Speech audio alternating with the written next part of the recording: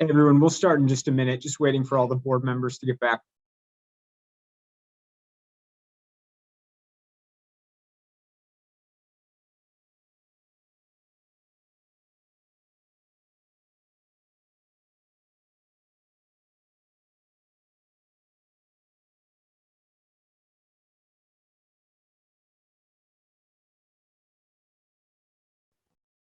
All right, I think we are here. So I move to reconvene this November 19, 2021 meeting of the Zoning Board of Appeals. Commissioner Toya seconds, Commissioner Saul, Yes. Commissioner Sanchez, Yes. Commissioner Esposito, Yes. Commissioner Toya. Yes. Great, I vote yes, we're back.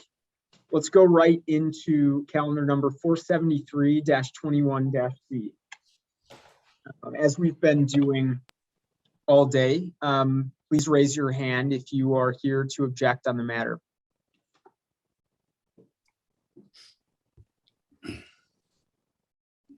And with that, Councilor Moore, go right ahead.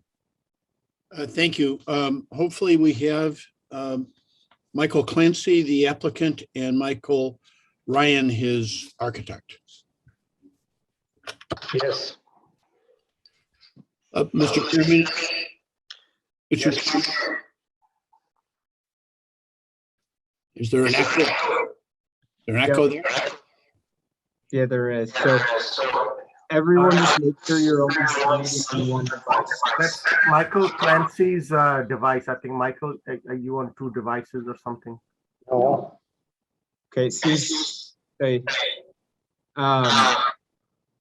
again, just make sure you're muted, you're not speaking, and that you're only signed in on one device. That's Michael Clancy's device for sure. Okay.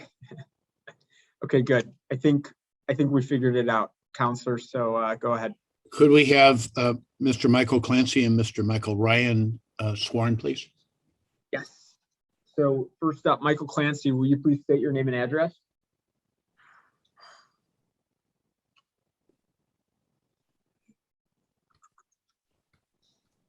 Yeah, and you're muted, Michael. Yeah, my name is Michael Clancy. My address is 8819 Ridge Lane, Orland Hills, Illinois. Great. And do you swear to the truth in today's proceedings? Yes. Thank you. So next we have Michael Ryan. Michael, will you state your name and address as well? Michael Ryan, 4535 North Kenneth in Chicago, 60630. Great. And do you swear or affirm to tell the truth in today's proceedings? Yes. Thanks. So, Michael Clancy, you are a builder and you have appeared before this board before when you build single-family homes. Is that right? Yes, correct. And you found this lot and it had some problems, namely that half of it was zoned as a business lot. Is that right? That's correct. So we went to the 19th Ward Alderman and they told us that that was a mistake from years ago and they would be happy if the community would support it. They'd be happy to support the zoning change so that it would become that the double lot would become a buildable lot. Is that right? That's correct. And so we appeared in front of the community group and they supported it. And then the alderman supported it. And we made a type 1 zoning change to build a new single family on the entire lot. Is that right? That is right. But the lot is both odd shaped and short. And for the bulk of it doesn't have an alley. Is that right? That's correct. So on the north side, it's only 91 feet deep. On the south side, it is almost, it's 126 feet, but it's only 5 feet wide there. It's not wide enough that you could meet the 8-foot requirement to drive a car through. Is that right? That's correct. And for the 55 feet, the bulk of it, there is no alley there. So there's no access to the alley because you need 8 feet to drive a car as a minimum. Is that right? Yes. So in your new house, you're going to have a driveway and access from the, from Christiana, from the street. Is that right? That's right. And our understanding is the alderman will support a curb cut there because these are the same plans we showed him and the community group when, or I'm sorry, it was the ward zoning committee when we got the zoning change. Is that right? That's correct. And so unlike Mr. Toya's earlier question, this is a unique lot. The rest of the lots on the block are more standard size. Is that right? That's right. That's correct. And so in order to deal, and the architect can tell us a little more, but in order to deal with these three different hardships, the short lot, the no alley, and the odd shaped lot, you're requesting the variances that we're here today for. Is that right? That's right. And you've submitted an economic analysis, and basically, if you didn't get these variances, it really, the whole thing, wouldn't make economic sense. Is that true? That's correct. Yes. Okay. And you and I worked out an affidavit, and if you were to continue to testify, you testify consistently with it. Is that right? That's correct. And Michael Ryan, are you here? Yes, And you have appeared in front of this board many times before. Is that right? yes. And in your professional capacity here, why did this odd shaped short lot create practical difficulties that you had to work around and that you need the variances to design a viable house? Well, I think you've already spelled it out pretty well, Mr. Moore. It's a substandard depth and no alley access. So the side yard reduction allows us enough width to get a driveway through, and the front yard reduction is only a reduction of about 6 inches, which matches where the existing house is today. And it's really just for a decorative entrance. So the bulk and mass of the house are compliant with the front yard setback. It's just not losing any of the rear yard space for the design of the front entrance to the building. Okay, and you and I worked out an affidavit addressing each of the criteria necessary for this board to grant the variance. And if you continue to testify, you testify consistently with it. Is that right? That's correct. Mr. Chairman, that is our prima facie case. Thanks, Counselor. Any questions from the board?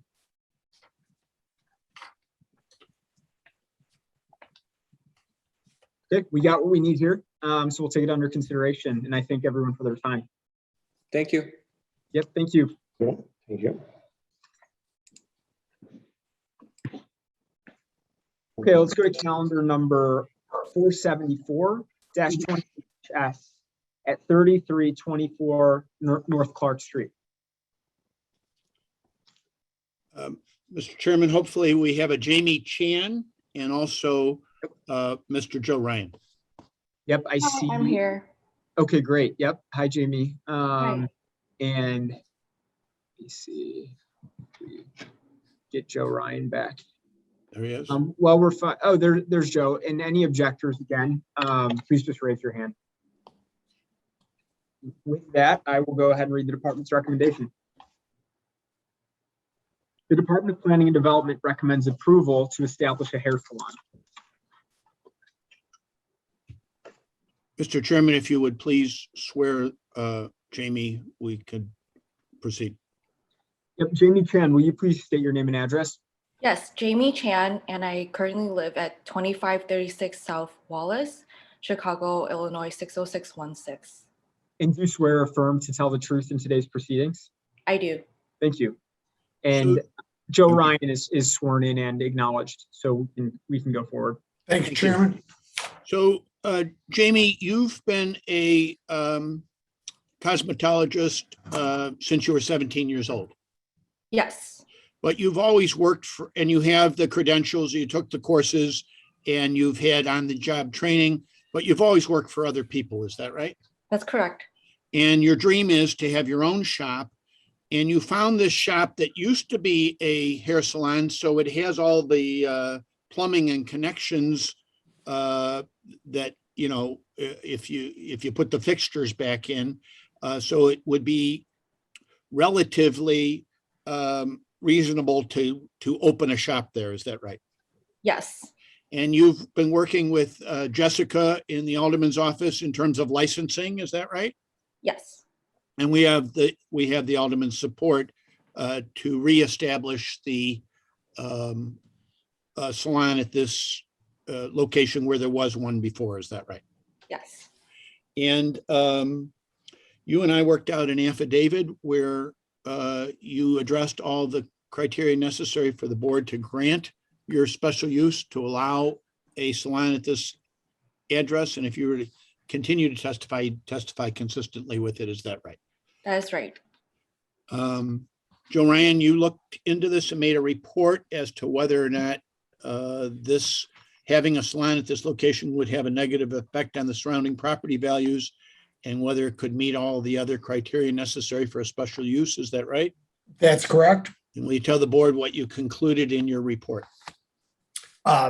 Based on the fact that it was previously a salon, there are some other salons within 1,000 feet of the property, but they wouldn't, the demographics support multiple uses, and it meets all of the other criteria required by this board to grant a special use.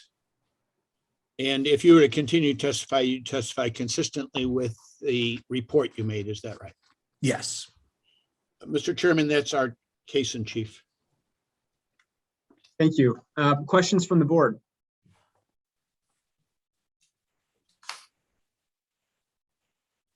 Okay, Jamie, congratulations on everything you're pursuing, and we'll take this under consideration. Okay, great. Thank you so much. Enjoy your weekend. Thanks, you too. Okay, next up is calendar number 475-21-S. Sticking with Councilor Moore, I'm going to note again, if there's any objectors here, please raise your hand and we'll make sure you are promoted. Tom, I'm looking to see if we've got the applicant. Yep, I see Patrick Miller, so I'm going to go ahead and read the department's recommendation. For calendar number 475-21-S, the Department of Planning and Development recommends approval to establish residential use below the second floor for a proposed 4-story, 3-dwelling unit building with detached 3-car garage with roof deck, provided that the development is consistent with the design and layout of the plans and drawings dated November 18th, 2021, prepared by MC and Associates, LLC. So, Mr. Chairman, if you would swear Mr. Miller and Mr. Moresso in. Mr. Moresso is there with his partner, Mr. Cox. Great. Okay, Patrick Miller, will you state your name and address? Yes, my name is Patrick Miller. My address is 5120 Central, Western Springs, Illinois, 60558. And do you swear or affirm to tell the truth in today's proceedings? Yes, I do. Great, thank you. Michael Moresso, will you please state your name and address? Michael Moresso, 120 West Madison, Chicago, Illinois, 60602. Thank you. And do you swear or affirm to tell the truth in today's proceedings?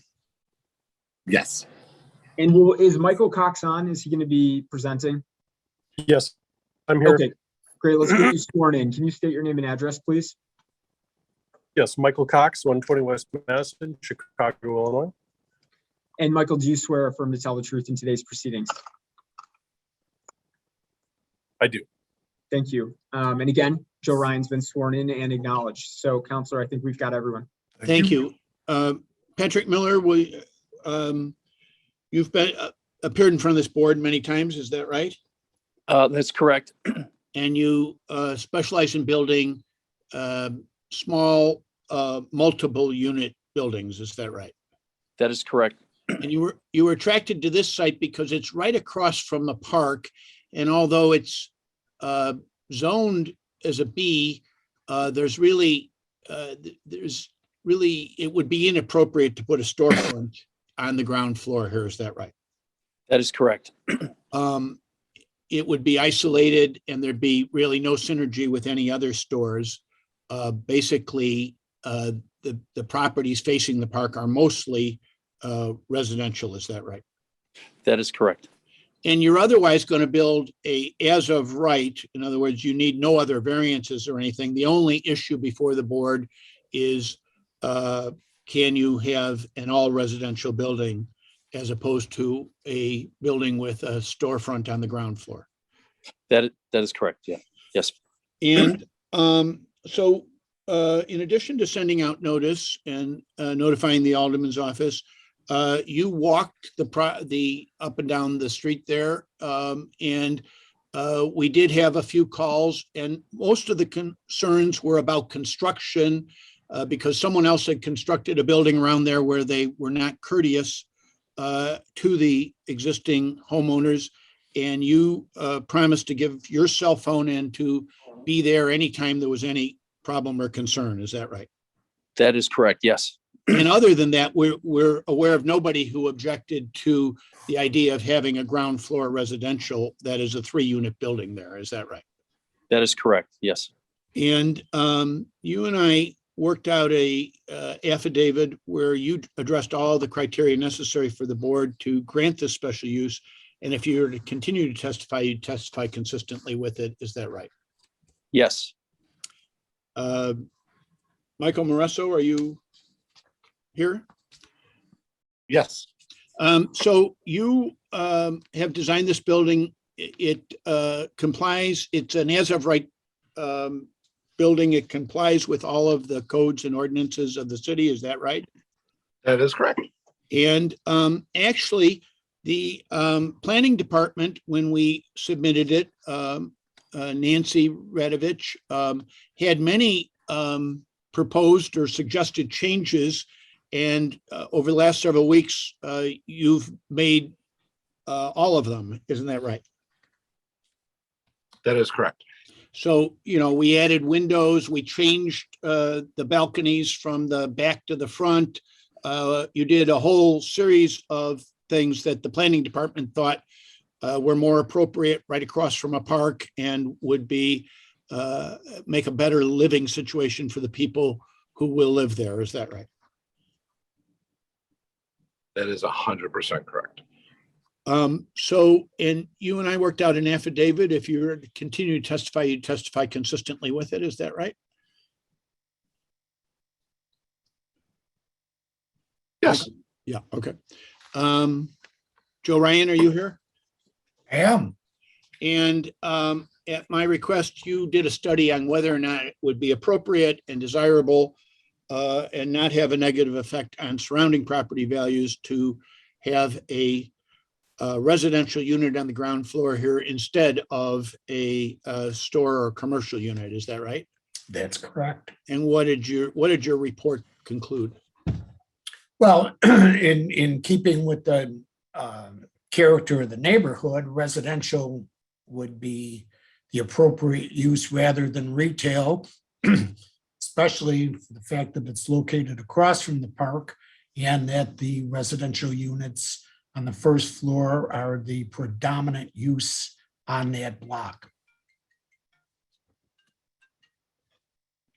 And if you were to continue to testify, you testify consistently with your report. Is that right?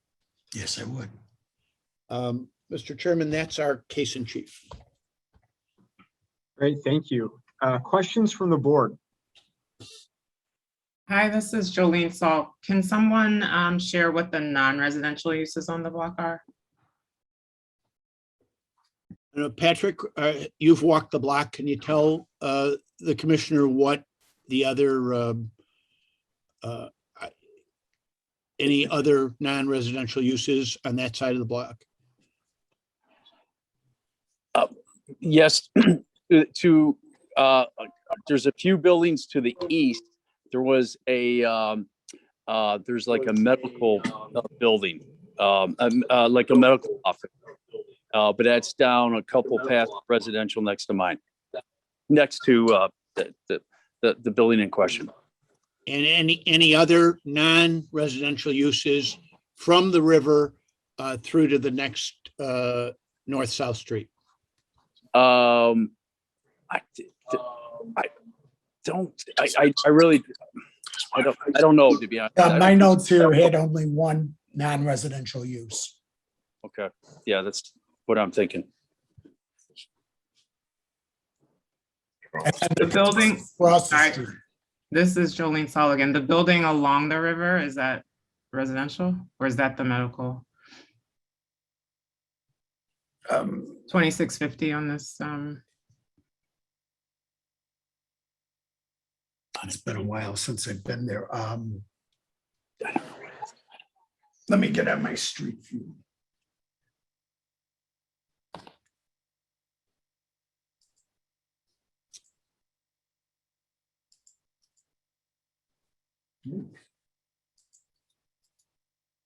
I can't get out of this.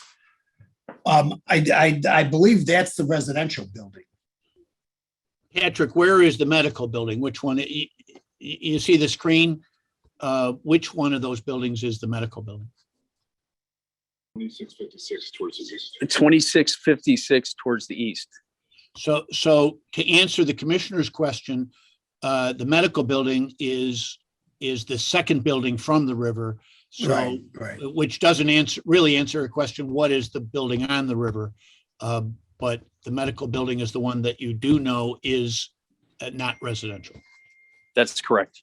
Right, the building on the river is residential. I don't believe that's true. I think 2650 may be a commercial office type building. Yeah, that's Patrick just testified, that's the medical building. The Well, medical. there was a medical on the first floor. Yeah. Yeah. Okay, I sorry, I didn't mean for this to be a hard question, but your argument was that, No. you know, Well, so it sounds like 2656 is the medical and 2650, you all are not sure what that is. I think that's an accurate result of our colloquy here. Okay, I mean, just Commissioner as a Saul. note, if your argument is that there isn't a lot of commercial, it'd be helpful for you all to let us know what's on the block. Sorry, I can't get to my notes and pictures are in my electronic file, and I can't leave to get to that. Sorry.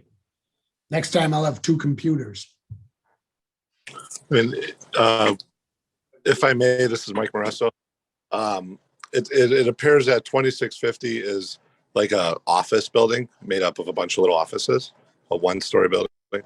And then it looks to be the medical is next to that, which is 2656. And then on the farthest end of the block, it's like there's a Mary Maids on the ground floor, like cleaning service. And I think that's most of the commercial. Thank you. Right, I know the buildings on either side were residential. Yes, correct.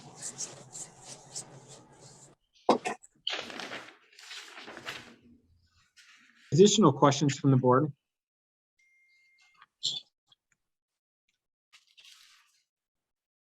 Okay, we'll take it under consideration. Thank you very much. Yep, thank you. Thank you. Thanks, everyone. Thank you.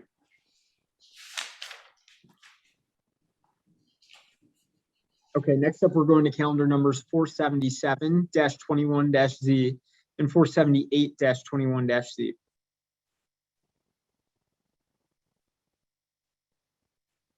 I see some hands being raised, so if you are an objector or just an applicant trying to get promoted, raise your hand and we will we'll promote you.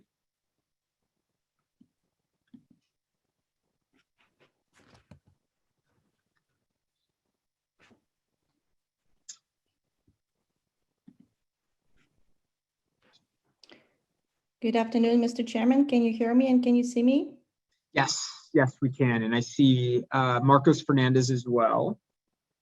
Who is the applicant? Who else are we looking for? Victor Dropso and Jose Infante. Perfect, perfect. For the record, good afternoon. My name is Agnes Pleka. I'm an attorney with law office of Mark Kupik and Associates, located at 77 West Washington, Chicago. And I am here on behalf of Mr. Marcos Fernandez, who is the applicant in these variations and who has also owned this property for 47 years. As you mentioned, I have with me today Mr. Fernandez. We have his son-in-law, Jose Infante, and the project architect, Victor Drapso of Red Architects. And I would ask that you would please swear them all in, including Jose. A little note, Mr. Fernandez has a hearing impairment, so Jose may need to translate some of the information or may even need to repeat or step in for his part of the testimony. Great. And just to confirm, so is Jose with Marcos? That is correct, yes. Perfect. So what we will do, Jose, is I will, I'll swear you in as a translator, and that'll cover all the bases. Mr. Infante, will you state your name and address? Jose Infante, 5037 North Kildare, Chicago, Illinois. Thank you. And do you swear and affirm to both tell the truth in today's proceedings and translate directly from English to Spanish, correct? Yes, sir. From English to Spanish and in reverse Spanish to English? Yes, sir. Great. Thank you very much. Then, Mr. Fernandez, will you please state your name and address? Marcos Fernandez Sr., 5433 North Manator, Chicago, 606, Illinois. 60630, sorry. Thank you very much. And do you swear or affirm to tell the truth in today's proceedings? I do. Great. Okay, so Victor Drapso, will you state your name and address? Victor Drapso, licensed architect, owner of Red Architects, 2123 North Damon, Chicago, Illinois. Thank you. And do you swear or affirm to tell the truth in today's proceedings? I do. Great. Okay, Counselor, take it away. Thank you so much.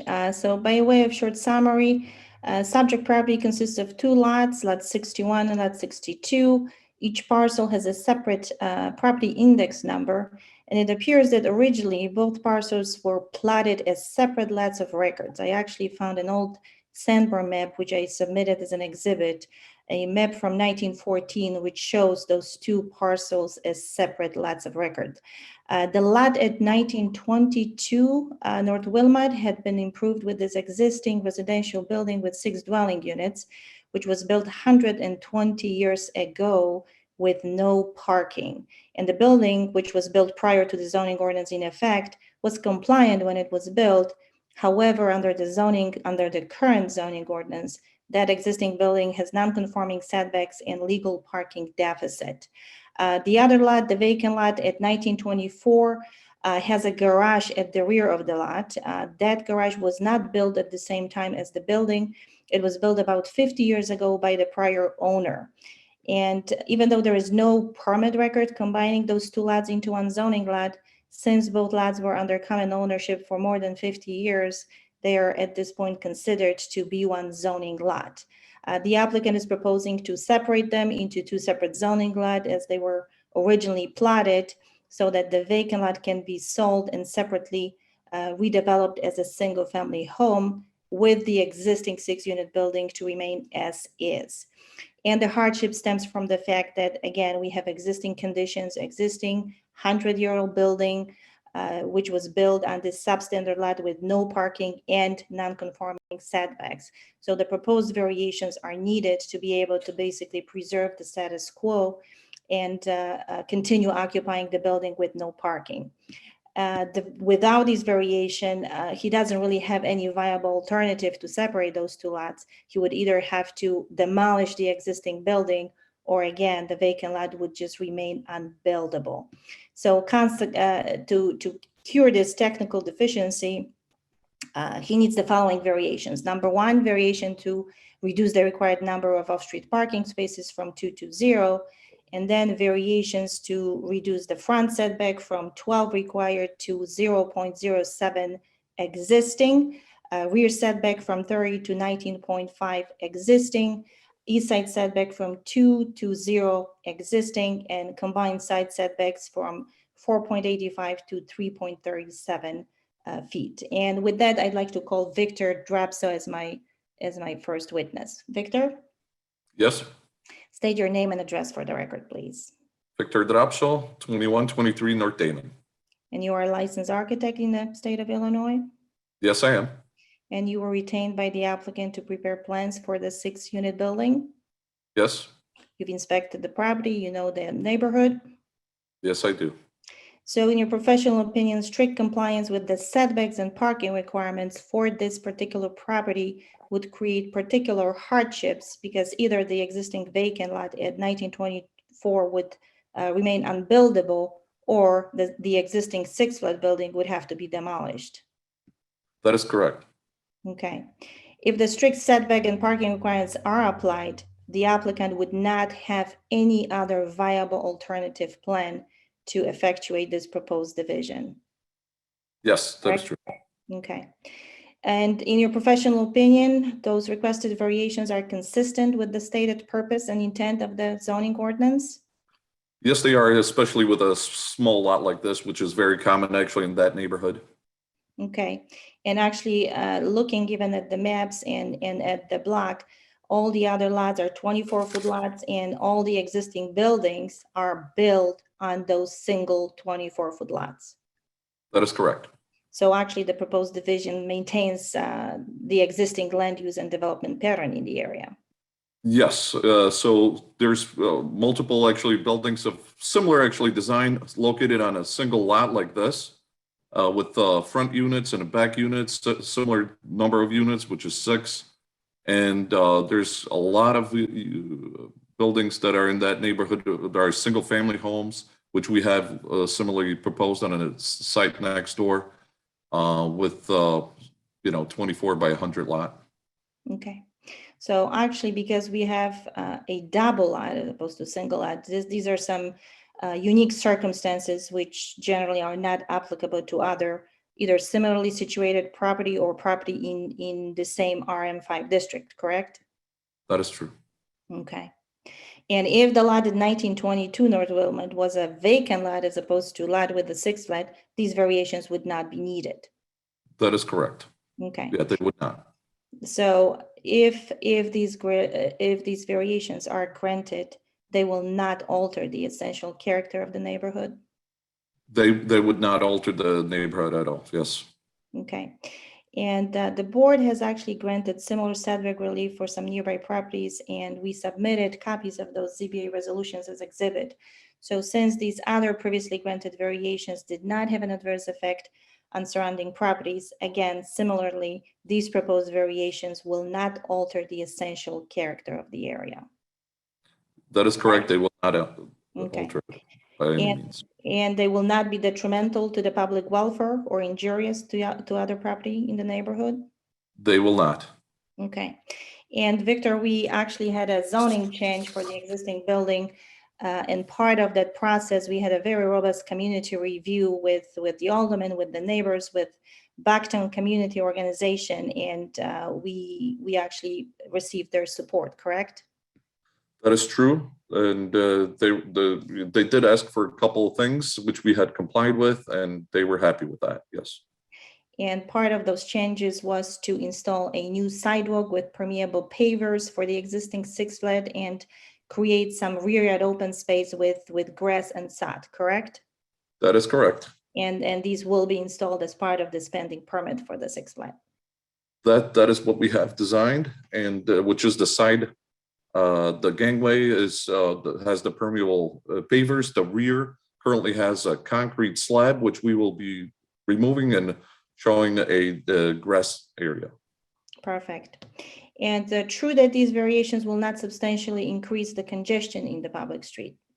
That is true. This property is located near multiple areas of transportation within, let's just say, even 450 feet. There's a CTA Blue Line. There's the bus Milwaukee and Armitage bus corridor line. It is quite well equipped with public transportation. And especially, these current units are small type units, so typically people I actually think noticed that people that do rent these units, they do not own cars, especially with such a close perimeter to the CTA. Thank you. And true that these variations will not impair adequate supply of light and air to adjacent property? That is true. We actually have about 5 feet between the existing building and the proposed single-family home, which at some point will be built on the property. So there's plenty of light and air for adjacent properties, correct? That is correct. Okay. And Victor, you signed the affidavit, which contained all your statements addressing all the criteria for variations, which I submitted to the board. Yes, I did. And if I continue to question you, will your testimony be consistent with the statements contained in your affidavit? Yes, it will. Okay, thank you. That is all that I have for the architect. I would like to call Mr. Marcos Fernandez as my next witness. Mr. Fernandez, Yes, ma'am. could you please state your name and address for the record? Marcos Fernandez Sr., 5433 North Monitor Avenue, Chicago, 60630, Illinois. Thank you, sir. And you are the applicant in these variations and you have owned this property for 47 years? Yes, ma'am. And Mr. Fernandez, you understand that if you had to strictly comply with the code provisions relating to lots division, you would have to demolish the existing building, which would cause great hardship to you, correct? That's right. Is that true? Yes, ma'am. That's Thank true. you, sir. And also true that without these variations, you will not be able to sell the vacant lot and you will not be able to make a reasonable profit on your investment. That's true. And you're not a developer, so the usual profit margin analysis is not really applicable here. However, you analyze your expenses over the years, you summarize the upcoming repairs that you have to make for the 6-flat building, and we submitted your analysis to the board as an Exhibit D. Is that true? It's true. And that analysis shows that over the past 47 years, you have made substantial investment to this property, correct? That's true. And you need these proposed variations to be able to sell the vacant lot and recover some of that investment, correct? That's correct. And you also need to sell the lot so that you have sufficient funds for the maintenance of the existing 6-unit building. That's correct. And your rents are very modest. They're approximately $800 per unit. Yes, ma'am. So demolishing this building would actually get rid of this naturally occurring affordable housing, which zoning ordinance highly promotes, correct? That's correct. Okay. And you've operated this property for 47 years without any on-site parking, correct? Yeah. You can see. Correct, yeah. And you've never had any complaints about parking issues, correct? Yeah, he said yes. Okay.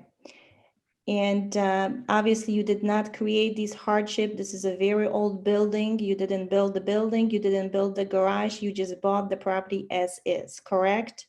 That's correct. Okay. And Mr. Fernandez, you signed the affidavit, which contained your statements addressing all the criteria for these variations, which I submitted to the board. That's correct. And if I continue to question you, will your testimony be consistent with those statements in that affidavit? That's correct. Thank you, sir. And Mr. Chairman, that is all that I have, and we are happy to answer any questions if any of the commissioners have. Thank you, Counselor. Yeah, any questions from the board? Hi, this is Jolene Saul. I actually have a question for clarification, either for the chair or maybe staff. On the agenda, the 2 variations, unless I'm missing something, seem to be the same. So I just wanted to clarify. It sounds like one is for the parking reduction maybe, and one is for the setbacks. I just wanted to clarify. Yeah, and that's what it should be. I think the application has it right. It might just be an agenda. Yeah, that is true. Mhm. Thank you so much, Commissioner. Good eye. Sure. Yeah. Yep, it's 478 is the one for parking. And you're totally right that it's not demonstrated on the agenda. Thank you. Yeah. Thanks, Commissioner. Anything else?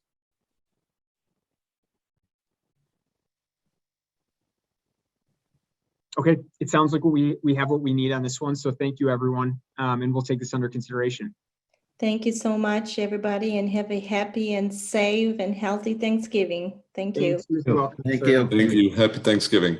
You too. All right, next up, we've got 479-21-S. This is 2424 West Montrose. I see a hand being raised, so 1 second.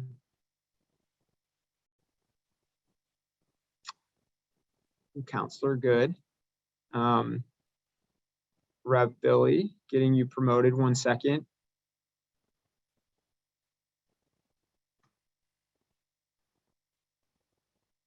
Okay, great. So let's make sure we have Warren on. Yep. I'm going to go ahead and read the department's recommendation. The Department of Planning and Development recommends approval to establish a hair salon. And Counselor, I think we've got everyone. Let me take another look. Do we have Kareem as well? Or sorry, yeah, it should be William Simmons and Kareem. No, Chairman, we had Mr. Kareem, but he is not in now. Okay. Let's make sure to get him.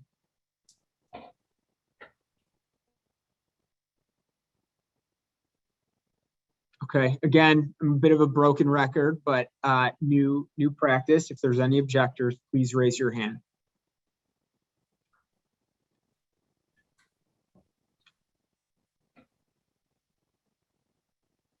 Counselor, do you know, have you talked to Kareem?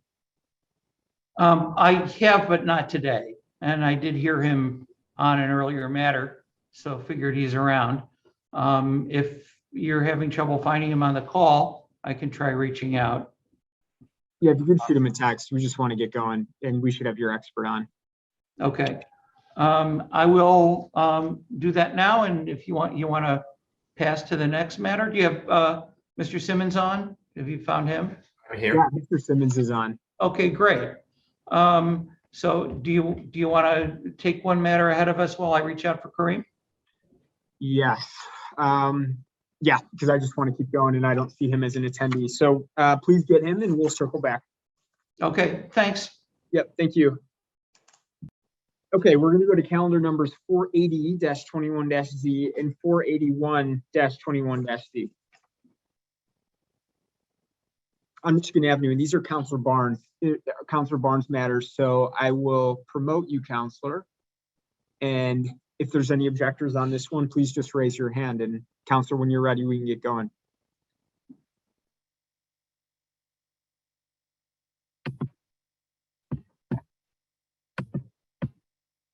Good morning or afternoon, Mr. Chairman. Can you see and hear me? Because I can't see or hear myself. Yes, I can both see and Okay. hear you. Yep. Good. Okay. Just wanted to make sure. Thank you and good afternoon once more, Mr. Chairman and esteemed members of the board. For the record, my name is Sarah Barnes and I'm an attorney with the law offices of Samuel VP Banks. I'm happy to be here this afternoon on behalf of the applicant 4316 through 18th South Michigan Residences LLC. Here with me this afternoon, we have the owner of the subject property and the applicant, Raphael Lowenstein, as well as the astute members of our design team, Mr. Michael Cox and Michael Moresso. I believe Michael Cox and Michael Moresso have both been sworn in, Mr. Chairman, but Mr. Lowenstein would please need to be sworn in. Perfect. Yep. Mr. Lowenstein, will you state your name and address, please? Oh, you're on mute. Hi, sorry. My name is Raphael Lowenstein and my office address is at 1912 South State Street, Chicago, Illinois, 60616. Thank you. And do you swear or affirm to tell the truth in today's proceedings? Yes. Great, thanks. And as the counselor noted, we have sworn in. It's Michael Cox and Michael Moresso, right? Yep. So you can go right ahead. Thank you. And I'm I'm trying to learn, and I'll try and do the Cliff Note version of all of this for everyone's time and efficiency. So the subject property, as you can see, is located on a residential block of Michigan Avenue. This happens to be one of the only vacant lots in the neighborhood. Mr. Lowenstein recently acquired the property with the intention to reactivate and to redevelop the property with a new 4-story residential building that will contain 8 dwelling units that will be provided back into the community as rentals.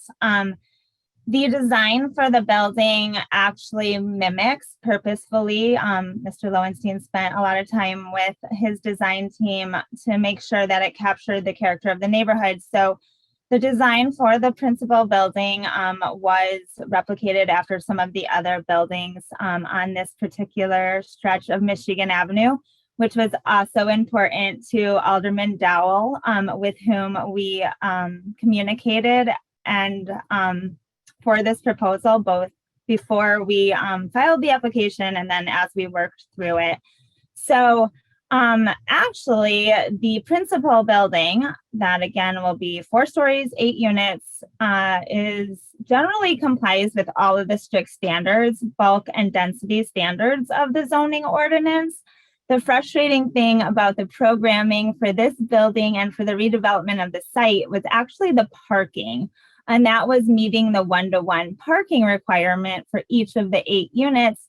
And that's because, as you can see from the site plan, this lot is a little bit unique, to say the least. At the rear, there's an asymmetry condition that really complicates providing parking. And that's because about 38 feet of the rear of the property, which is just over 50 feet, is encumbered by a restrictive easement. There is a surface parking lot that encumbers that entire 38 feet that basically lines up with those surface parking spaces that you see. And that surface parking lot services a different building on the same block. And as a result, we have no direct access from the alley into the site, but for that small 12-foot wide driveway. So as a result, to accommodate parking of any kind on this site, we had to make most of the rear of the property surface parking and a driveway to access and navigate the parking safely. The reason I bring that up is because all of those improvements, although open to the air and not otherwise obstructed by a structure, do not count towards the rear yard open space for the subject property as improved. So that's what brings us before the board here today, is for a variation to reduce that rear yard open space. Even though there's actually over 2,700 square feet of open space at the back of the property. So with that, I will put on the witnesses real quickly. If Mr. Lowenstein, if you can please go back onto the record. Yes. Mr. Lowenstein, as I indicated, you own the subject property, is that right? Yes. And you again purchased the subject property in order to kind of reactivate it and provide something back into the community that's consistent with the other improvements in the area. Is that correct? Correct. And based on your knowledge of the subject neighborhood in which you've spent a lot of time, the proposed 8-unit building, even as design, right down to the design, is completely consistent with the other residential buildings on the block. Is that correct? Correct. Yes, that was very important to us. And the frustrating thing about preparing a program for the new building was the parking. Is that correct? Correct. And that's because you did want to have 1-to-1 parking for for each of the units and the residents therein. Is that right? Yes. And that's knowing, based on your communications with the alderman, that street parking has become, it's always been a little bit of an issue in this neighborhood. Is that right? Yes. Thank you. So you retained Mr. Cox and Mr. Moresso to help you design some programming that would provide parking for each of the units. Is that correct? Correct. Thank you. And then lastly, Mr. Lowenstein, as I indicated, you personally as well communicated with Alderman Dowell regarding this proposal. Is that right? Yes. Okay. And is it your understanding that Alderman Dowell is in support of the project? Yes, that's correct. Thank you. And Mr. Chairman, I did want to state, I believe you should have an email from Alderwoman Dowell in the file referencing and acknowledging that support. With that, if it's okay, I'll proceed to Mr. Cox and Mr. Moresso, and then we can open it up for questions. That's great. Yep. Thanks, Counselor. Okay, perfect. Thank you. Mr. Cox and Mr. Moresso, whoever drew straws and wants to kind of answer these questions. As I indicated, you guys had a bit of a task trying to come up with some parking that would work for this building, given the truly unique and very frustrating situs conditions that are affecting this particular property. Is that right? Mr. Moresso, you can answer. Okay, thank you. And towards that end, you came up with kind of a hybrid parking strategy wherein you have 5 surface parking spaces located kind of along the rear next to the surface parking for the other building. And then you have 3 internal parking spaces within the basement of the proposed new building. Is that correct? Correct. Thank you. And in designing this hybrid parking, that allowed you to maintain all of the required setbacks for the principal building, including the side setbacks and to the rear setback. Is that right? That is correct. And if you were to try and fit an additional parking space within the building, you would have to actually widen the building, which would cause you to compromise the side setbacks. Is that right? That's correct. And that would therefore trigger another variation in front of this board. Is that correct? Yes. Thank you. And then Mr. Cox and Mr. Russo, is it true that the surface parking spaces as well as the paved driveway that is necessary to access those parking spaces, including the ones inside, that area does not count towards your rear yard open space? Correct. Thank you. And as a result, we are here today seeking a variation that will allow for you to overcome the hardship that was created by that unique situs condition. Is that correct? Yes, it is. Thank you. And towards these ends, you actually looked at some other ways, again, to kind of accommodate that parking. We already discussed putting another one inside, which didn't work. Is it true that if you were to reduce the number of units even in the building so that perhaps you had 6 required parking spaces, that we would still be before the board here today because it would be impossible to satisfy the rear yard open space and still provide an access drive for the parking spaces? That's correct. The access drive takes away all the open space. And towards that very, very same end, typically you would provide the parking right along the back of a site with direct access off of the alley. Is that true? Yes. And that would not require any relief because you wouldn't have to provide an internal driveway. Is that correct? Correct.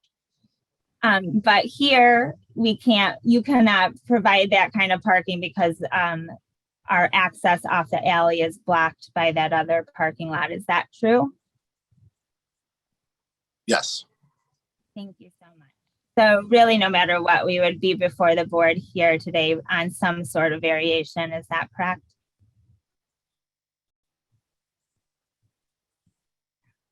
I don't know if you're frozen. Mike? Oh, yes. Can you hear me? Yeah, you just keep freezing. Okay, so then I'll be brief with the rest of this. Towards all of these same ends then, Mr. Moresso, is it your opinion, your professional opinion, that the design for the parking and the principal building satisfies all of the requirements for a variation as set forth under the current zoning ordinance? Yes. Thank you. And lastly, you were provided with a copy of the findings of fact as well as an affidavit prior to this hearing. If you were to continue to testify here today, would your testimony be consistent with the statements that were made in those documents? Yes, it would. Thank you. And I would like to go back to Mr. Lowenstein really quickly just to get that on the record as well. Mr. Lowenstein? Yes. Sorry, you too were provided with an affidavit prior to this hearing. If you were to continue to testify, would your testimony as well be consistent with the statements that were made in your affidavit? Yes. Thank you very much. Mr. Chairman, I have no further questions for my witnesses, but we are very pleased to answer any that you and the board members may have. Great. Okay. Yeah. Thank you, everyone. Questions from the board?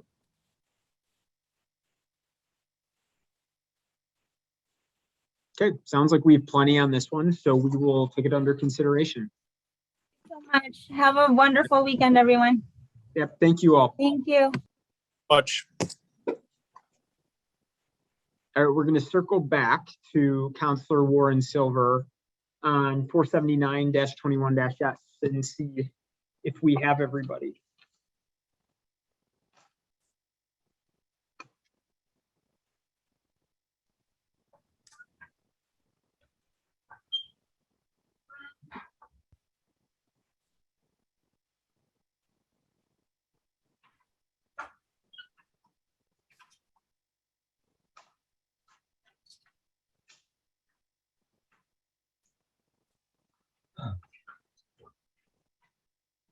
All right, Counselor, do you have your applicant witness? I'm sorry? Do you have your applicant and your witness? My understanding is that they're logged in, although I can't. I'm here. I'm not Okay, seeing great. them. Yeah, Okay, We've got William Simmons. We're just looking for. there we go. And, I texted with him, so he said he was having yeah, he's some on. technical issues. Is he on? Great. Yep. Okay. Give me a second. I am going to reread the recommendation, and I've just got to pull it up because when I read it the first time, I tore it and threw it. So give me 1 second. Okay.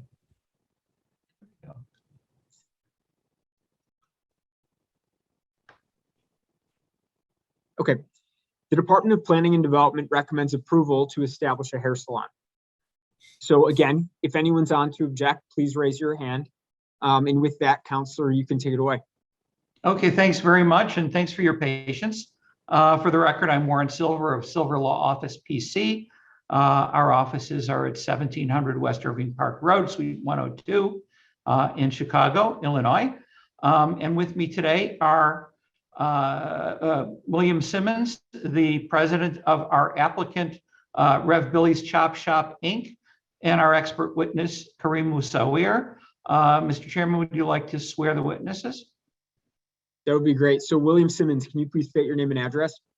Hi, William Simmons, 5010 West Wolfram Street, Chicago, Illinois, 60641. Thank you. And do you swear or affirm to tell the truth in today's proceedings? I do. Thank you.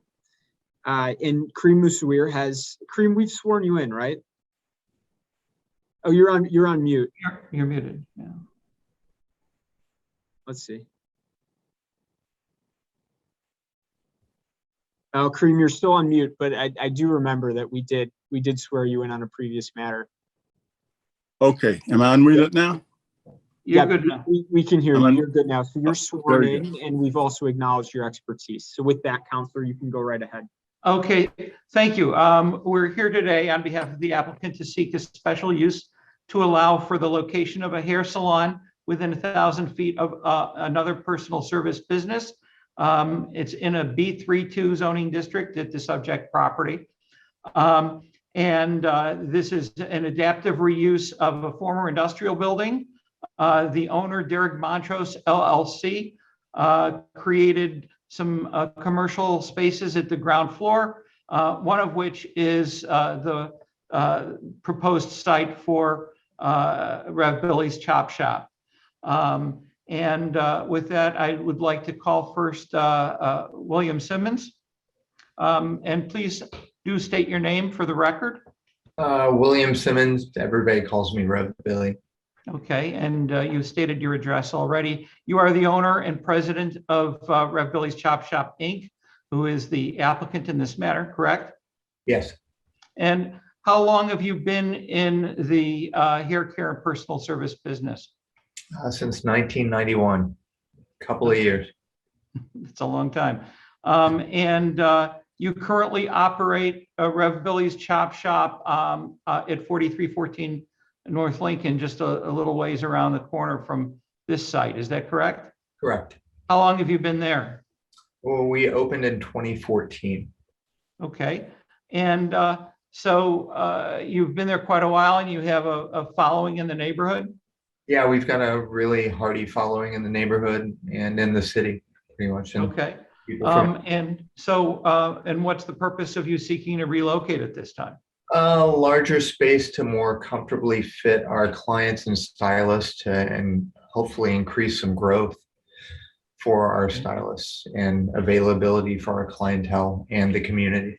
Okay, so just the demand at your current space is outstripping your ability to provide services to the neighborhood, and that's something that you'd like to continue to do in a more comfortable environment. Is that correct? Yeah, correct. Okay. In terms of your hours of operation and the other characteristics, would that change at all from what you're currently doing on Lincoln Avenue? No, they'd be the same. Okay. And you still expect that the lion's share of your business will be following you over from Lincoln and be people from the neighborhood. Is that correct? Correct. Okay. And if you were to continue to testify, your testimony would be consistent with the affidavit that you signed that we submitted on your behalf to this board. Is that correct? Yes. Okay. And you reviewed the findings of fact that we submitted as well. And you're in agreement with those. Is that correct? Correct. Yes. Okay. Thank you very much. Thank you. If I can now call our expert witness, Kareem Musawir. Yes, sir. And you've established your qualifications to the board. Thank you. And you were engaged to perform a land use analysis for this special use application. Is that correct?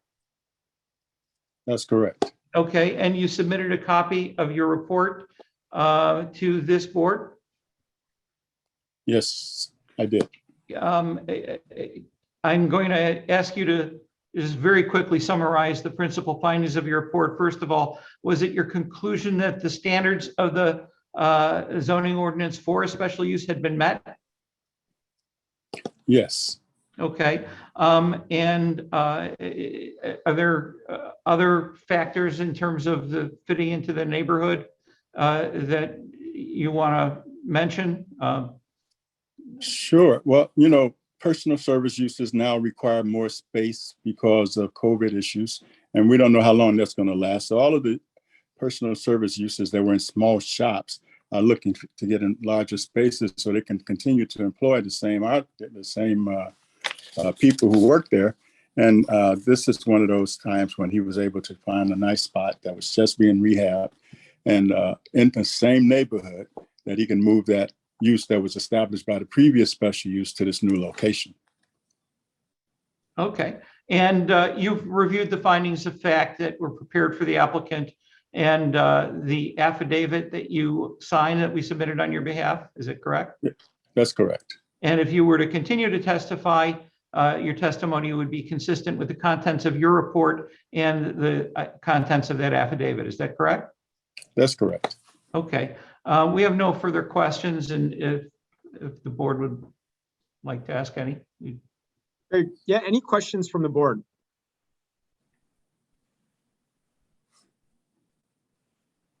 We've got what we need. So we'll take this under consideration, and I thank everyone for their time today. Okay, thank you very much and enjoy the holiday. Thank you. Yep, good luck. All right, we're going to go now to calendar number 42-21-Z and 483-21-Z at 6040 North Kilpatrick Avenue. I understand on this one, I believe there will be some objectors. So please at this time, raise your hand and we will get you promoted.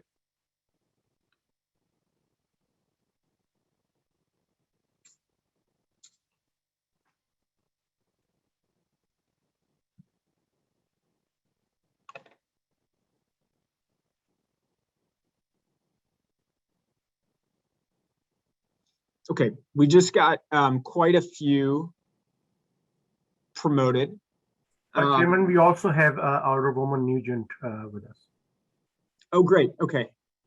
Okay, so Alderwoman, would you like to speak at the end of the matter or at the beginning? Thank you. I'm happy to go at the end. Thank you. Okay, great. Well, we won't forget. We'll come to you. Thanks for being here. Okay, so as the objectors are getting promoted, I'm going to walk through the process, which the counselor is aware of. So what we're going to do is we're going to start with the applicant, who will give their case in chief. At that point in time, the board can ask any questions that come up, points of clarification or otherwise. Then we'll move over to the objector side. We'll start with someone who will lead as to some of the issues that are being brought up on objection. And then we'll go to the other objectors in as much as they have new objection or new questions for the applicant. We don't do repetitive objections, mostly because it's definitely quality over quantity, and we have a lot to get through during our meetings. And after that, we will go back to the applicant to give a rebuttal. The whole time the board will be asking questions, and then the applicant will close. So with that, counselor on this is Scott Borstein, so let's make sure we have Scott. I'm here. Can you hear me? Yes, we can. Great. And I see really quick, Scott, I see a William Sitton raising their hand. So William, I know you're promoted. Do you have something to say right now? Because we will get to you as the objector when the time is right. Bill is our project architect. Okay. Bill, your hand doesn't need to be up. Counselor will get to you. So Scott, you can take it away. Great, thank you. Mr. Chairman, members of the board, Scott Borstein from the law firm of Neal and Leroy. I apologize for dialing in so you can't see me, but because of technical issues, I just wanted to make sure I don't get cut off during the hearing. So in any event, this is a project, the applicant is the Public Building Commission, but it's on behalf of Chicago Public Schools. It's in relation to the Sauganash Elementary School, which you see in the photo here at 6040 North Kilpatrick. The school is significantly overcrowded and is in desperate need of a new addition. And so the PBC on behalf of CPS is seeking to construct this new addition, but we need two variations in order to be able to do that. One is we need to increase the FAR that's allowed, and by this is an RS3 district. We need to bump that up, not a huge amount, but, and I know you have the numbers in your application. And then in addition, we need to reduce the setback on Kilpatrick from, and I'm giving you rough numbers, but approximately 24 feet to about 12.5 feet. So it's the reduction that we're seeking is less than 50% of what the setback requirement is, but because we had to come before you to get the FAR increase, we are doing both applications or both variations together. So I'm joined today by Cal Lejeune from the PBC and Bill William Sitton from our project architect RADA. And then in addition, we've got multiple other experts here as needed that can, add testimony if required. So Brian Zader is here from Chicago Public Schools. Principal Munns is here from the school itself, and others as well, traffic consultant and so forth. So with that, I will, I'm sorry, did you swear in the witnesses? I guess I don't remember if you did that yet. No swearing in yet. So I can go ahead and do that. And I just want to make sure there's another 312 number. I want to identify whether they're on for this matter or a different one. So if you're 312-522-1280, can you let us know who you are? Yes, Ray Gitteroff, Public Building Commission. Great. So you're on with the applicant in this one, correct? Correct. Okay, great. Just wanted to make sure we knew who that number was. Okay, thank you. Yep, thank you. So Scott, I'll go ahead and swear in your two main witnesses, and then you can direct me to swear in any others. So first up is Carl Lejeune. Will you please state your name and address? Lejeune, PVC, 50 West Washington Street. Great. And do you swear or affirm to tell the truth in today's proceedings? I do. Thank you. And Rada Deutscheva, will you state your name and address, please?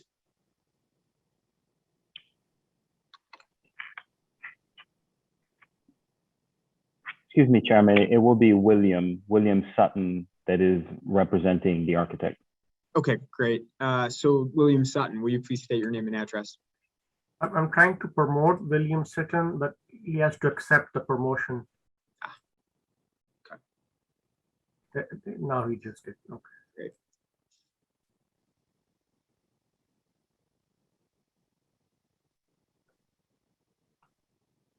Great. Do we have Bill yet? Yeah, I see William Sutton unmuted. William, can you try to speak?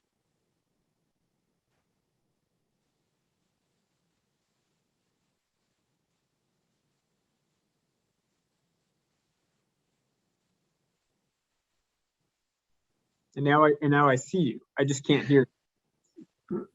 William Sutton, I think you did not join your audio when you joined the meeting. So there, I don't see any audio controls.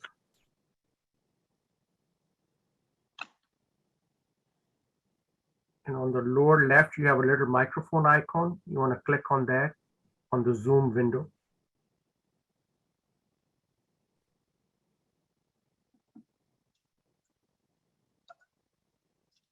Okay. Get some headphones.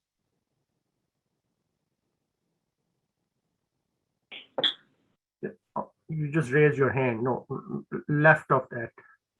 All the way to the left, there is a microphone. There's an audio icon. You have to click and you have to say join audio with computer.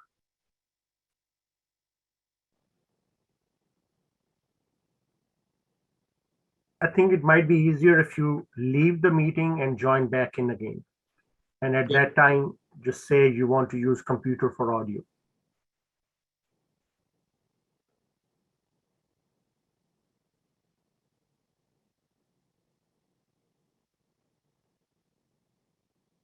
Yeah, Kamal, I'm wondering that you think he can hear us? Oh, that's true. If his audio is not connected, he may not be able to hear us. Attorney Borstein, if there's any way you can communicate with him, that he should leave the meeting and join back in again. Yeah, even if he calls in. We could do that. Cal, can somebody quickly send a text or an email to Bill? Working on it, Scott. Okay. All right.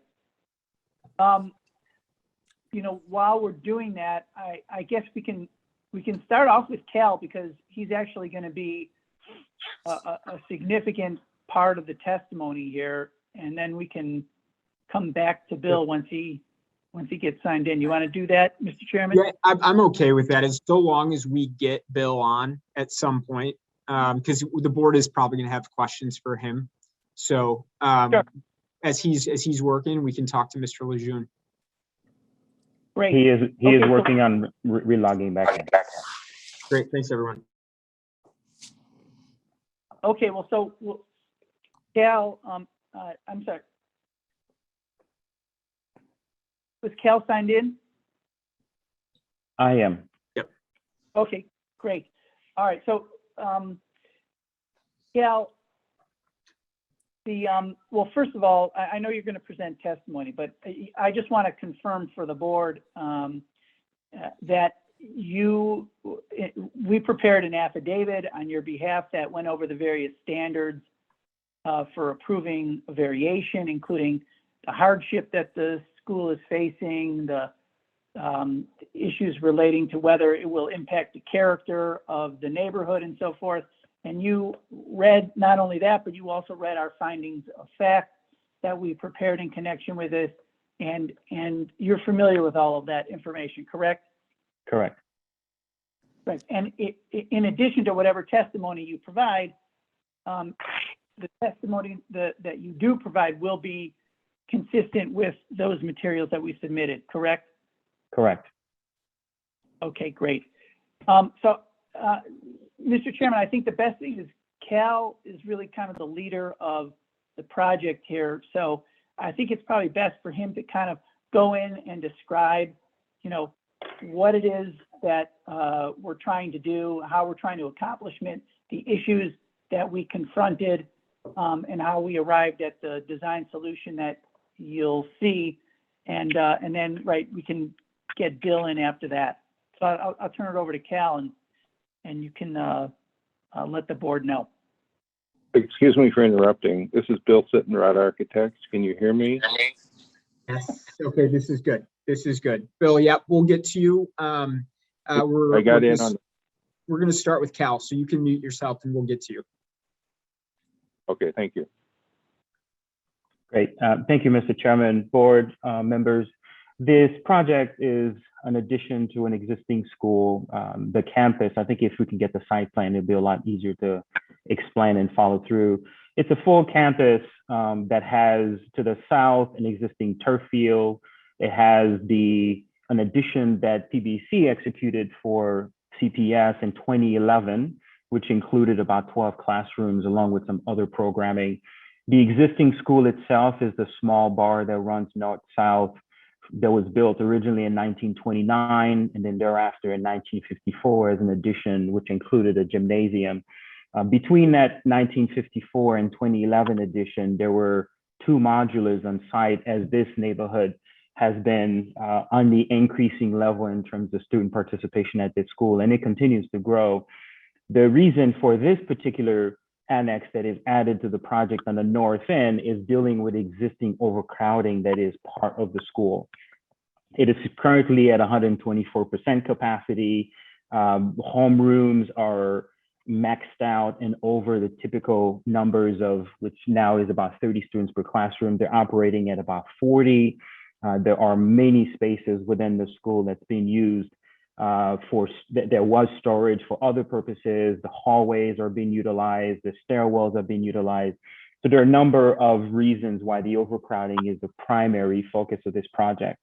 The new annex is located on the north end. What you see here is plan right. It's the sort of lighter shade or darker shade that is shown there, the annex. It's relatively a rectangular shape. It fronts Hiawatha to the right, which is kind of the north end. On the left side is Lamont Avenue, which is where the parking lot for the existing school is. And then on the right side, the front side of the school, it faces Kilpatrick that runs kind of north-south in front of the school. This annex will accommodate a series of classrooms on all 3 levels. And on the first floor facing Kilpatrick is the gymnasium that is a double height space. To take place of what was existing in the school, we're able to demolish that managed site really well in terms of efficiency and put this new annex that has an updated state-of-the-art gymnasium for the school. So it's kind of hard to see in this drawing, but what you see in the darker shade there is the gymnasium box that protrudes and extends on the bottom end, and then the majority of the rest of the building is a simple double-loaded corridor with classrooms on either side on all 3 stories. So this will help alleviate the overcrowding. This is a much better site plan, actually.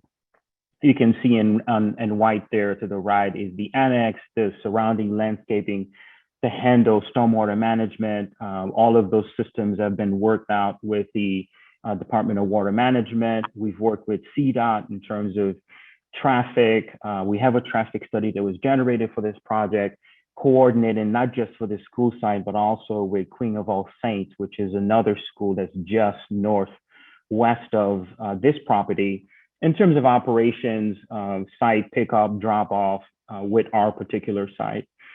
This project is fairly, in terms of its design, which Bill can talk more about, is intended to be bookends to the 2011 edition that you see on the far left there, attached to the school. They have the same vocabulary, the materials are similar, the fenestrations are similar. The really only variation is that the building that we're proposing is a 3-story building in terms of its size for the number of students that this campus is trying to accommodate from the overcrowding.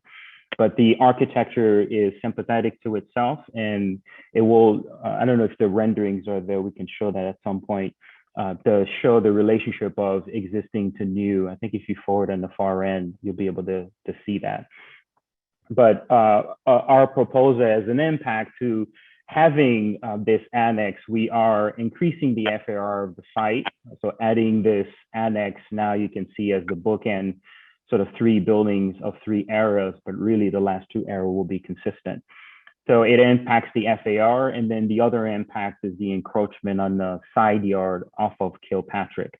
As Scott has mentioned, we're 50% less than the requirement of that setback. This shows you an image here on Kilpatrick.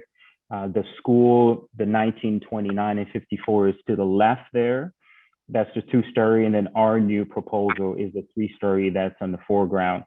The gymnasium is the 2-story height on the ground floor, and then the upper floor are STEM rooms, STEM classrooms, and continues down the corridor as typical classrooms for that floor. I think that's where I'll stop there. Scott, I don't know if you want me to touch any specifics. Yeah, Cal, thank you. But I think you should just talk a little bit about the history, how we've interacted with the community, the changes that the plan has undergone, and then also maybe touch on some of the other designs that we looked at and why we came up with the siting of the building where it is. Absolutely. When the program came from us from the Chicago Public Schools, they had already looked at what the requirements in terms of classrooms and content were. We then, as the PVC, went into the design process with RADA and a design architect to look at the best possible location to place this new annex on site. So I think the site plan would be the best to describe it if someone can locate that. And looking at the multiple locations, we looked at certainly the south end of the school where there is a turf field renovated in 2017 as open space for the students. And for an overcrowding school, you can see how that could be a very valuable resource on the site. One more slide to the site plan. We looked at the existing parking lot. Thank you. This is the one. We looked at the existing parking lot, which is to your plan north, looking at the 30 spaces that currently exist for the FTE that is part of the school for staff currently. That area, in order to fit the program that would be sufficient for the needs of the overcrowding, this would be a 4-story annex kind of wedged into that corner. It abuts the loading criteria that exists for the school. So all of the trash, the truck loading, the transformer sits off of Lamont Avenue there within an encasement. So the only area that would be available would be starting from the parking lot and up to the property line. This would of course impact both setbacks, the side setback and the front setback, including the FAR as well as a 3-story building. So those would have been all of the initial impacts at that location. So we then looked at really the only other possible location, which would be on the right side, kind of north end of the building. But again, it would present itself with a 4-story building. So one of the things that we had done was to look at demolishing the existing 1954 gym use that land area and be able to put in an annex with a completely new gym as part of the program, which is what we've proposed here. So the gym has gone from running kind of planned north-south, it's been rotated left and right, and then the programming sort of chunk of the classrooms now faces a double corridor with classrooms on either side. This orientation allows us to not impact the light to the existing classrooms that are on both the first or second floor of the existing building. There are no impacts in terms of other elements, in terms of shadows or the height, because this is a 3-story annex to the actual site. And early on in the beginning, when we had the first proposal on this site, we had early discussions in early January, February, and early March with the Alderman's office to talk about a lot of aspects related to zoning, related to the street, related to access, related to different coordination that we knew generally comes from the Alderman office. And then in March, we had a community meeting with the Saguenash Community Association to present this project as our early proposal. At this point, it's in schematic design to look at and receive comments about the site. Certainly questions came up about the height, which we identified had been 4 stories, reduced down to 3 stories. Then the encroachment was part at the time it was over 50%. It was at 3 foot 9 inches and some change. After that meeting, we then had continued conversations with the Alderman office along with some neighbors and had increased that value from 3 foot 9 to 12 foot 6, which is where we are today, less than 50% of the required encroachment into that side yard. Thereafter, we continued with ongoing coordination with the principal, the LSC, as well as the Alderman office as well to work through. And just recently, we met again with the Saguenash Community Association. This is actually twice we had done that recently. One was after that original 3 foot 9, we changed it to 12 foot 6, met with at the annual meeting of the Saguenash Community Association, of which we were then at 12 foot 6 1/4. And then just recently, we met again with the Saguenash Community Association to review the project and some concerns, to clarify, to make sure that there was understanding on what we were proposing. We talked about the height, we talked about the placement of the project, we talked about the setbacks, that's less than 50% at 12 foot 6 1/4. We talked about the traffic study, which had been generated, and the impact, which at this point, there are no adverse impacts of the traffic as a result of the study and the addition of this annex. Pickup and drop off has been coordinated and is already well coordinated by the principal and their staff for the project. So we presented all that information as clarification, which I think was received and understood as part of that meeting. So Scott, I think I'm going to stop there. If there's anything else you want me to focus on. Well, I think everybody gets the idea. I guess just to summarize, though, in your opinion, though, that we, as in terms of a hardship, that there are a significant number of hardships in this case, even though we have a campus here. It's, for a school, it's not necessarily a huge amount of space for the campus. And of course, we have an existing building and all these factors together create a situation where there's limited amount of maneuverability, if you will, in terms of where you can actually place this annex. Is that accurate? That's accurate. All right, terrific. I think, right, Mr. Chairman, if you want to swear in Mr. Sitton, we can confirm with him that his testimony would be consistent with his affidavit.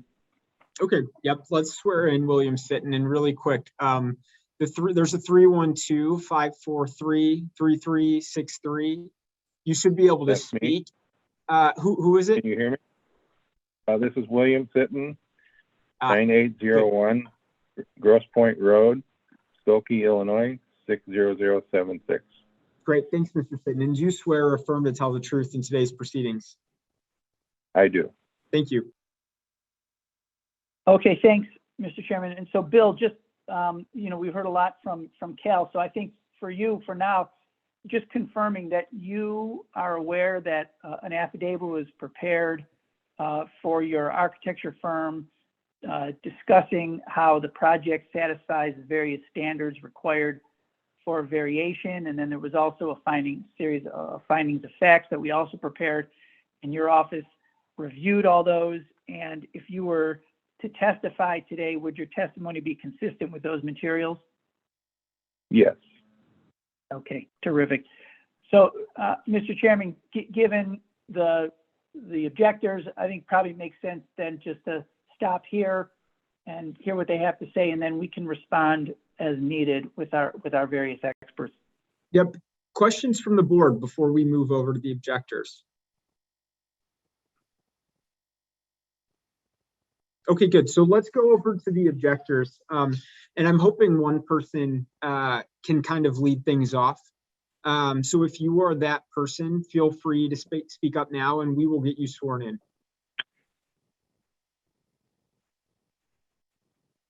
I'll get things started. Great. My name is Greg Wiseman. I live at 6055 North Kilpatrick. That is right across the street from the proposed annex. Great. Thanks, Mr. Wiseman. And do you swear or affirm to tell the truth in today's proceedings? Yes, I do. Great. Okay, go right ahead. Okay.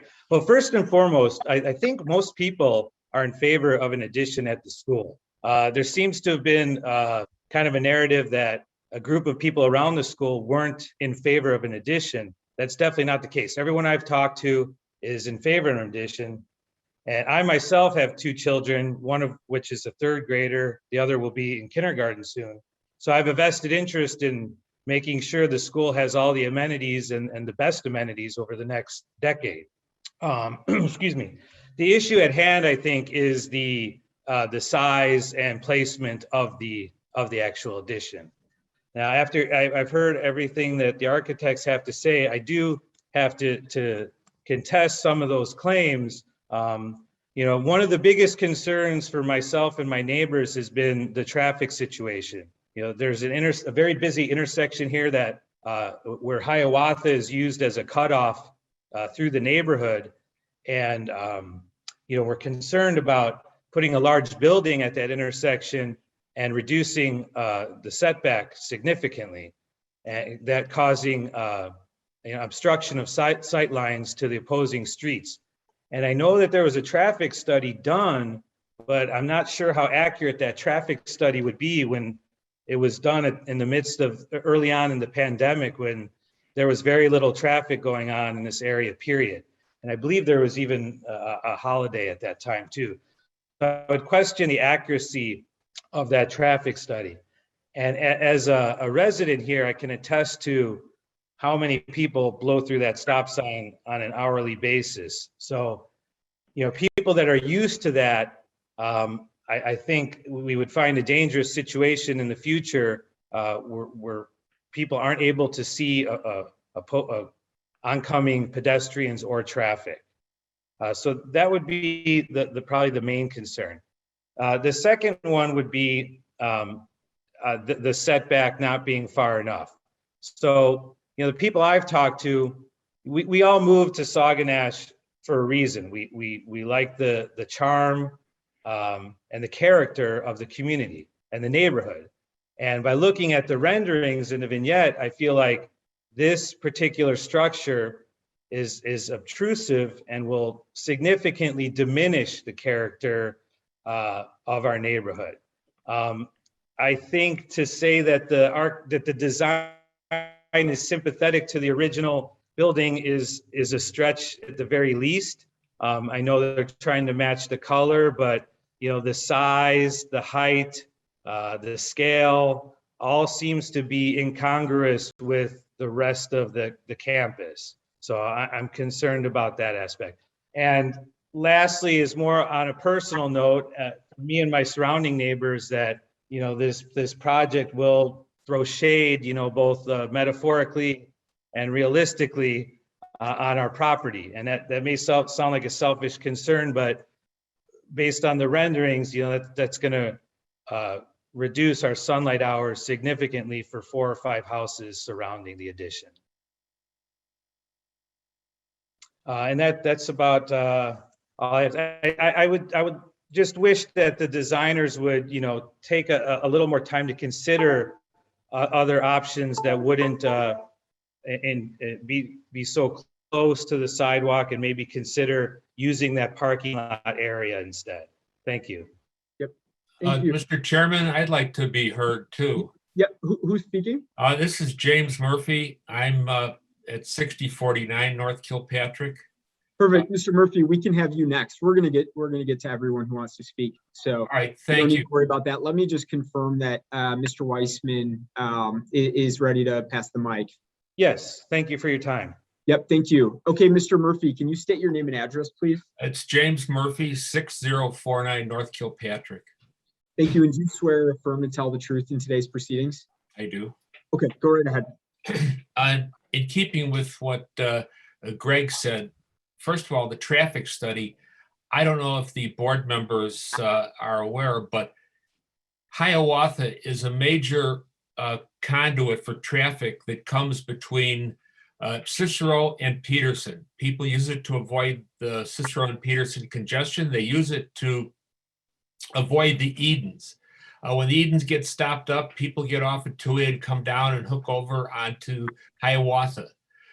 The proximity of this building, even with going back a few more feet from where it was set initially, is going to result in a really bad sightline. Their traffic goes by there very fast now, especially going eastbound from Cicero to Peterson, and that's going to be affected by the fact you can't see the traffic coming north on Kilpatrick. It's going to be very hard. There was a traffic study done. The traffic study was done the Tuesday and Wednesday after Easter this year. There might have been 25% of the students at Sauganash in school then because of the pandemic. Queen of All Saints, the school that the architect referred to, was off. You can get the numbers perhaps from those, and you can also get the numbers from how many students are at Sauganash, but even though they're learning virtually. But you also have the pandemic going on. There's no traffic. People are working virtually. They have no idea they say they can extrapolate the numbers, but the statistical survey that they're basing it on is flawed. It's like taking an aircraft survey the 3 days after 9/11. It's just, if you wanted to do an accurate survey, it should have been sometime in 2019 when it would have been legitimate. And the second thing to echo, there's something else. Kilpatrick floods a lot in heavy rains. What they're doing is proposing to cover the last natural lawn that's left, the last natural ground, because the other field is artificial, and cover it and remove all the trees and everything. That's going to increase a drainage problem, and it's going to increase flooding on Kilpatrick. And as Greg said, there's also the question about the light. And as far as the architect referring to the history, this neighborhood is single family homes. The building as designed is so big, it is so out of place. It is not in keeping, as he mentioned also, with the other structure. It's a full story and a half taller. And if you look at some of the pictures that I submitted, the gym door, the existing gym, is approximately 60 feet from the sidewalk. And they're going to move it up to 12 feet away from the sidewalk. That's huge. They're also going to put it a story and a half taller. You take a look at that, you can see the impact on the neighborhood. And the last thing, and I'll turn it over to whoever is next, is there's a jog, as you can see on Kilpatrick on the map.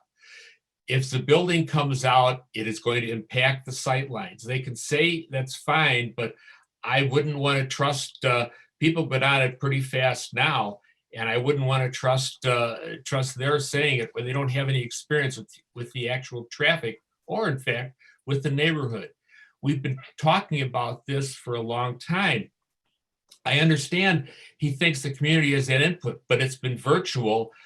Out of the 13 homes that I know that have received the card for the because they're within 100 feet. We've spoken to 9.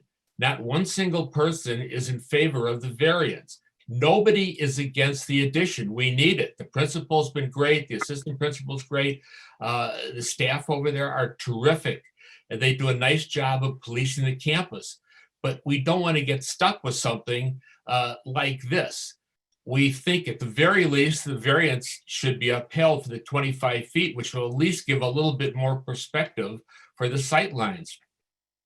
And I'm also here with my wife. Is there anything else I forget to say? No, except Okay. when the, well, when the, let me come in. We should, ma'am, can we just get you sworn in? Sure. Will you state your name and address, please?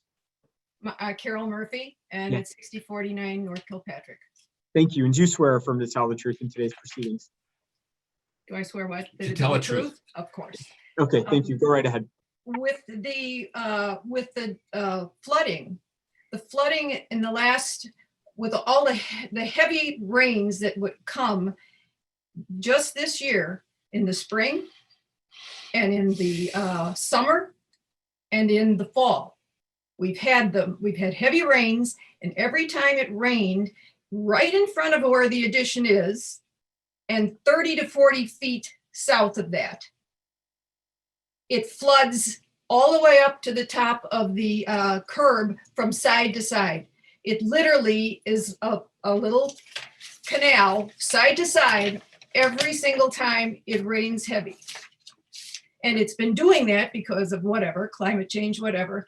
It's been doing that for quite a while. And it's on that curb and it's exactly there. And that's why they purposely put in, they didn't put in cement in the parking lot because of the water table.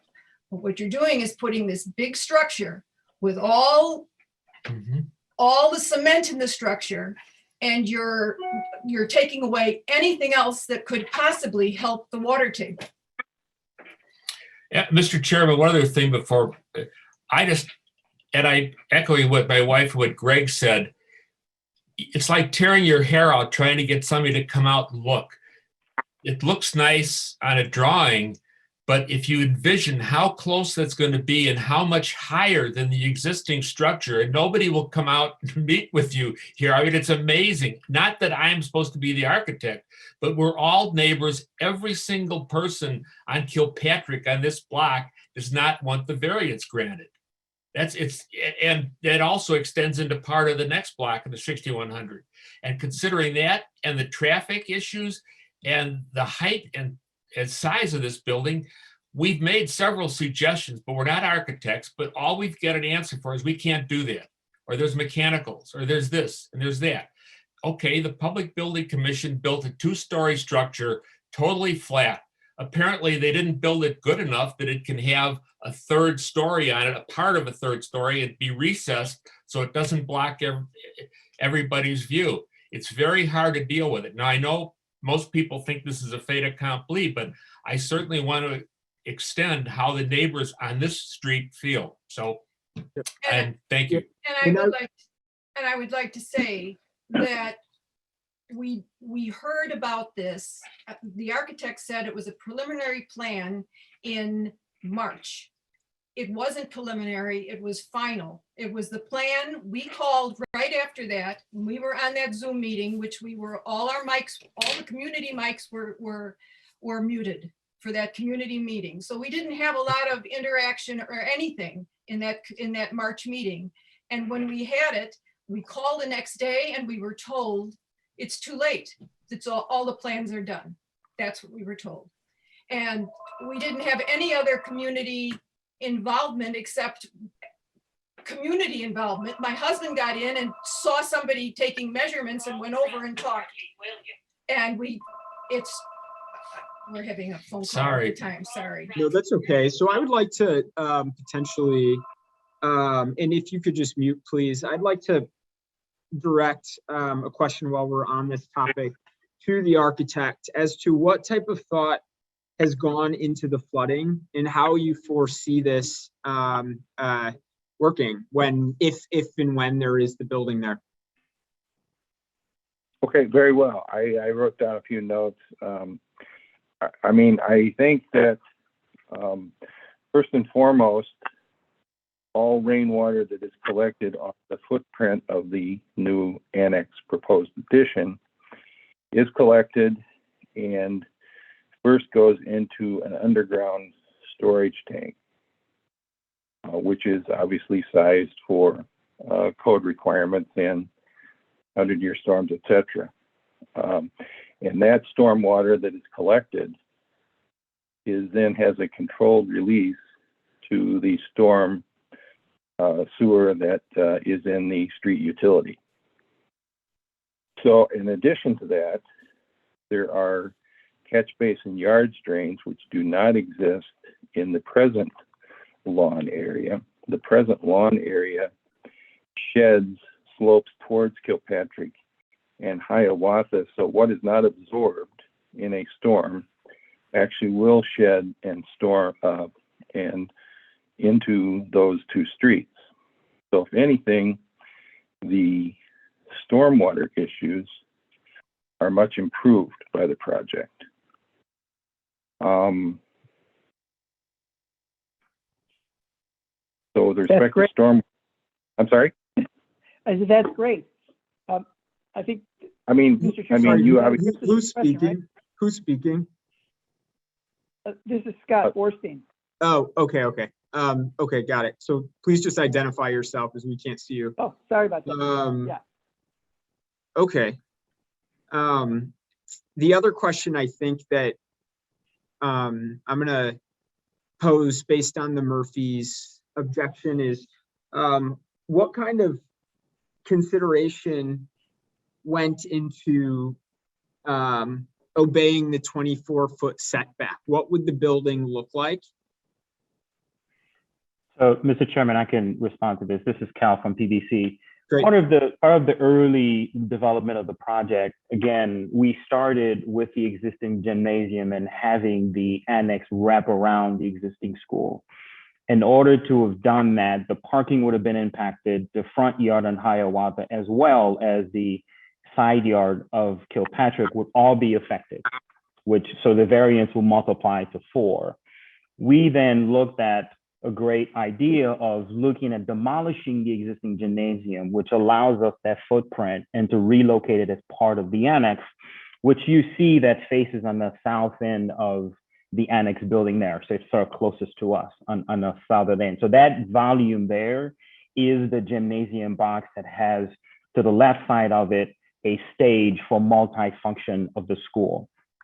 So that's the reasoning for why not only just the program is there, but how it's orientated and how we manage to maintain 3 stories and not 4 stories. And there are a couple of other comments that I can respond to, but I'm going to hold them and just kind of finish the response to this one. Okay, good. Yeah, well, because you'll have rebuttal. There were just a few succinct things I wanted to pose now. So I think we continue down the line of the objectors again on new objections or questions for the applicant.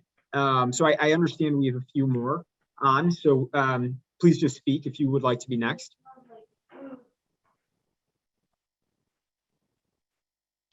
Again, this is Chris Schumer. I'm secretary of the Sauganash LSC, and I'm speaking in support, not opposed. So if you need to hear other objectors first, I understand. Oh, got it. Okay. So 1 second. Let me think about the process on this. Let's take your testimony now. So if I can get you sworn in, Mr. Schumer, state your name and address. Chris Schumer, live at 6245 North Kedvale in the Sauganash Park neighborhood, adjacent. And do you swear or affirm to tell the truth in today's proceedings? I do. Great. Okay, go right ahead.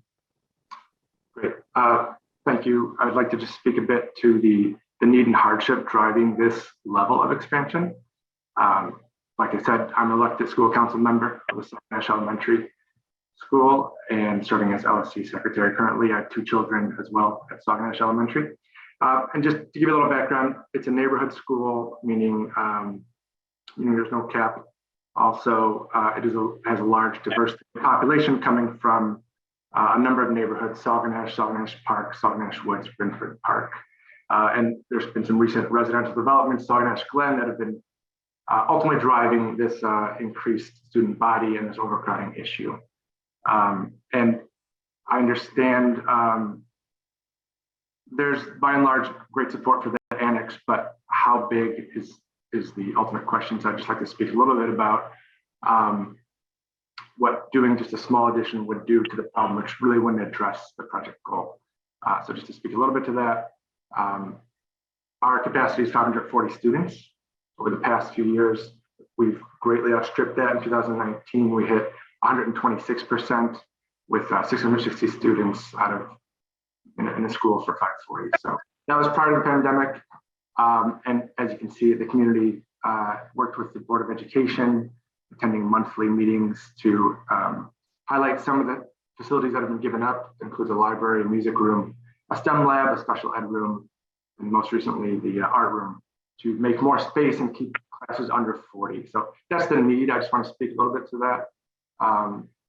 I'll say 15 months ago, we were relieved that our 2-year campaign to get approval for the project was approved by the TPS Board of Education.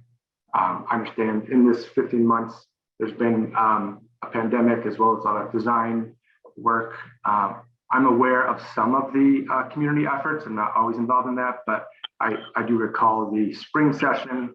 And what I do recall is we reduced, or the scope was reduced from a 4 to 3 story annex, and the offset concern was heard. And I understood some compromise was made, and was concerned to hear now that we could be putting our timeline and the scope of the project at risk. So that's all from me. I'm happy to answer any questions, but yeah, like we also have Chris Munns as well here to represent Sauganash.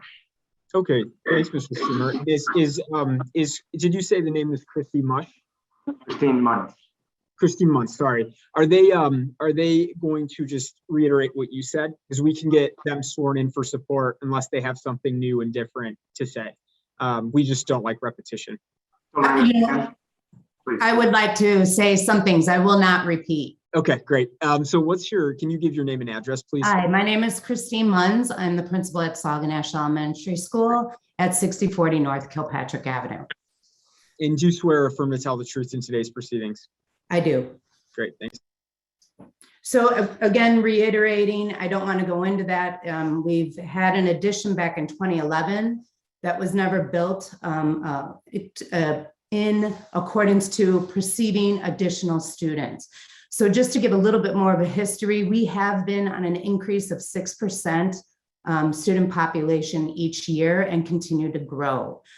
We have teachers that are what we call our specials teachers, our art, music, technology, Spanish, STEM, as well as PE, have never had their own classrooms. So they are teaching on a cart. This additional space would not only allow for them to have their own classrooms, it would also help us to have the gymnasium built larger so that we could have 2 gym classes simultaneously being in the gymnasium, which again would go along with the ISB accordance to what additional PE instructional minutes. So the importance of not only providing 3 classrooms per grade level, we would also be providing the school community a free universal preschool program for any Sauganash resident. So that is those are 3 major, I think, additions and supports of why we need to have this addition. And I do acknowledge Sauganash Community Association has been extremely supportive of me, of the school community, the staff. Historically, I've been here for 21 years. I've lived through the addition of the elevator. We listened to the community at that time when the brick color did not match the existing building. When the addition in 2011 was built, I made sure that the architects matched every 13 different colored brick for the Annex 1. I want that to also continue. I'm very sensitive to not only the building aesthetically looking great. I feel that this is going to be my legacy, leaving it here for Sauganash community for the future, and want to make sure that we are building a building that is needed for the future students of Sauganash as well as current students, so that they are no longer having to have classes in stairwells and storage closets, et cetera. I truly believe it will be an outstanding building. I understand the concerns of the community. I will tell you this, colleagues of myself, when traffic flow is, again, it is difficult at any school. In addition to our school, we do have what we call a kiss and go drop off. Just to sort of touch base on when we're out there, there is flooding. There's not just flooding on Kilpatrick.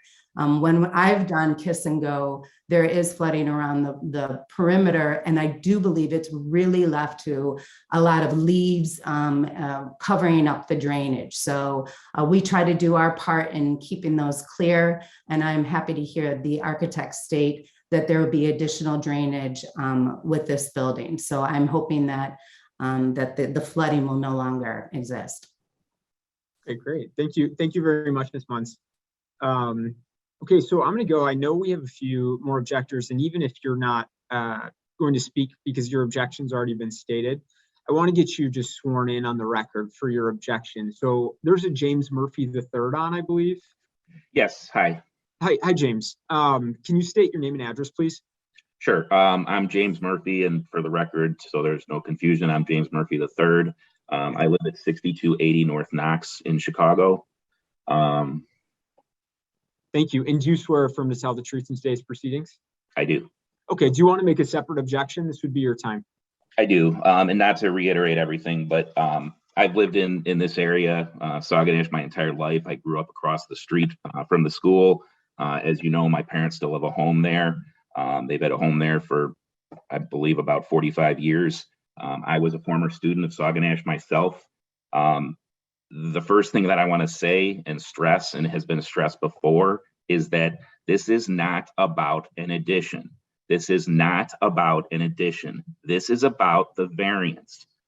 The neighbors are against the issuance of this variance.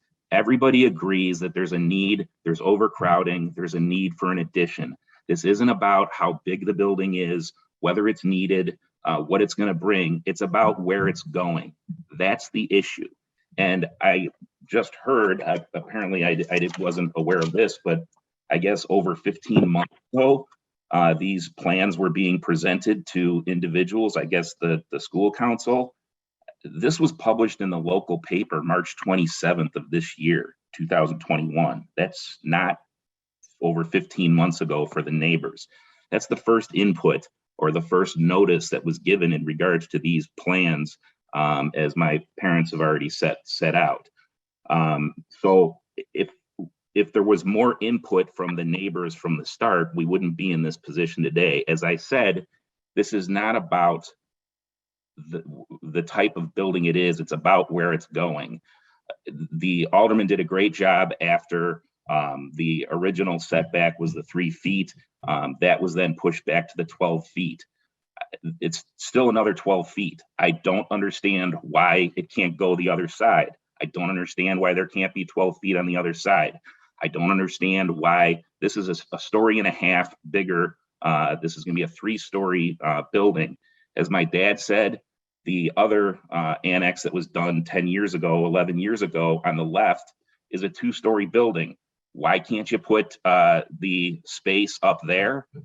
Apparently, the building won't support any other space on top of that, which, once again, anybody that couldn't anticipate the other subdivisions were being built and were back then. Anybody that couldn't anticipate the need for more space back then, that's just kind of ridiculous. So the fact that that was built then and apparently not built very well because it won't sustain any other stories above the 2 stories.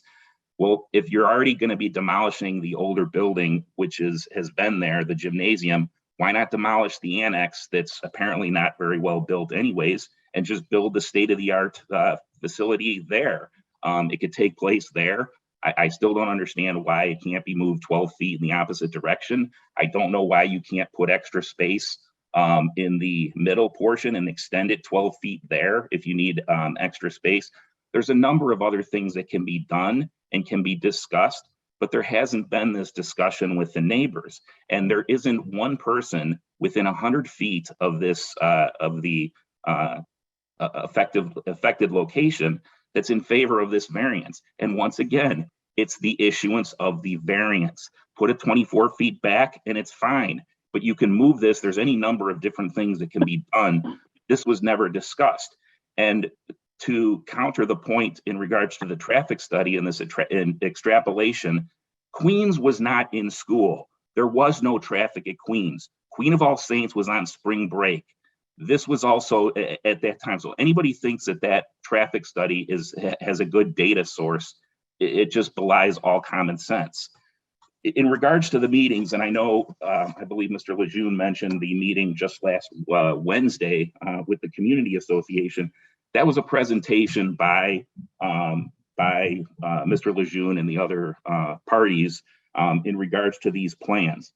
I would point out that there weren't any residents or neighbors that were allowed. Mr. Borstein specifically requested that no other neighbors or no board members were present during that meeting.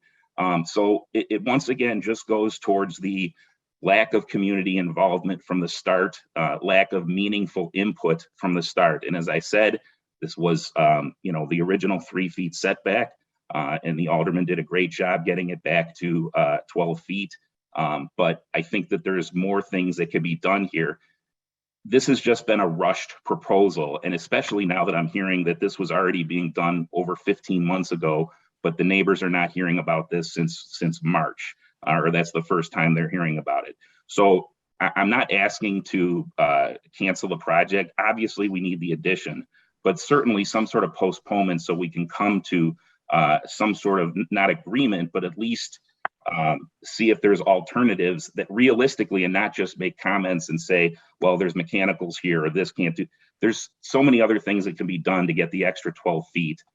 That's what I would ask. So I thank everybody for their time and I appreciate it. Yep. Thank you. Appreciate your time as well. So any other objectors that we haven't gotten to? We'll get you sworn in, and I know there will be some conversation on rebuttal. I'm positive that the board has questions. So if you are here to object, please let us know.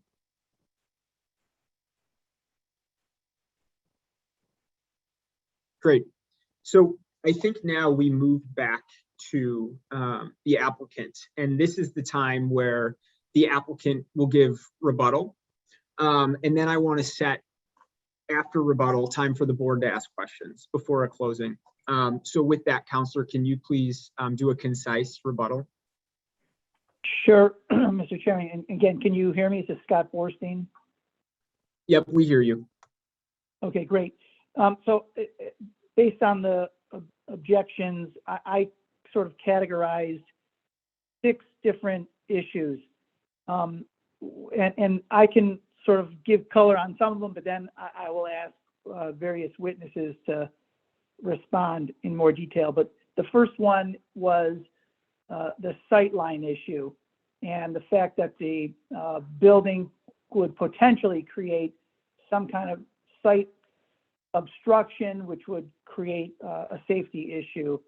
And I know you have a traffic report that I submitted to you back in October that specifically looked at this issue because we knew it was a concern. We had our traffic consultant look at this specific issue and they, addressed it in the traffic report. So I'll just let Cal, I think probably has the traffic report in front of him, either him or our traffic consultant can read to you if you'd like, why this does not create a sightline issue and why there's no safety issue as a result of where the building is located. Yeah, Counselor, you can ask that of the consultant, and I would also just, when we have them on, if they could address the timing of the traffic study. Yeah. Okay. Well, so I'll ask the traffic consultant to get on. But just one other thing about the traffic issue. I just want to remind everybody that this is an addition that is trying to address current overcrowding. So this is not, all the traffic that is here is already here and is not being increased as a result of the addition. So there's not any new traffic here. And all of our, and this again, this is in our findings of fact and all the other materials that we've submitted, all of our loading operations, all of our operations are going to remain the same because the school size isn't changing. So that being said, let me ask the traffic consultant to state his name and address and with that too, just to frame it for the traffic study, what I think the board actually wants to hear about, we know there's the current traffic. However, we want to hear about the timing of the study being done during, spring break holiday and how that's applicable going forward. Chairman, may I please speak? This is Chris Munns, the principal. Okay, yes, Principal Munns. So just, I'm going to treat you as with the applicant. So again, this is rebuttal. Go right ahead. I'm sorry, it isn't specifically regarding the traffic study. So yes, we were currently under COVID, which meant that we had just a little under 50% capacity of our students. So I'm saying that there were at least 280, 300 students in attendance when they did the study. What I would like to add is that I informed them that this is not our entire school. And they were also informed that there was a holiday at Queen of All Saints. I spoke with the gentleman doing the study. That's all I wanted to add. Okay, thanks. And with that, Scott, so if we can go to the traffic study, gentlemen. Okay. I think that would be me. My name is Chad Dillevue. Thanks, Mr. Billevue. And will you state your name and address, please? Yes, sir. Chad Dillevue, Primera Engineers, 550 West Jackson Boulevard, Chicago, Illinois. Great. And do you swear or affirm to tell the truth in today's proceedings? I do, sir. Thanks. So for the Hiawatha Avenue, the intersection with Hiawatha, Kilpatrick, a report's pretty clear saying that the proposed annex structure will reduce sightlines at the southwest corner of Hiawatha at Kilpatrick, but there should not be any impact to traffic operations or safety along Hiawatha or Kilpatrick Avenue because of the reduced sightlines. This is specifically due to that intersection being always stop controlled. In that situation, the sightline by state standards, IDOT state standards, is that you don't need a specific sight triangle. It can be zero because all cars are required to stop, look both ways before entering into the intersection. If the intersection was not always stop controlled, then you would have to have a sight distance triangle, intersection sight distance triangle. But since it is always stop, the sight distance in either direction is not, there's not a requirement. As for the dates of collection, we were aware, we found out, so we had a phone call with Principal Munns. I believe it was on a Tuesday, it was the day we were beginning traffic collection, and found out that Queen of All Saints was on spring break. And that Wednesday was also a day that Sauganash Elementary did not have any students attending class. So the original idea was Tuesday, Wednesday for data collection, and we had to scramble and get Tuesday, Thursday addressed. So it was the Tuesday and Thursday, the week after Easter, where Queen of All Saints was on spring break, but Sauganash Elementary was not. We were made aware of the 40 to 45% enrollment attending physically during those days. To counteract for that, it was an extrapolation. We essentially inversed that number and said, okay, this is the data that we collect. Now multiply it by about 2.5 to say this is what we would expect in current situations in terms of drop off and pickup, the traffic around the school.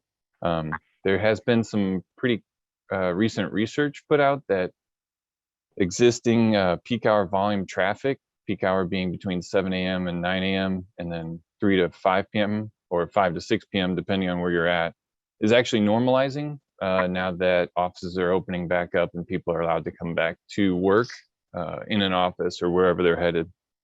It's not there, and it may never ever be to 2019 standards, but it's pretty close for peak hour traffic. Again, with Queen of All Saints being on spring break, that was news that we had learned sort of late. And then we actually had Cal, myself, and one other engineer at Premier Engineers had a phone call with the principal of the Queen of All Saints to identify what issues they were seeing. And it's almost exclusively on Lamont Avenue, where Keating turns into Lamont and then goes north. From the sound of it, both Sauganash Elementary School and Queen of All Saints School use Lamont Avenue to drop off students in the morning. So that is a very busy roadway. It's a very busy intersection. But the key takeaway from that intersection, or from this, is that we used, without having the data, we did know the current enrollment that was at that at Queen of All Saints. We were able to use the Institute of Transportation Engineers Trip Generation Manual. This is a nationally identified and understood manual to help you develop traffic studies. And we were able to look at schools of the same size and enrollment factor as Queen of All Saints to see what kind of vehicles it would generate in the peak hours. And then using engineering reasoning and engineering judgment, we were able to identify travel patterns to and from based on what we observed in the field the day that we were out there observing pickup and drop off operations at Sauganash Elementary. I know that's a really long response. I talk a little long, so if any of it's not clear, please let me know. Great. Yep. Thank you for that. And Counselor, if you want to continue with your other points. Sure. Again, right. This is Scott Borstein. So I think that, so we covered the sightline issue, the traffic issue, an issue that was brought up, which I know we kind of addressed, but we could add more if you feel it's necessary. But of course, the main issue being that the neighbors want a greater setback, and they asked a lot of questions about, well, why can't we build on top of the existing structure, or why can't we push it back? And I think Cal addressed those issues before, but I'll turn it back over to Cal if you feel like there's something else that you want to add so the board understands the restrictions that we're facing and why, why you can't add 12 feet in front of the existing 1926 portion of the building, why that just, doesn't make sense. So Cal, do you want to add anything on that issue? Sure, Cal, PBC. The 1929, 1954 buildings are built on a relative shallow foundation. So that's the bar that's in the center of the project there that you see on the site. The 2011 addition was also built on kind of a shallow aspect of the foundation. But our building, as 3 stories, is sitting on caissons. So there's quite a bit of permeability of the soils here. And one of the reasons that we have quite a bit of site storm collection and systems along the site. There's a bioswale to the south. There's a bioswale to the west, right next to the parking lot. And we're replacing in kind the section impacted by our annex with a bioswale that is on Hiawatha, that's to the far right. The building that's in 2011 can support itself, and that's 2 stories with classrooms and some support facilities that are a part of it. In order, let's hypothetically look at building an extra story on top of that building, we would have to redo the entire foundation system of that existing 2011 school to support another story, because it wasn't built for that. It wasn't built for an expansion of further growth, because at the time, the growth that was identified from the modulars and the students at that point required the number of classrooms and support spaces that were done there.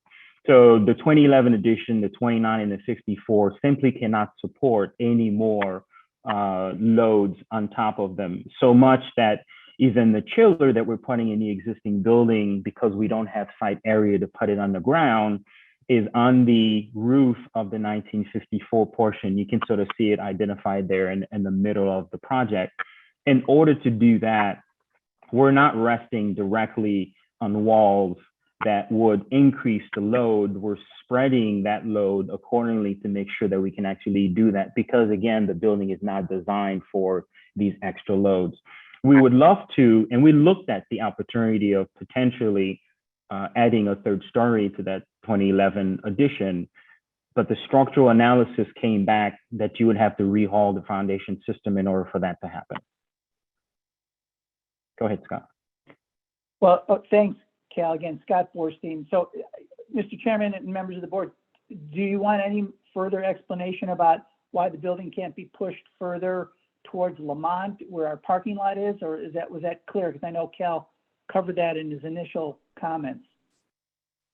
I know we're going to do board questions once you hit your points, but is there any board question right now on this specific point? Yeah, Councilor, keep going. Thank you. So that was 3 of the issues. The 4th issue was relating to the potential impact on sunlight, again, relating to the height of the building. And again, you know, it's all a, I don't want to say Hobson's choice, but of course, as Cal mentioned, they looked at a taller building that would have been pushed towards Lamont. And of course, you'd have had probably more shadowing effect on those neighbors on the Lamont side. So in the scheme of things, we feel like this was best compromise location for the building. And in terms of actual sunlight and shadowing impact, I would maybe ask Bill, because the homes are pretty far away, and also just in the terms of the direction of the sun, you'd have to get the sun very far over into the into the southern sky to I think cast that shadow. So I'm not even sure what the real impact would be in terms of sunlight. Bill, is there anything else you want to add about that issue? Well, I would just say, I thought about that as it was said. It would have minimal impact to the homes to the north on Hiawatha. There's no doubt that it would cast a shadow over the street further out than the gymnasium there does now. There's no doubt about that. But as far as light and vent and quality of the air, I would say there's virtually little to no impact of concern. The eastern sun will cast a shadow on the existing parking lot. The western sun will actually shield the homes that are along Kilpatrick from that, strong horizontal objectionable sun. And the rest is what it is. I would like to maybe go back to one point. I know I'm going backwards, but the sight line. I just want everybody to know that the building setback complies with the viewing sight triangles for landscaping and a street intersection. The technical 30 by 30 triangle and viewing angle. Additionally, just part of the aesthetics of the building, and going to another point that was made before about the aesthetics not being sympathetic with the Annex 1, I do take difference with that in that it's very much the window module, divisions, the corner windows. We have a large corner window as well as another slice of window that comes down in the gymnasium.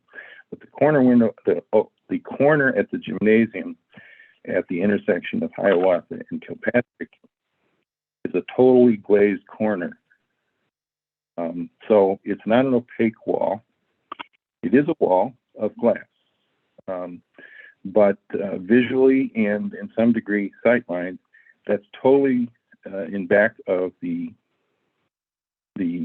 sight lines. We have no landscape within that sight triangle that is higher than ordinance. All trees are set back behind those lines. So I just want everybody to know that the corner of the building is set back behind that planning triangle required by CDOT and landscape ordinance. Thanks, Bill. That's helpful. Again, this is Scott Borstein. So the traffic consultant pointed out that we don't even need the site triangle, given the fact that it's a 4-stop intersection. But the fact is, what you're indicating is that we have that in addition. So hopefully that Absolutely. Yeah, I'm not minimizing anybody's concerns. Obviously, there is an issue there that is probably outside our realm of improving. Okay. And just one other point again, Scott Borstein, in addition to the traffic report, we did provide a stamped site plan by CDOT, who also reviewed the project and approved it. So moving on in terms of issues, one of the fifth issue was the flooding and drainage issue.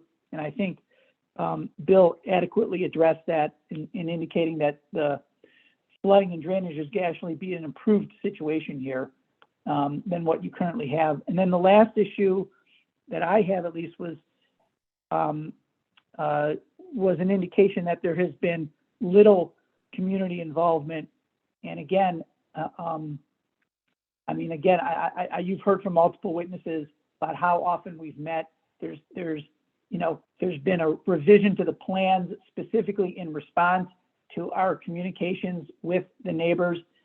So I think it's a little disingenuous to say that there hasn't been a lot of community involvement here. I know the neighbors want more, of course. They want more of a setback. But again, I think we've tried to indicate why that just isn't possible. So I think that covers all the points and the objections that I heard. So with that, I would turn it back over to the board. Yeah, thank you, Counselor. Questions from the board?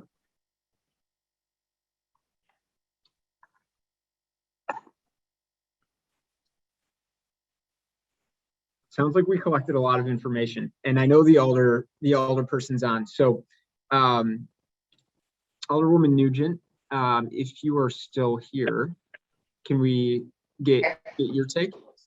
Sure. I don't even remember if I swore you in at the beginning. So can we just do it again? Will you state your name and who you are? Sure. My name is Samantha Nugent. I'm alderman in the 39th ward. Our ward office is at 4200 Lawrence. Thank you. And do you swear or affirm to tell the truth in today's proceedings? Yes, I do. Great. Thank you for being here, and go right ahead. Great. Thank you for having me. Good afternoon to members of the Zoning Board of Appeals. My name is Samantha Nugent. As I indicated, I'm alderman of the 39th ward, where Sauganash School is located. As many folks have told you today, this school is well above capacity, roughly 123%, and growing. We have teachers teaching in hallways. Closets and storage rooms have become makeshift classrooms. This is a really big safety concern for the entire school, students, teachers, and faculty. To get where we are today, I've spent a lot of time working with Mayor Lightfoot, CPS leadership, the Board of Education to secure funding for this much needed project, and I'm grateful for their support. The local school council, PTO, Sauganash, school teacher staff, and members of the Sauganash Community Association have had the opportunity to engage with both the Public Building Commission and CPS to discuss the specifics of the addition. Additionally, with working with many of the aforementioned stakeholders, we did scale back the original design to better complement the neighborhood while making sure that the school had the room to do what it's looking to do, necessary classrooms for children, not having art on a cart and things like that, and also having a gymnasium that can adequately work with all the students we have. Therefore, I kindly request the your favorable consideration of the variance provided to you by the Public Building Commission today. Thank you very much, and thanks for staying on with us into the afternoon. Of course. We're actually okay on time this meeting, which is good so far. Knock on wood. Okay, Scott, with that, I think we have everything we need. You have the opportunity to do a closing if you please, but you do not need to. So with that, you let me know. Right now, I think we're good, Mr. Chairman, members of the board. Again, we hope that we'll get a favorable response here. Okay. Yep, thank you. And I thank everyone on the call, applicant, objectors for your time today, and also your respect for one another. So we'll take this under consideration. All right, thanks, everyone. Yep, thank you. Yep.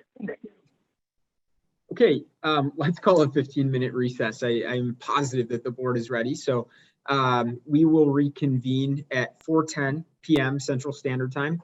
Commissioner Toya seconds, Commissioner Saul. Yes. Commissioner Sanchez. Yes. Commissioner Esposito. Yes. Commissioner Toya. Yes. Great, I'm a yes. See everyone at 4:10.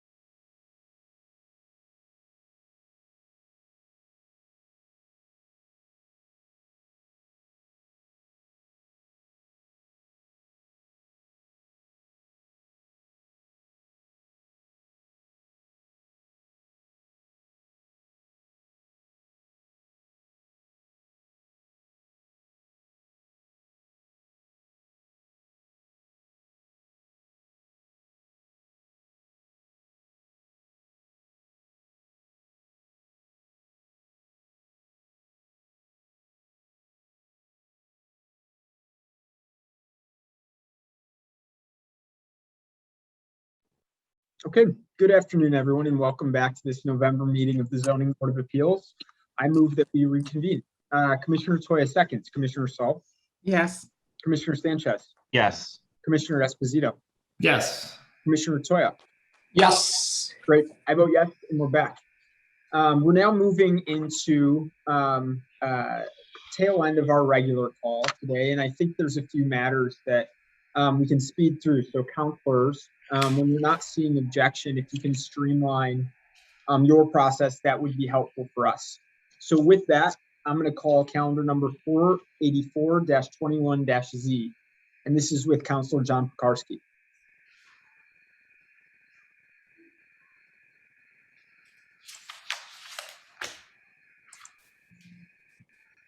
Okay.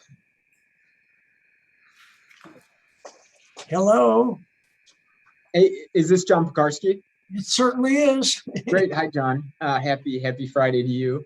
And we are now confirming in front of every case whether there's objectors. So I'm just going to say it. If there's any objectors, please raise your hand.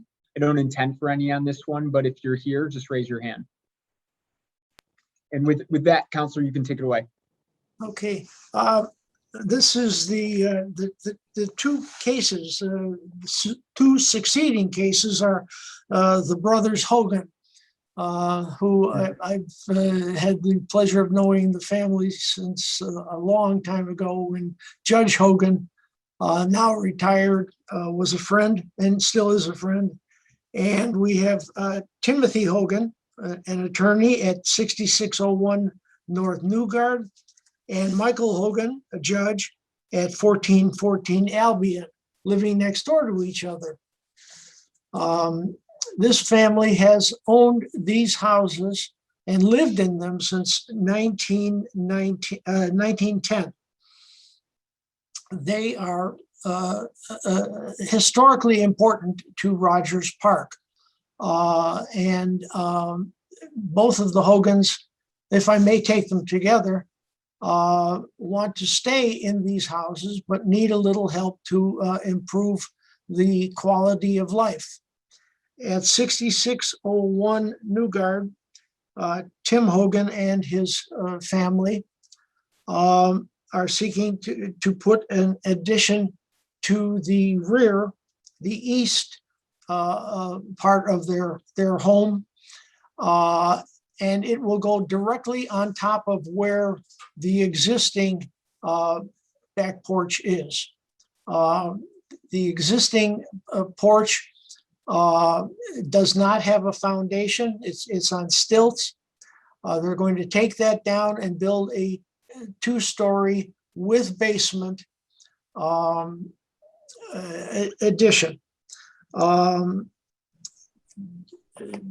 Tim and his family purchased this property from their family in 2013 for about $400,000 and are hoping to put another $400,000 into the total rehab of the building.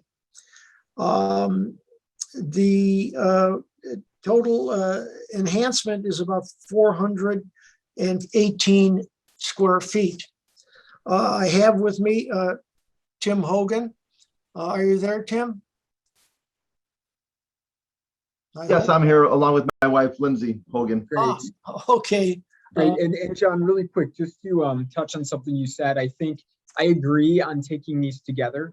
And when you say taking them together, it's 484 as well as 487 and 488, right? Correct. Okay, so with that, I just want to, at least for the record, say if by chance you are here to object on any of 484-21-C, 487-21-C, or 488-21-C, raise your hand because we're hearing them all together.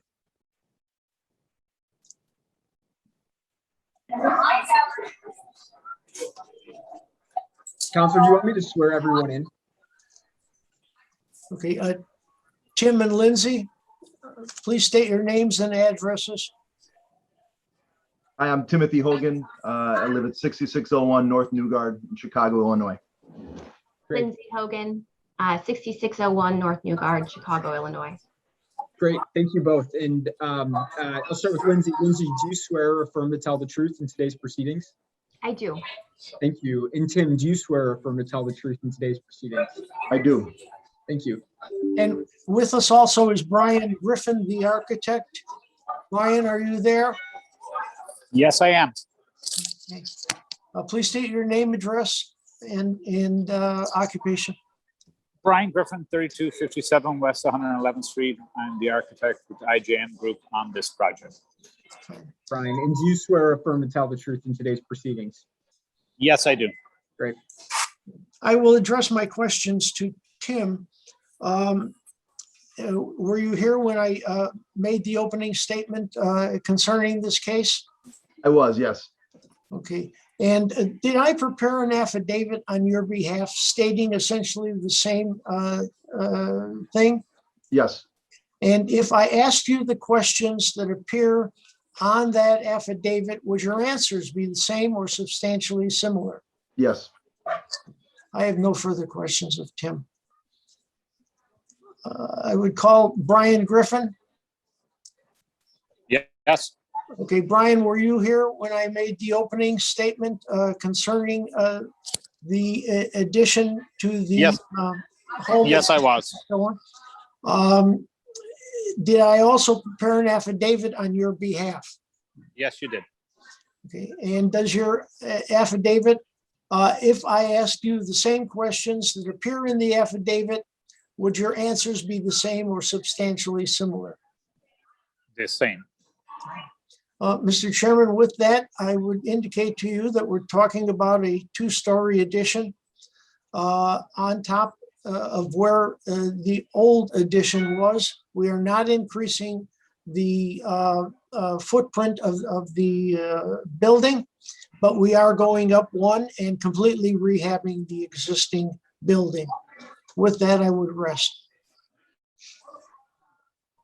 Thanks, Counselor. And just a clarification for me. So it's currently existing in nonconformity, right? It's legally nonconforming.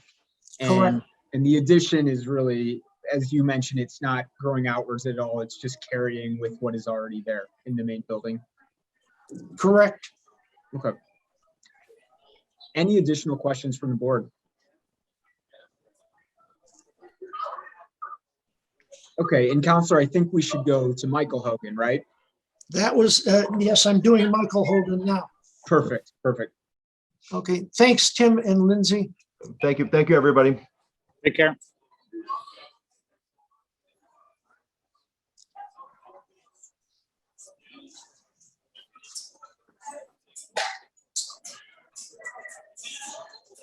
Okay. Michael, are you there? I am. Okay. Please state your name, address, and occupation. It's Michael Hogan Jr. I'm an associate judge. Okay. And you are the owner of 1414 West Albion, is that correct? I am. Yes. And you are seeking permission to rehab the existing building, adding an enclosed rear porch, which rear porch will completely follow the existing lines of the currently existing porch. Is that correct? It's not going to go any farther north, correct? And Michael, really quick, Counselor, I'm just going to swear Michael in. Michael, so do you swear or affirm to tell the truth in today's proceedings? I do, thank you. Thank you. Okay, Brian Griffin, you're still out there? Yes, sir, I am, and I've been sworn in. Oh, okay, fine. The property in question is an unusual piece of property. It's 45 feet by 50 feet, and it has an open porch at the north.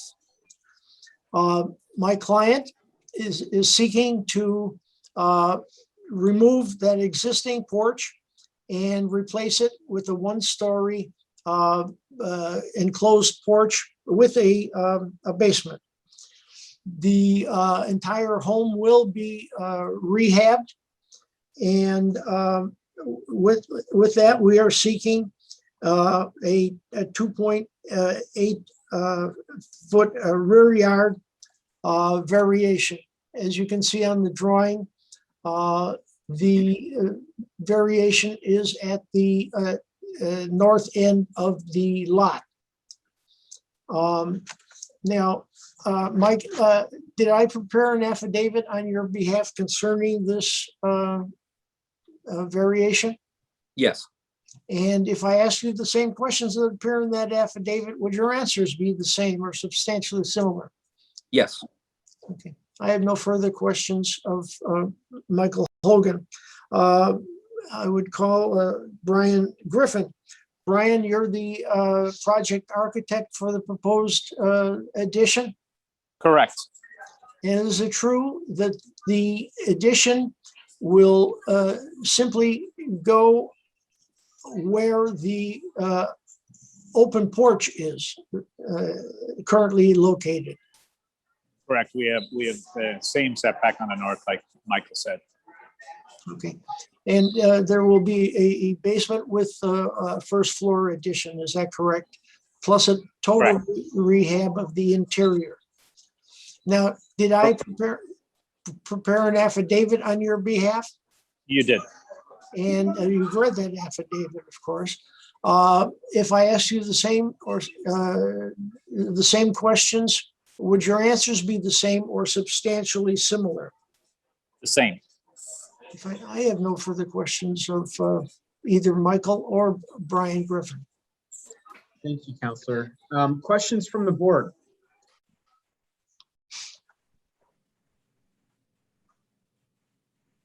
Okay, I hear none. So it sounds like we have what we need here and we'll take this under consideration.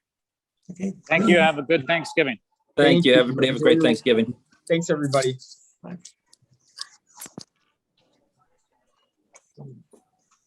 All right, so let's go to calendar number 489-21-Z. And this is at 6 North Carpenter.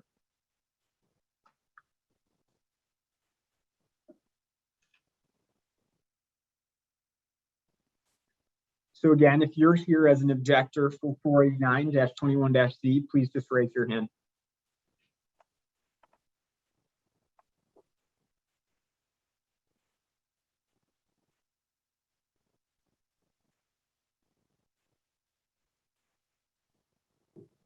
And I think we have either Rolando Acosta or Jimena Castro. So whenever Counselor's ready. I'm here, Mr. Chairman. Great. Sorry, I hadn't turned on my mic or my video. Good afternoon, Chairman, members of the board. Rolando Acosta here on behalf of the applicant for this matter. I have with me two witnesses, Zev Solomon and Martin Snow. Zev is a principal with the applicant and Martin is the architect. Chairman, if you wish, you can swear those two witnesses in. Perfect. Zev Solomon, will you state your name and address? Zev Solomon, 1327 West Newport, Chicago, Illinois, 60657. Thank you. And do you swear or affirm to tell the truth in today's proceedings? Yes. Thank you. Martin Snow, will you state your name and address? I'm Martin Snow with SGW Architects. We're at 444 North Michigan Avenue, Suite 1850, Chicago, Illinois, 60611. And do you swear or affirm to tell the truth in today's proceedings? Yes. Thank you. Mr. Chairman, we're here on a piece of property that was before the board previously in March of this year. It involves a parcel at the northwest corner of Carpenter and Madison that is being redeveloped with 13 residential condominiums. We filed this case. We had the matter reviewed by the Department of Zoning initially. That generated a denial for a special use. We then filed a special use with this board. Then we went into design review with the city's Department of Planning. They suggested some modifications to the plans. We made all the modifications they suggested. And that also required a second filing with the board, which led to a loading berth, one loading berth variation. Both of those cases were heard back in March of this year, and with great gratitude to the board, they were approved and resolutions were issued. The applicant then proceeded to demolish the existing structures and secure building permits for the proposed building. In that process, it was discovered by the Department of Zoning that one additional variation was required. And it merely was required because there are balconies that extend off the west wall of this building that are supported by columns. And while the balconies are permitted obstructions, apparently the columns are not. So the variation before you is merely so that those balconies can be constructed as they encroach on the rear yard as a result. The hardship in this matter is that we have short lots, or 100 feet in depth, as opposed to the standard 125. This is relatively unique. Properties further west have 125 or deeper lots or alleys behind them, similarly to the south of us. That generates the hardship. The loss of the balcony, as you can imagine, the applicant at this point has financed this project, has investors in the project, has done pre-sales for this project, and the loss of the balconies would be a significant hardship to the pro forma and finances and viability of this project, as well as having to redo a series of documents that are all in near final form. As a result, we have filed for the requested variation to reduce the rear setback to allow these balconies to be erected as proposed, and by the way, as they were on the drawings when the board previously saw this matter and this matter was previously reviewed. As I said, I have two witnesses. I have Seth Solomon, who is the representative of the applicant, and I'd like to get him to affirm his testimony as summarized in the affidavit. Zev, previously prepared an affidavit that you reviewed and executed that summarized your testimony in this matter. And if you were to testify today, would your testimony be consistent with that affidavit? Yes, And generally consistent with what I've just stated to the board? absolutely. Martin, you please state your, you stated your name. You're the architect for this project? Correct. Or one of the architects for this project? Martin? That's correct, yes.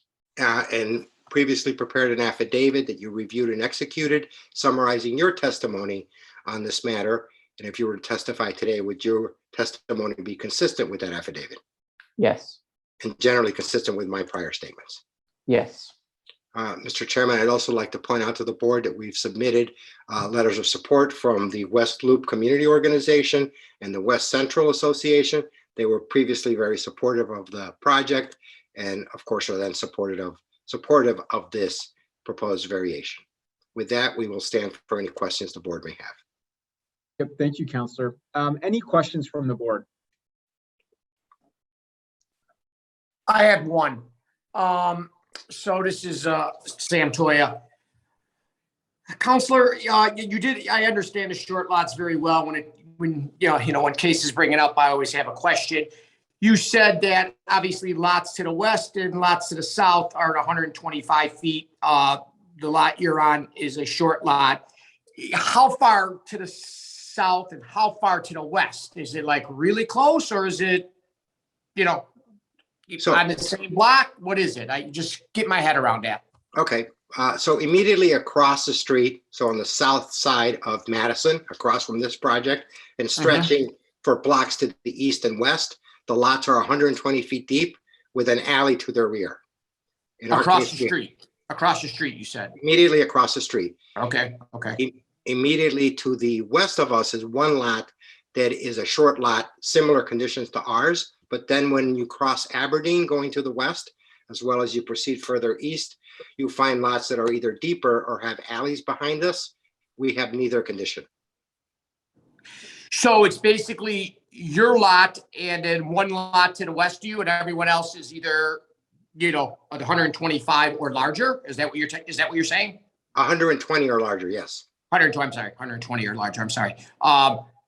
So it's just your lot and the one across the street. That's the short lot. Is that what you're saying? Just the one to the west, yes. That's it. It's just two then. Okay. Thank you. You're welcome. Other questions from the board?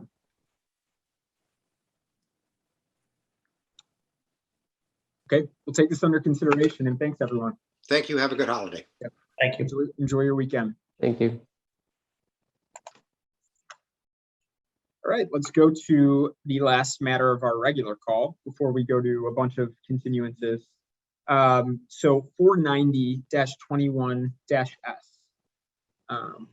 This is a pro se case, so the Department of Planning and Development will be reading the recommendation, but I want to note, if you're here as opposition, just raise your hand and we will get you promoted.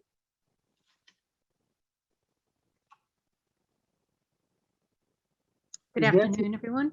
Oh, Are hi, you ready Nancy. for me? Yep, go right ahead. Thank you. Okay, thank you, Chair. For matter 490-21S, the Department of Planning and Development recommends approval of the hair salon. The department finds that this proposal complies with the applicable standards of the zoning ordinance, is in the interest of public convenience, and will not have a significant adverse impact on the general welfare of the neighborhood. The department also finds the hair salon will be compatible with the character of the surrounding area in terms of building scale and design and operating characteristics. Lastly, the proposed hair salon is designed to promote pedestrian safety and comfort. Thank you very much. Okay, I have as the applicant on this matter, Mi-Soon Lee, but I see Oscar Ravallo. Yes, Is Oscar, are you the applicant? I am. Okay, great. Then let me get you sworn in, and if you could let us know your role relationship, that would be helpful. So will you state your name and address, please? Sure. My name is Oscar Ravello. My address is 5528 South Nina. That's in Chicago. So I am currently a stationary engineer for the city of Chicago. I am a barber part-time. I've been doing this for roughly over 7 years. I was blessed to have the opportunity to work with my business partner, Christian Barcenas, which I'm not sure if he's on here as well. And do you swear or affirm to tell the truth in these proceedings? Yes. Great. And yeah, Chris Barcenas is on as well. Just so I can clarify, is Mi-Soon Lee on?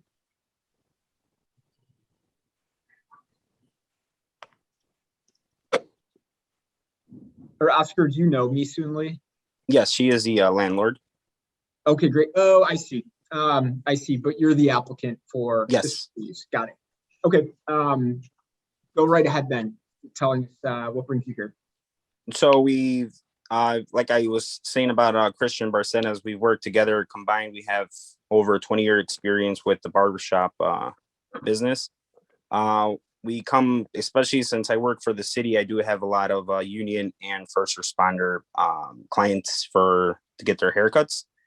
And there was a time where I was overwhelmed with work and I was having my child. So I did pass a lot of the clients over to Christian, which that's how we ended up working together. And we ended up creating a big like business. We're trying to open up the business now. And that's how we have the clients that we have. The place that we have here at 6425 West Archer, it does have a parking lot available. So that way the people who do decide to go and take their kids, or even if they go by themselves, they don't have to worry about parking in the street or getting hit by a car or anything in that manner. So we do have a backing from the alderman. We do have the supporting letter from the alderman. And yeah. Okay, great. So how about I get Christian Barcenas on as well? Christian, will you state your name and address? My name is Christian Barcenas, address 5523 West Archer. I don't know if... Do you swear or affirm to tell the truth in today's proceedings? Yes. Thank you. I don't know if the video, like if you can see me, but... Oh, we can see you. Yeah, don't worry. We can see and hear you pretty well. So it might be helpful for the board if you just talk about your experience in the industry a bit. So my experience in the industry, I mean, I've been cutting hair roughly almost going to 14 years. I started as a kid, started learning the industry, became passionate about everything that happened. And like Oscar stated, a lot of city workers, union workers, and, et cetera, they go a specific way. So they want to stay clean. They want to get nice shaped beard. And I don't know, I just fell in love with talking to everybody and, enjoying the atmosphere, making it better. I know what's right from wrong now, obviously, like working with so many owners. I've worked in 3 other barbershops prior to this one. So, it just, our main focus is to have a good atmosphere, a good barbershop for everybody to come in, including kids, including women, so they don't feel uncomfortable coming into the barbershop in the atmosphere, and just, focus on actually getting people in and out, no lounging, none of, and for me, it's more about the barbers, like bringing people in, and like just having a good work day. All of us positively, everybody have a positive day. Like there is barbershops that sometimes, it's just overcrowded and just people get overwhelmed waiting, sitting around and just not getting attended. Our main focus would be just people in and out, in and out. And yeah, I mean, I really enjoyed the business. I really enjoyed my years working with Oscar. So that's mainly the main reason why we want to get into partnership, because he knows what I'm looking for. I know what he's looking for. And I mean, I really think we can be successful in this, the barbershop, the whole industry. Yeah, and how many people do you intend to employ? So about 3 to 4. 3 to 4. Okay. Yeah. And what are your intended hours? Well, since it is for first responders, we are looking to start early in the morning, somewhere around 6-ish, 6, 7 o'clock, and to close no later than 6, 7 o'clock. And but roughly would be by appointments. 7 days a week, or? Everybody deserves a day off. Oh, I agree with that. Okay, so maybe a weekend day not in operation. Sure. Okay. Other questions from the board?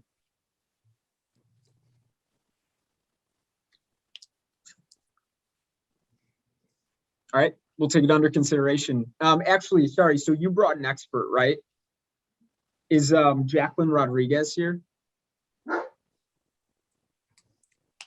Or what was Jacqueline's role, Oscar? Yeah, she's a business partner, or I'm sorry, Okay. it's just a mutual friend. I'm sorry, Okay. I apologize. We don't need to get her on unless you want us to. No, I don't think there's no need for that. Okay, great. Then we will take this under consideration, and thanks very much for coming in today. Thank you very much, gentlemen. Have a nice Thanksgiving. Enjoy your weekend. You too.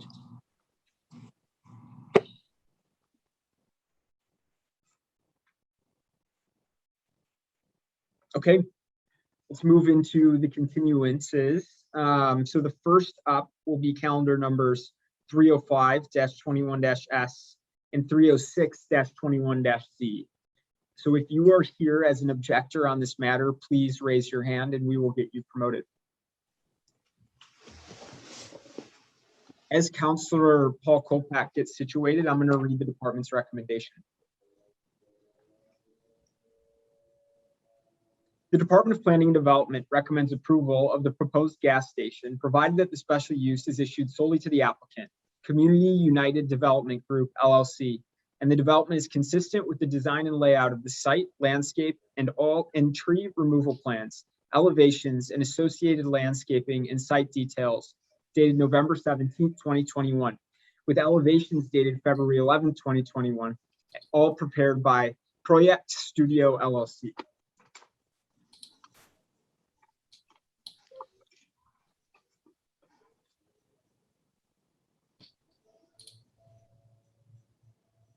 Good afternoon, Mr. Chairman.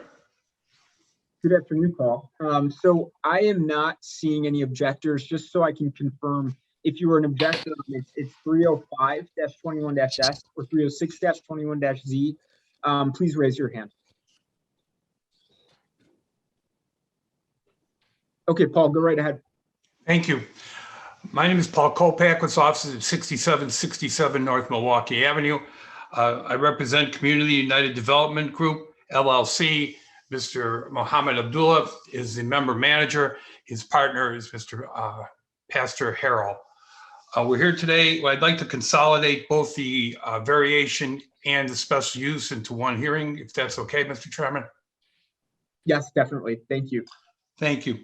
We're here today applying for a special use to establish a gas station, also for a variation to reduce the minimum required lot area from 20,000 square feet to 15,299 square feet for the proposed gas station, along with a 2,240 square foot gas station and mini mart.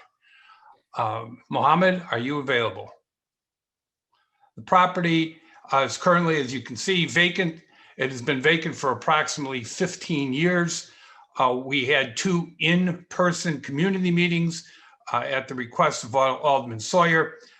We believe we certainly have their support. We did submit to the board approximately 120 signatures supporting this project.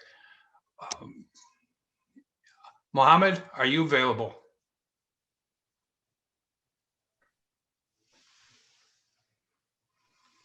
I just saw Mohammed on camera. There he is. He's up in the upper top. Great. Mohammed, would you please state your name and address, please? It's a sound issue. Mohammed, we can't hear you.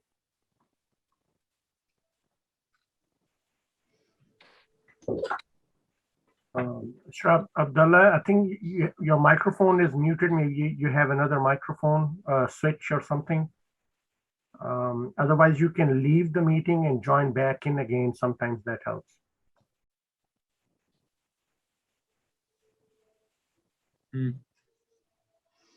No. No, we still don't hear you.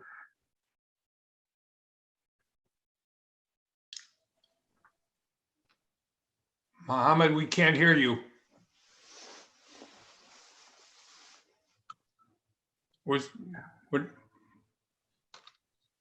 We're not hearing you, Mohammed. If you have dial-in information, you can also call through your phone. The dial information, Mohammed, is 312-626-6799. Mr. Chairman, I could go to our expert witness if you'd like. Wow. So we need the applicant on, Paul. I understand. I just thought we'd come back. Yep. So let's give it 1 minute and see if it fixes, or else we'll circle back. Just to confirm, your expert is on, right? Yes, our expert is Kareem Musawir. Great.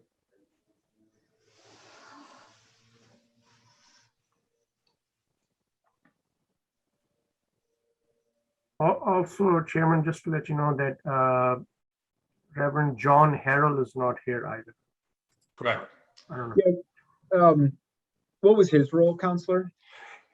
Mohammed and Pastor Harrell are partners, are members of the applicant LLC. Great. It's okay if he's not on.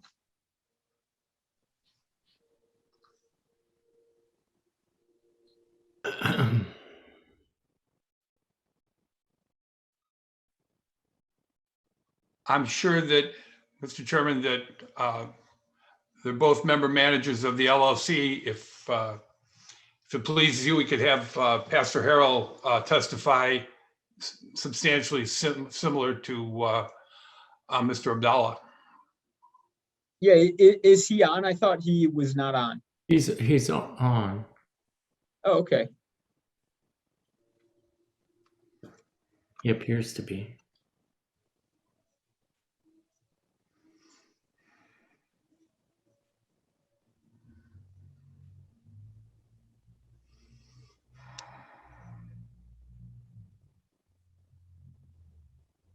So we can start with Pastor Harrell and start this off. Pastor, if you're able to unmute, let us know if you can speak. Chairman, we don't have the pastor. We have Gregory Ziomek.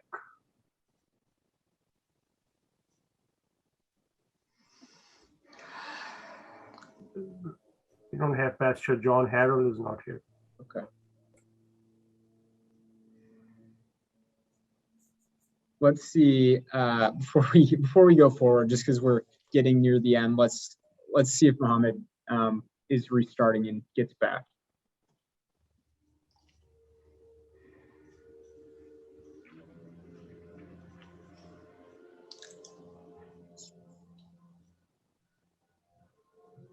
Okay, Mohammed, now it's showing you as muted.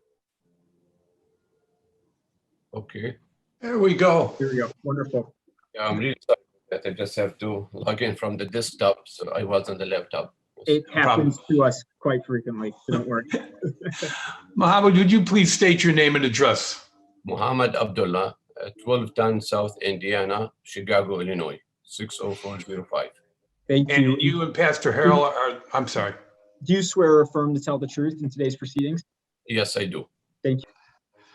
Mohammed, you're the member manager of Community United Development Group LLC, Yes, and we had 2 in-person meetings at the request of Alderman Sawyer. Is that correct? correct. And at those meetings, you did give some promises to the community, such as employing the giving first rights of employment to the community, working with the police station to guarantee security, and also donating funds to the schools and to the local churches. Is that correct? Correct. And Mohammed, could you, if the variation and the special use are granted, could you tell us the hours of operation? Looking to open 24 hours. And approximately how many employees would you be hiring? 6 full-time and 2 part-time. So I have, and Mohammed, if these variations and special use do not go through, you have not purchased this property, and you would not purchase the property without the granting of the special use and variation. Is that correct? Correct. Yeah, the contract is contingent upon the approval of special use to open a gas station there. And you have other gas stations in the Chicagoland area. Is that correct? Correct. I have no further questions from Mr. Abdallah. Thanks. And Mr. Abdallah, how many other gas stations do you own and operate? 9. 9. Okay, thank you. You're welcome. Questions from the board before we go to the other witnesses?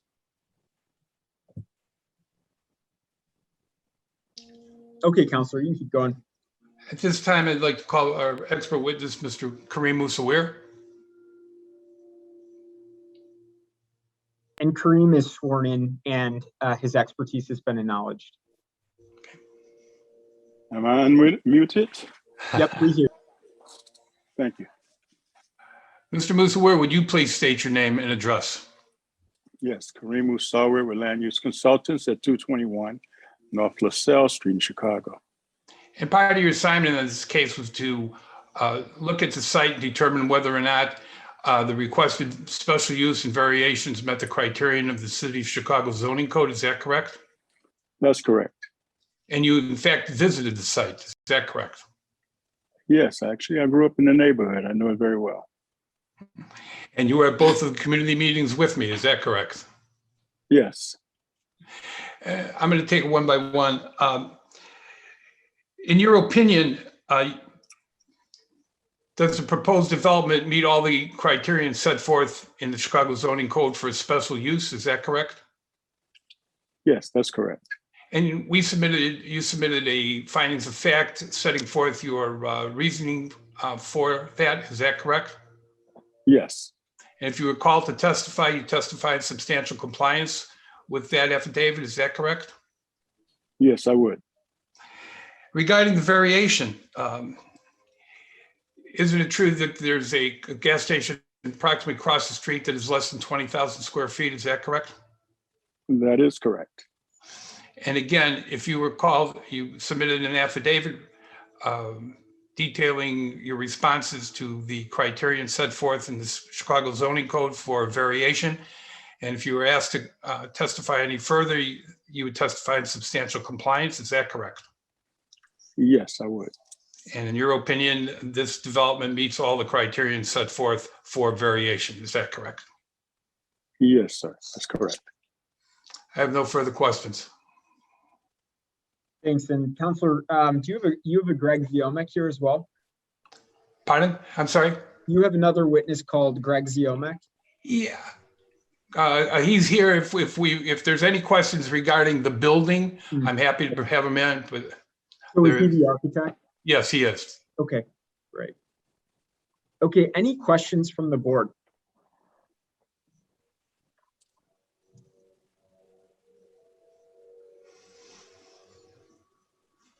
Okay, I think we have what we need on this one.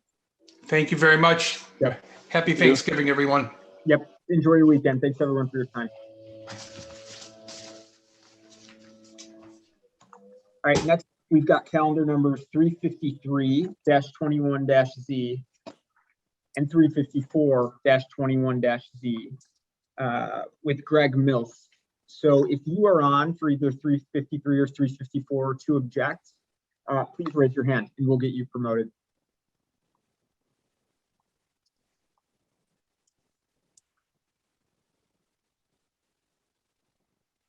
Okay, Greg Mills, are you on? I'm on. Thank you. Will you state your name and address? I am Greg Milsk, business address 2020 North California Avenue in Chicago, Illinois, 60647. And do you swear or affirm to tell the truth in today's proceedings? I do. Thank you. Okay, if you could walk us through what brings you here today and the reason for the need behind the variations. Absolutely. I am before you today to seek the approval of two separate variations for the subject property at 2215 South Christiana. These variations will allow us to redevelop an existing non-conforming building that consists of a one-story with basement warehouse in the front and an attached 2.5-story, two-dwelling unit coach house at the rear. The subject site is 3,112.5 square feet lot size, and it is improved with a legal non-conforming 3,432 square foot brick and frame building. The existing improvement was built in the 1890s and is well over 100 years old. As a legal non-conforming building, the structure was built practically lot line to lot line, as you can see in the photo. We are seeking to convert the one-story with basement warehouse into a two-dwelling unit residential use and combine the existing two-dwelling unit coach house into a one-dwelling unit for a total of 3 dwelling units. We are also proposing a 293 square foot roof deck on top of the existing warehouse to address the required 202 square foot rear yard open space, which is reasonable remedy in this RT4 district. The proposed redevelopment would generate an additional off-street parking requirement of 2 spaces. And even though this subject site is built on a T alley, due to the fact that the existing improvement covers the entire lot, there's no opportunity to establish off-street parking on site. Per 17-13-1101C, the Zoning Board of Appeals is authorized to grant a variation reducing off-street parking requirements by not more than 2 spaces in an RT4, RM45, or RM district, or by not more than 5 spaces or 20%, whichever is greater in an RM55, RM6, or RM65 district, when the building for which the variation is requested has been in lawful existence for 50 or more years. Approval of the proposed variations would render the subject property an asset to the mainly residential neighborhood. Those variations are: we are seeking a variation to reduce the required rear yard open space from 202.31 square feet to 0 square feet. And second, we are seeking a variation to reduce the required off-street parking from 2 spaces to 0 spaces. We have discussed the proposed variations with Alderman Rodriguez's office, and we were informed they had no opposition to the zoning variations. And we also sent public notices to the neighbors as we filed their application. Should you have any questions, I believe Kareem is still on, and our architect, I believe, is still on as well, Andrew Wang. Thank you. Any questions from the board at this point in time?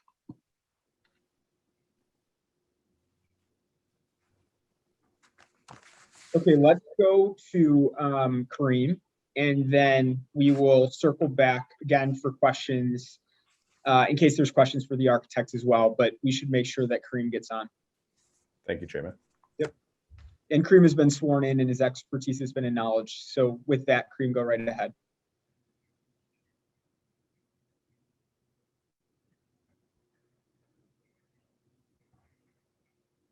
Kareem, we cannot hear you.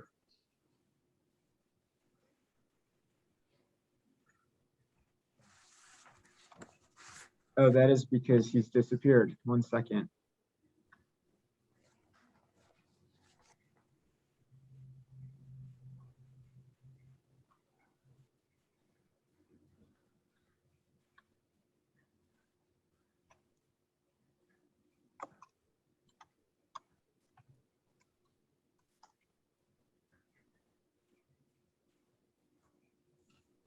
You know, Greg, maybe instead, because these are variations, we don't necessarily need Kareem, and it appears that we lost him, although I think he was a part of your application. Chairman, he just joined back in. Okay. You know, it's not technically required, but it could be helpful to either hear from your architect or Kareem. Absolutely.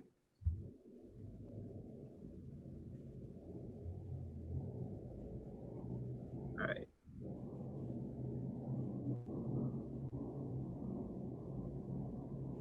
Okay, Kareem, I see you on. Hello. And I see you're muted. There you are.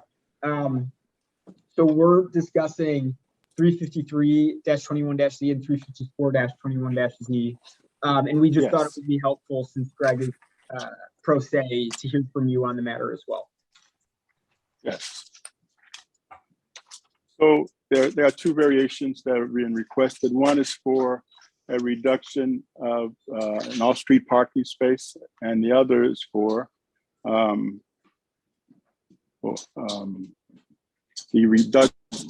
reduction of the rear yard open space. And then, because the building is built lot line to lot line, there's no real opportunity to provide parking.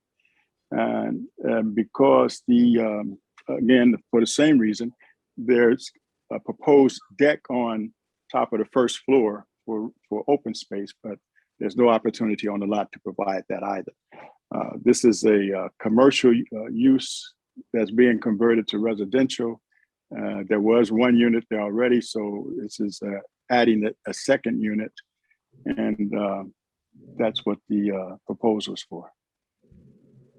And this could go to either you, Kareem, or Greg, but wondering if we can hear a bit about how street parking is in the neighborhood, and Greg, if you anticipate your tenants having cars. Yeah, I mean, when I did talk to the alderman's office, they were concerned about excessive density in the area. In my general knowledge of driving to that specific location, as we've owned it for a couple of years now, we have never had any issues with on-street parking. And I didn't think that just 3 units at this location would be that large of an issue, especially since we are right off of Cermak Avenue, which has a lot of on-street parking as well. That's helpful. Thank you.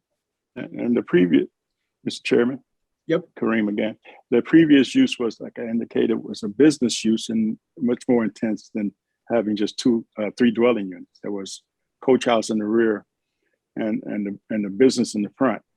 Okay. This is much less intense, in my opinion. Okay. Great. Okay, thank you. Other questions from the board?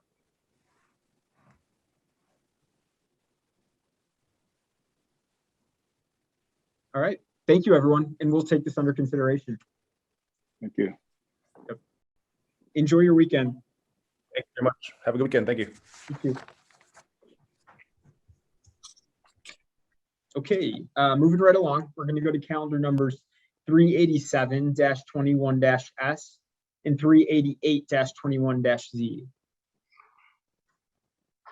These will be Tyler Manick. I want to note, if anyone is on the call to object for 387 or 388, please just raise your hand and we'll get you promoted.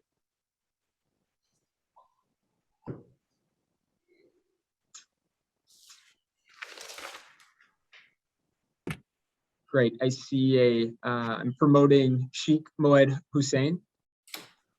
He's the applicant, Mr. Chairman. Okay. Okay. Thanks for the clarification. I was going to ask.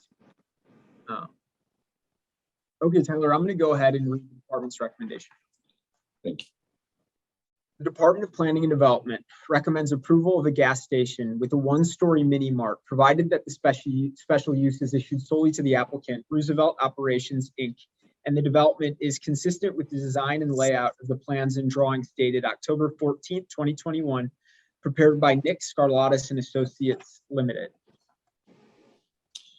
Thank you, Mr. Chairman. Good evening, members of the board. For the record, my name is Tyler Manick of Shane Banks, Kenny and Schwartz. The applicant, Roosevelt Operations, Inc., purchased the subject property, which was previously used for over 50 years as a gas station and having a 24-hour convenience store. At this time, it's considered a legal non-conforming use. The applicant proposes to construct a new 1,632 square foot mini mart and add new gas station pumps. This triggers the need to get a special use permit. The applicant's principals have a combined experience of owning and operating 15 gas stations for over 25 years as a gas station operator. The proposed use is permitted as a special use in a C11 zoning district, and that's what brings us before the board. In addition, the subject lot is only 14,791 square feet. The required lot size for a gas station is 20,000 square feet. In order to legalize this legal non-conforming use consistent with the current zoning ordinance, we need the variation to reduce the lot size to 14,791 square feet. The prior gas station owner was unable to maintain and continue to operate this gas station. My clients are here to modernize and renovate this gas station to modern standards. Through the special use, applicant hopes to improve the site with a modern gas station by replacing existing gas pumps, although there'll be the same amount, and offer more and a wider assortment of products, adding landscaping and critical infrastructure improvements. The applicant has met with Alderman Irvin and has gotten his support. This project has also been approved by City Council due to its prior split zoning status. With that, Mr. Chairman, I would call my first witness, Mr. Hussein. Yes. And Mr. Hussein, can you state your name and address, please? Yes, Shahid Hussein. Address is 11 Embrians Drive, Burridge, Illinois, 60527. Thank you. And do you swear or affirm to tell the truth in today's proceedings? I will tell everything true. Nothing but true. Thank you. Thank you. Mr. Hussein, are you the project manager and a member of the applicant? Yes. And did you sign an affidavit that was filed in connection with the findings of fact for this application? I did. And are the statements that you made in that affidavit true and correct? Correct. And do you adopt as your testimony here today the statements you made in that affidavit? Yes, sir. Mr. Chairman, unless you have any questions for Mr. Hussein, I'd move on to the architect, Mr. Scarlitas. On this one, let's go to the architect and we'll take questions once we're through. So Nick Scarlitas, will you please state your name and address? My name is Nick Scarlatis, address 5405 West 127th Street, Crestwood, Illinois. Thank you. And do you swear or affirm to tell the truth in today's proceedings? I do. Thank you. Mr. Scarlitas, you're a licensed architect with the state of Illinois, correct? Correct. And you prepared the plans that are subject to this application, correct? Yes, I did. And in these plans, you've incorporated all the comments made by the Department of Planning, correct? Yes, I did. And you also signed an affidavit that was filed in connection with the findings of fact, correct? Correct. And the statements that you made in that affidavit are true and correct. They are. And do you adopt as your testimony here today the statements that you made in that affidavit? Yes. Mr. Chairman, unless you have any questions for Mr. Scarlitas, I move to Mr. Woolen. Great. Okay. Yep. Let's go to Mr. Woolen, who I believe, Michael, we saw you this morning, correct? Yes, you did, sir. Okay, so you are sworn in My name is, and recognized, so go right ahead. my name is Mike Wolin. My business address is 5 Revere Drive in Northbrook. I was awarded my MAI designation in 1984, and I'm also an Illinois State Certified General Appraiser. I've been in front of this ZBA this morning on a couple, as well as many other occasions. Mr. Wolin, you prepared a report that was submitted with the findings of fact, correct? I did. And that report contains all your conclusions and opinions on how this application meets the special use standards of the Chicago zoning ordinance, correct? It does include that. Yes, And the facts and opinions that you made in that report are true and correct? to the best of my knowledge, they are. And do you adopt the findings and opinions that you made in that report I do. as your testimony here today? Yes, I do. And you also signed an affidavit that was submitted with the findings of fact, correct? I did. And the statements in that affidavit are true and correct? They are. And you adopt as your testimony here today the statements you made in that affidavit? Yes, sir, they are. Yes, sir, I do. Mr. Chairman, given that I think the findings of fact lay out the applicant's position on the special use permit and variation pretty thoroughly, we would rest on what we've presented so far and answer any questions. Thank you. Thanks, Counselor. Any questions from the board?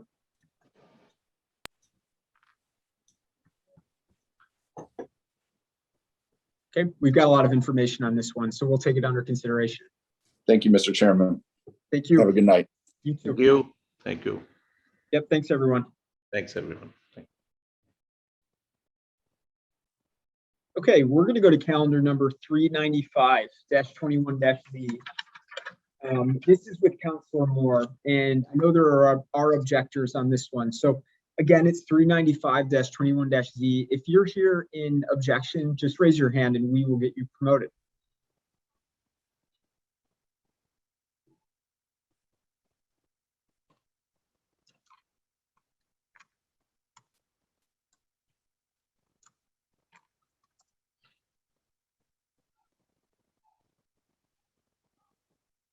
And really quick, there's a 312-218 phone number. You have permission to talk. I would just like to identify which matter you're on. You just have to unmute.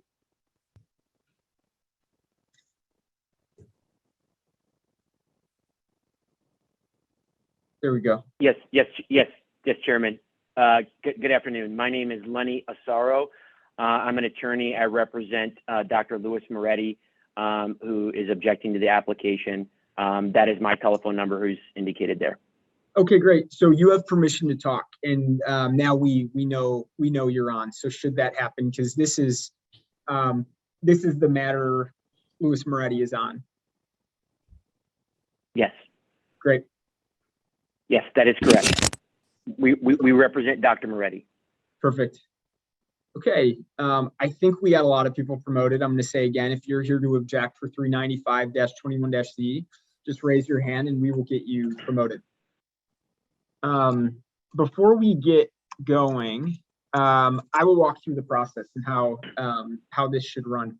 So first, the applicant will give their case in chief, run us through the reason for the variation and all pertinent facts in detail. The board will be asking clarifying questions throughout that if required. And then we will switch over to the objectors. For the objectors, I'll call on someone to kind of lead it off if that person exists. And we will make sure everyone gets to speak who has something new to say. We always just say it's definitely quality over quantity. So we don't like to hear repetitive objections. And at that point in time, objectors will have the opportunity to ask questions of the applicant, should that be desired. At that point, we will go back to the applicant who will give rebuttal. The board will continue to ask questions, and then the applicant will close out.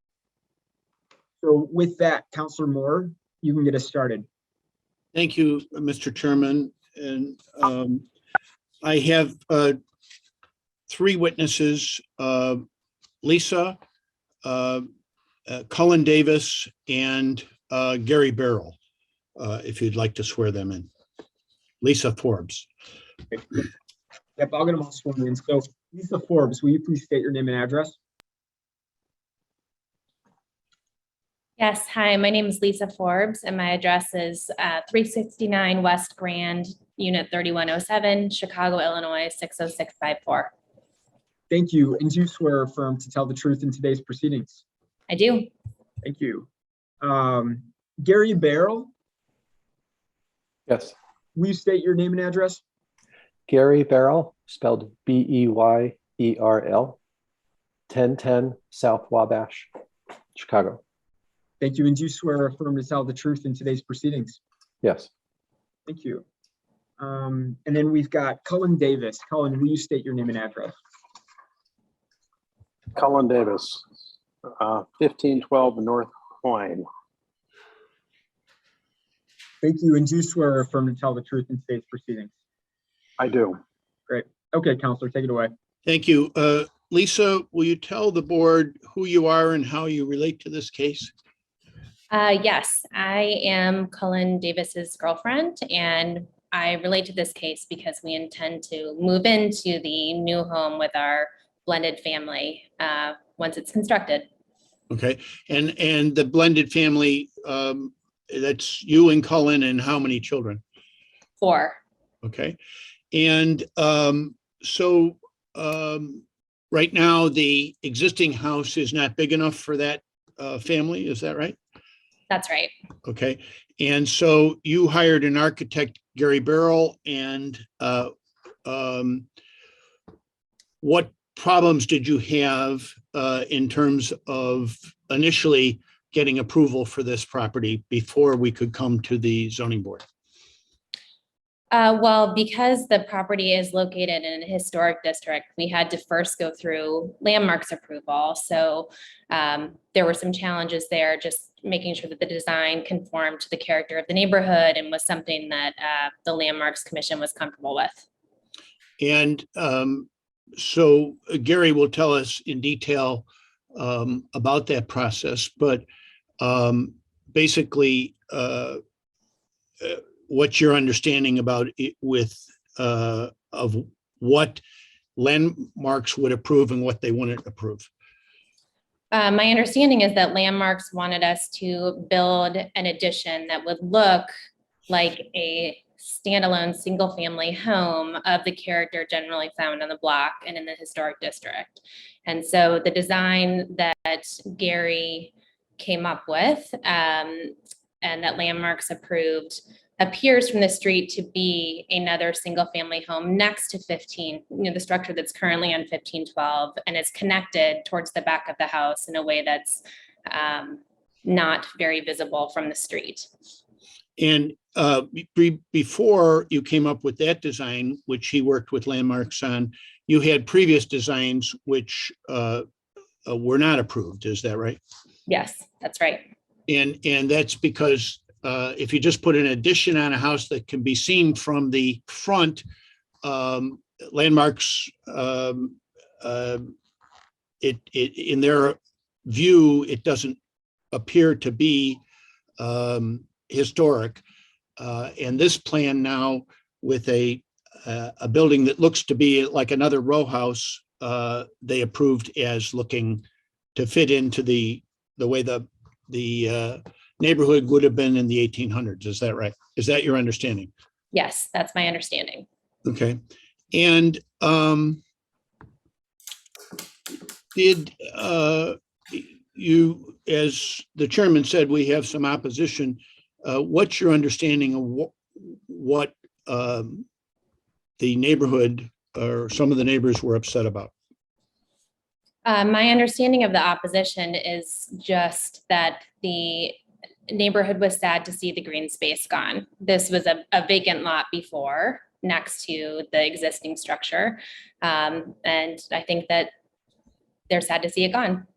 And it's your understanding that if you were to sell this double lot, that is a separate buildable lot, is that right? That is correct. So there could be a house there instead of your addition. Yes, Okay. But the fact that it's a double lot changes the side yard, and that's why we need the variance. Is that right? that's right. The lot is slightly narrower than a standard double lot. So that is what creates the need for the variance. Okay. And what if you are able to get this variance? What's your intent with the house and the blended family? We intend to live there and raise our family there and be a part of the neighborhood. So this is not a short-term thing. This is for the foreseeable future.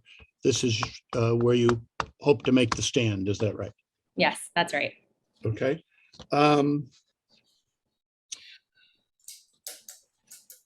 And you and I worked out an affidavit where you addressed all of the criteria necessary for this board to grant the variance requested. And if you were to continue to testify, you testify consistently with it. Is that right? That is correct. Okay. Do we have Gary Barrow? Yes.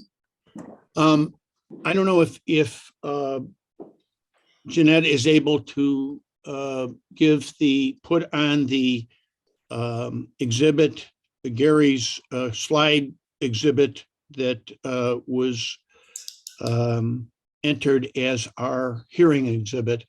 That would be most helpful for Gary to be able to explain the situation.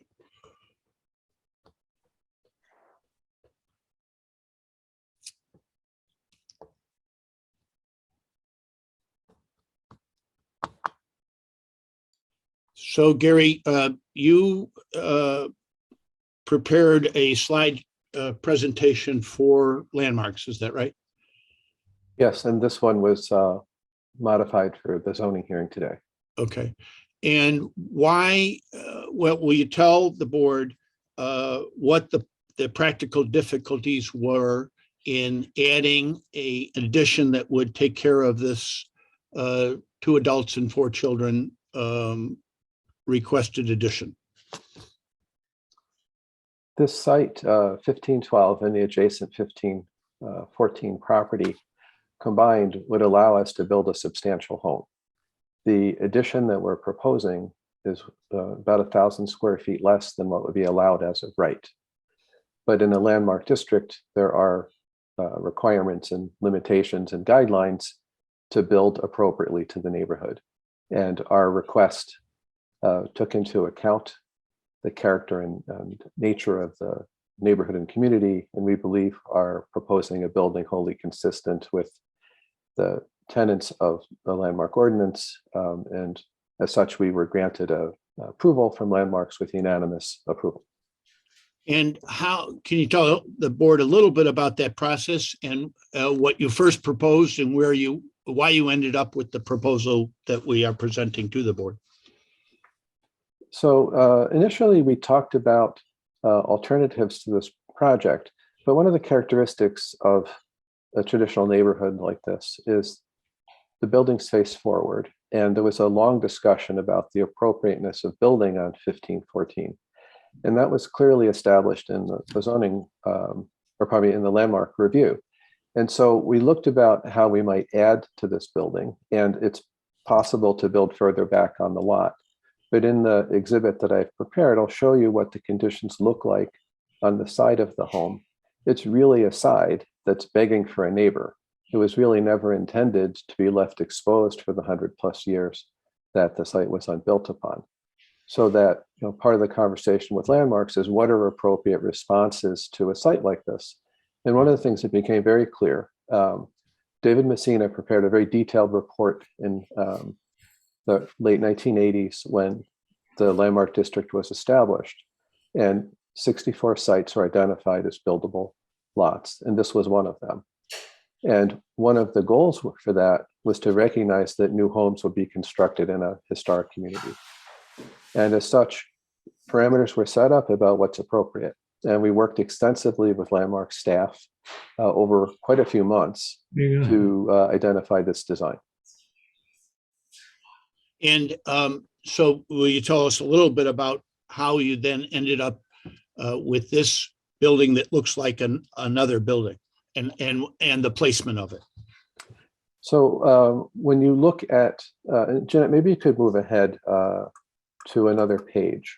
You could move ahead to the 4th page. Fantastic, thank you. So the top image represents the condition as it exists, and the lower image is the proposed design.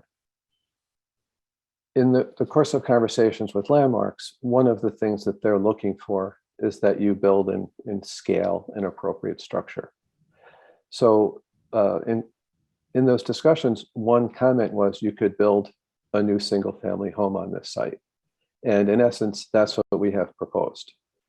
The reason that we're here before the zoning board is because the two houses are joined. If this building was built as a single family, exactly like it is, minus the juncture between the structures, it could be built as of right. It has a 2-foot side yard setback on the north, and the front setback is over 20 feet. And that was done so that it would align with the southerly adjacent 1512.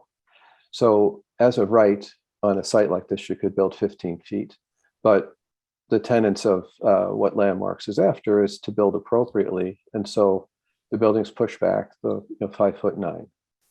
The length that we propose is glass, and it is back 21 feet from the principal facade, so that it's pretty much something you would only see when you're perfectly aligned with the space between the structures. Later on in the presentation I'd like to walk through the characteristics of the street to explain why this position makes total sense on a parcel of this size and how it's consistent with all the other homes on this block. And so if you were to build this conforming, where would the addition then have to go? The requirement of combining the two sites would make the site 48 feet wide, whereas the 14 site is 24 feet. At the 48 feet, the required setback is 3.84 feet on the north, or the minimum setback would be 3.84 feet. And how much space will there be between your addition and the house to the north? There's about 11 feet at the front. That home has a bay that projects several feet, and that distance is a little over 7 feet. Okay. And is there another slide that would help you explain the hardship or the practical difficulties that you encountered? Excuse me. Yes. Jenna, if we could move forward again to, I believe it's the 8th page, one more. Well, this one, you wanted to make a point on that one though, didn't you? I do. I mean, if you want to touch on what it looks like as of right, I do have an image of that 2 slides further. Well, okay. As I remember, you wanted to make the point that the building in the way it is anticipated that there would be a building next to it. Correct. And that was that last slide. Yeah. Okay. So let me describe what we show here. So this is an additional rendering from the north, and it shows the existing condition of the 1512 building. So typical to many homes in this community and other traditional neighborhoods, 1512 was built to face forward. Its north side is a common brick blank wall. It was really never anticipated to sit open for 100+ years. And so when we thought about how you might build on this site, one of the critical comments was, this thing looks raw and unfinished. So if we built at the back of the site, you'd always be looking at this raw side. Whereas typically houses are built forward on the street, somewhere close to the setbacks that you see on the southerly adjacent properties. And this happens to be a 150-foot deep lot. So I think the reason that these homes are set back in a larger dimension like this 1512 is 20'9" is because the site was deeper and a little more generous. So our proposal was to fill in the missing tooth and build a building that maintained the street wall line from 1510, 1512, and now 1514. The northwardly adjacent homes have slightly less setbacks, but generally are following the street wall line. And our proposal was to fill in this gap so that the street wall is now finished. The resulting space that you see between 1512 and the northwardly adjacent 1520 is pretty consistent with the homes to the north. Each of them is on a substantially larger parcel than the 1514 site, and therefore likely have a bigger setback. Okay, and would the next slide help you show how it fits into the neighborhood? Actually, if we go back the other direction, we go back to the third page. That one, thank you. So on this slide, there's 4 images. The top one is a drawing rendering of the 1500 block on the west elevation.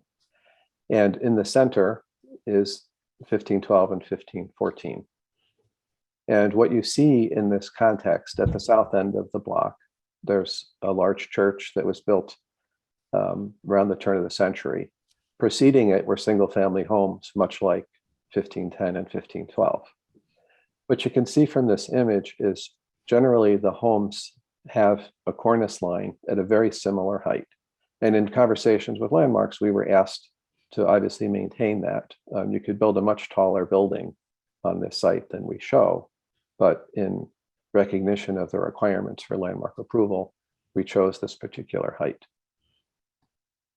The other characteristic you see here, I mentioned earlier, the space between 1514 and 1520 is substantially similar to the space between the adjacent houses to the north. They're not all the same, but in general, the 3 houses north of us have a larger setback. And so we in turn have a larger setback, primarily because each of the homes on this block are oriented to the north.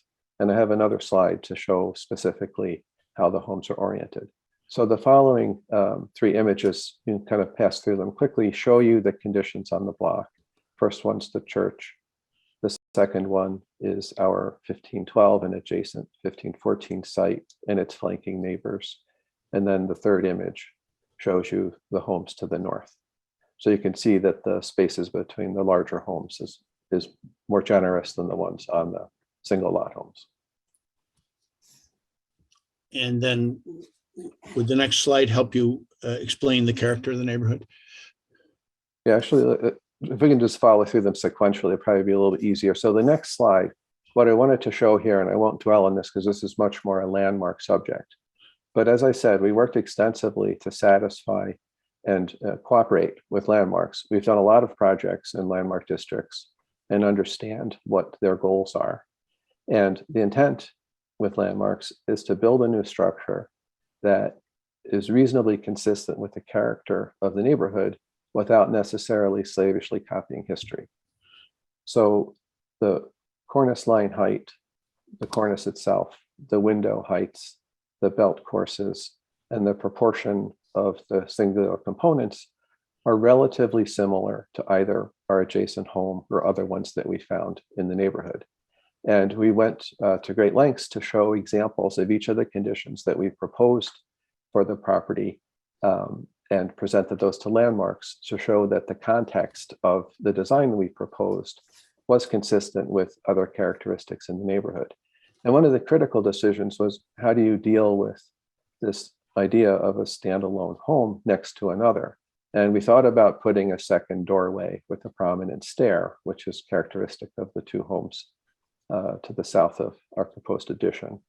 But we found quite a few examples of at-grade entries and thought that that gave the house a front door without necessarily competing with the front door at 1514 or 1512.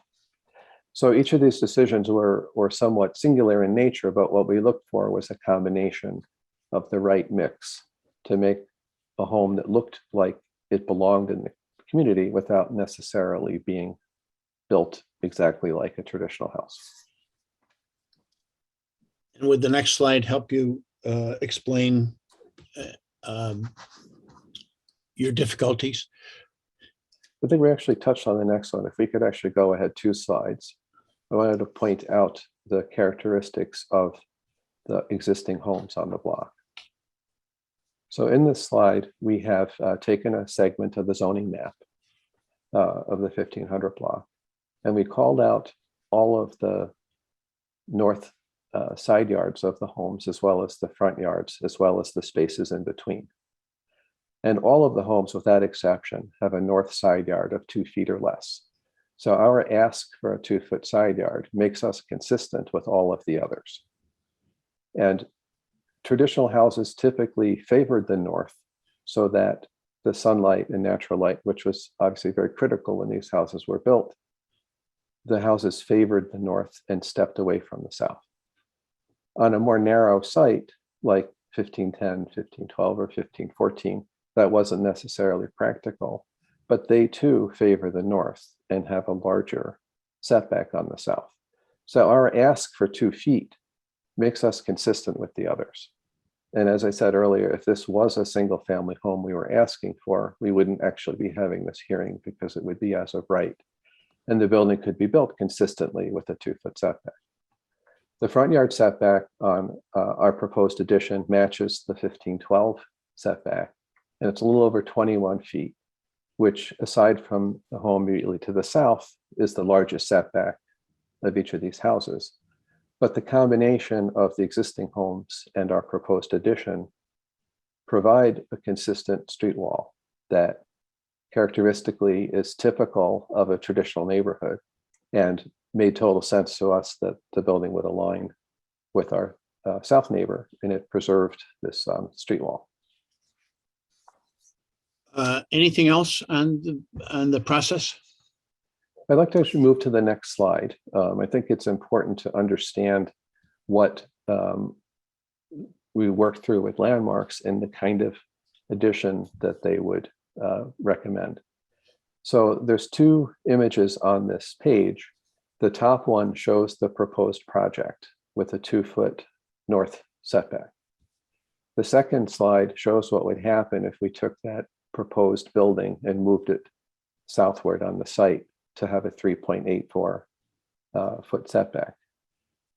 The issue, I think, becomes immediately clear. On the top image, you understand that the addition looks like a single family home and would read much like houses on streets within the community that are on a single lot. If we built the building, which the second slide would be an as of right project, it doesn't make sense with the character of Wicker Park. Most typically, the houses have a space between them. They favor the north side of the lot, and there's enough space between them that you understand distinct homes. One of the things that Landmarks is decidedly against is if you are building an addition on an existing building, they don't want you to extend the facade and change the proportion of the building that was understood to be vertical and suddenly make it horizontal because it's twice as wide. So we worked really extensively with Larry Shore at Landmarks, talking about how to make a house read like it makes sense on a block. And we submitted some examples. There was a home on Astor Street and a home on Cleveland that were substantially similar to this in character, where Landmark District open lot for a long, long time, in the case of the one on Astor, and an approved tear down on the one on Cleveland. But you can actually go down that street and not realize that the new home was built. And that really was our target. Make it look like it belonged. Don't have it stand out, and have it feel like it was part of the community and maybe was always there if you didn't realize that previously there was an open site. And if you didn't play ball with Landmarks and didn't work with them to get something that they could approve, was this, could have you built this? No, I mean, you absolutely have to follow the guidelines that they set out. And in conversations with them, they can't actively support this move, but they clearly supported this move in our conversations because they They want single family homes to look like they belong in the character of the community. There are 48 other projects built on the 64 sites in Wicker Park. And some of them are very, very successful, some a little bit less successful. But without exception, homes were built on buildable sites and they were treated as standalone buildings unless the lots were combined into a different configuration. And so that this is consistent with other designs that Landmarks has approved in the past. And in your opinion, professional opinion, does this fit into the character of the neighborhood and will not have a negative effect or essentially change the character of the neighborhood? We believe it'll be a good neighbor and fit in very gently in the community. And one of the other decisions that's required of Landmarks is that the material choices are all reviewed and approved by Landmarks. And that's a step 2 in their approval process that really only makes sense when we apply for building permit. And that obviously can't be done until we satisfy the zoning requirement. And so all of this culminated in a hearing in front of Landmarks at which you previously said you had, you obtained the unanimous approval, is that right? Yes, correct. And in your opinion, well, I'll leave it at that. Anything further you think the board should know? No, I think that's fantastic. Thank you. This will otherwise comply with all other ordinances and rules and regulations of the city if we're able to get these variances. Is that right? Correct. There's only one variance for the north side yard reduction. Right. Mr. Chairman, I think that's the essence of our case. But we're available for questions and we would like to have an opportunity after we hear the objections to make statements concerning them. Yep, you will, Counselor. We'll stick to the process that I described at the beginning. So before we go over to the objectors, any questions from the board? This is Commissioner Esposito. I have a question for Mr. Barrel. I understand the preference for the hyphen that attaches the two structures. Was there a consideration of narrowing the dimension of the facade of the new structure rather than eliminating the connector in order to not need that variance? Yeah, we did look at that. The 1512 building is about 22 foot wide on a 24-foot lot. It's on the property line to the north and has a roughly 2-foot side yard to the south. One of the goals was to make a building the same height in recognition of having it sit comfortably on the block. If we made the building almost 2 feet narrower, it would be really tall and slender. So physically possible, but visually probably less rewarding. Thank you. Other questions from the board? This is Commissioner Sanchez. Could you just walk me through for the north side yard setback? You're just going from 3.84 to 2 feet, and the question is why can't you do 3.84? Right. So Commissioner Esposito asked a similar question. We could push the building south. And I have the slide that's currently up representing what happens when you do that. You suddenly don't have two houses or the appearance of two houses. You have them uncomfortably close. And in our opinion, that detracts from the existing character of 1512 and feels crowded. The spaces between the northwardly adjacent home and the subsequent ones is quite large. So having two houses that are kind of squashed together when there's a comfortable space between the homes to the south and a generous space between the homes to the south would be atypical. So I think the net result wouldn't be as strong for the overall character of the block. Thanks. Any other questions from the board? Okay, let's go, let's flip to the objectors. So with the objectors, as I stated in the beginning, if you could please let us know if there's one person who wants to lead it off. And from there, we will hear others who have new things to bring up or new questions that haven't already been stated. So if that initial person could unmute themselves and say their name, we'll get going. So, Chairman Nitson, this is Attorney Lenny Asaro from Fagery Drinker. I represent Dr. Louis Moretti, the owner of the property north of the subject property. I have to call as witnesses George Kissel, as well as my client, Dr. Moretti. I realize that there are other individuals who have signed on to object. If you'd like, would you like for us to go first and then call our witnesses and then have the objectors go after that? Before I do that, I didn't hear you. I'm sorry, Chairman. Yeah, Counselor, I think that makes sense because it sounds like you've got a pretty organized process, and I think we'll be able to hit on most of the objection issues. I agree with that. As you are an objector, I'm still going to swear you in, even though you're counsel technically. So can you state your name and address? Yes, my name is Lenny Asaro. That's spelled A-S-A-R-O. I'm an attorney partner at the law firm of Fagery, Drinker, Biddle, and Reith LLP. The address of our law firm is 311 South Wacker Drive, 43rd floor, Chicago, Illinois, 60606. Also in attendance, and he can, if you would like, Chairman, is my colleague and associate, Kevin Major.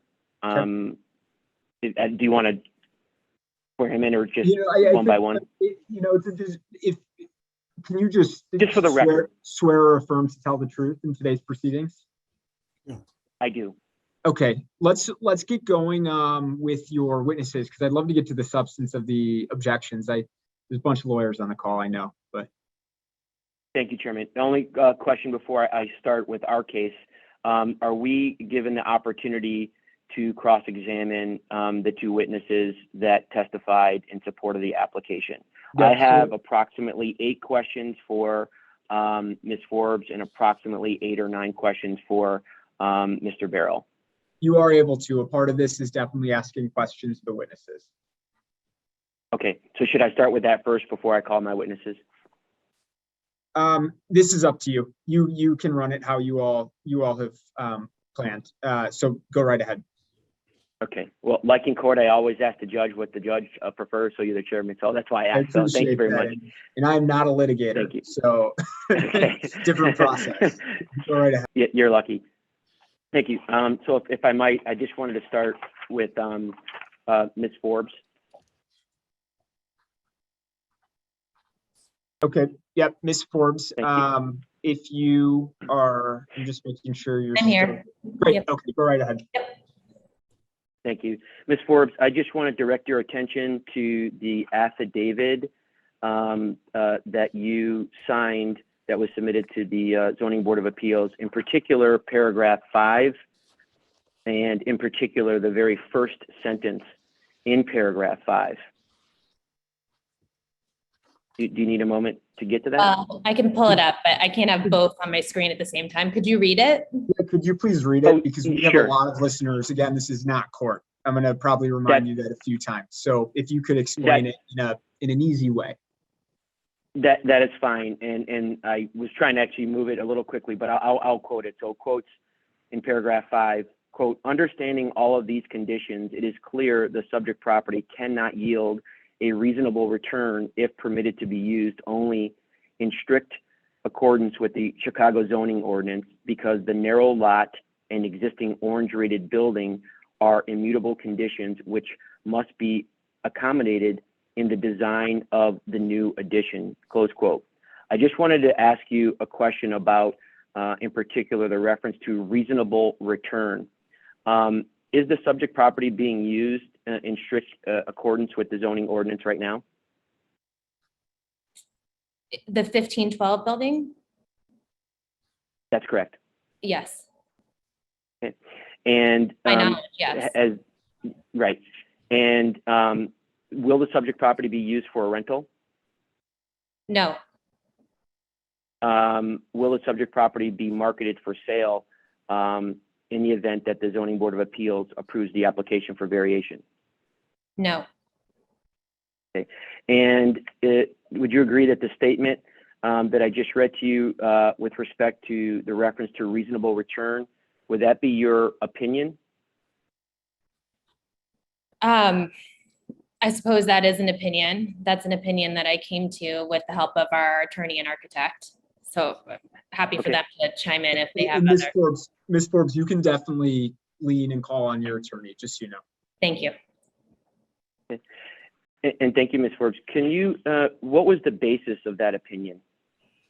Well, here, excuse me, you know, this board from time immemorial in single-family home situations doesn't require an economic analysis if it's in single-family home situations, if it makes the building more livable and it's for, and that's the purpose, the reasonable return is not construed as an economic issue.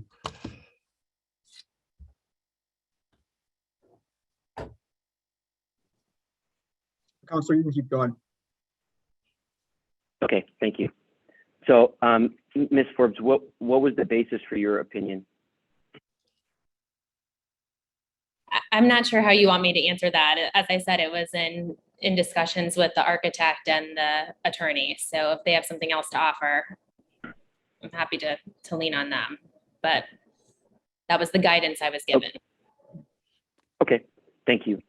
Continuing with paragraph 5, the next two sentences, and I apologize, it's somewhat lengthy, but reading it in context is fair to the witness as well as to those that are listening, so I'm going to quote it. Paragraph 5 of your affidavit states, and I quote, while it may be possible to accommodate one or the other condition without the need for relief, the alternatives to achieving strict compliance, such as demolishing the non-conforming existing building, are costly and counterproductive to the applicant's intention to preserve the existing orange-rated building while modernizing its functionality. The requested relief is not on a desire to make more money out of the property, but to provide a contemporary livable home with the standard modern amenities and interior spaces that today's Chicago residents expect, close quote. My question to you with regards to that statement, what amenities exist in the existing residential building that's located on the subject property? What amenities? Correct. It's Bedrooms, a- bathrooms, numbers.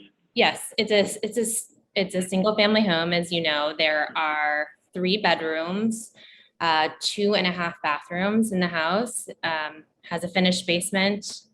There is a rental unit on the ground floor in the front, and some outdoor spaces, some decks. Any other amenities? I mean, the typical things, right? There is a kitchen, there are a couple fireplaces. I'm not sure if there's something specific that you're looking for here. And what amenities will be added in the event that the ZBA approves the application for variations?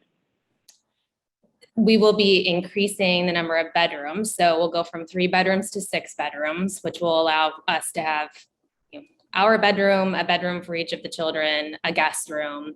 We'll be adding a number of bathrooms. All of the bedrooms will have attached bathrooms in the new plan.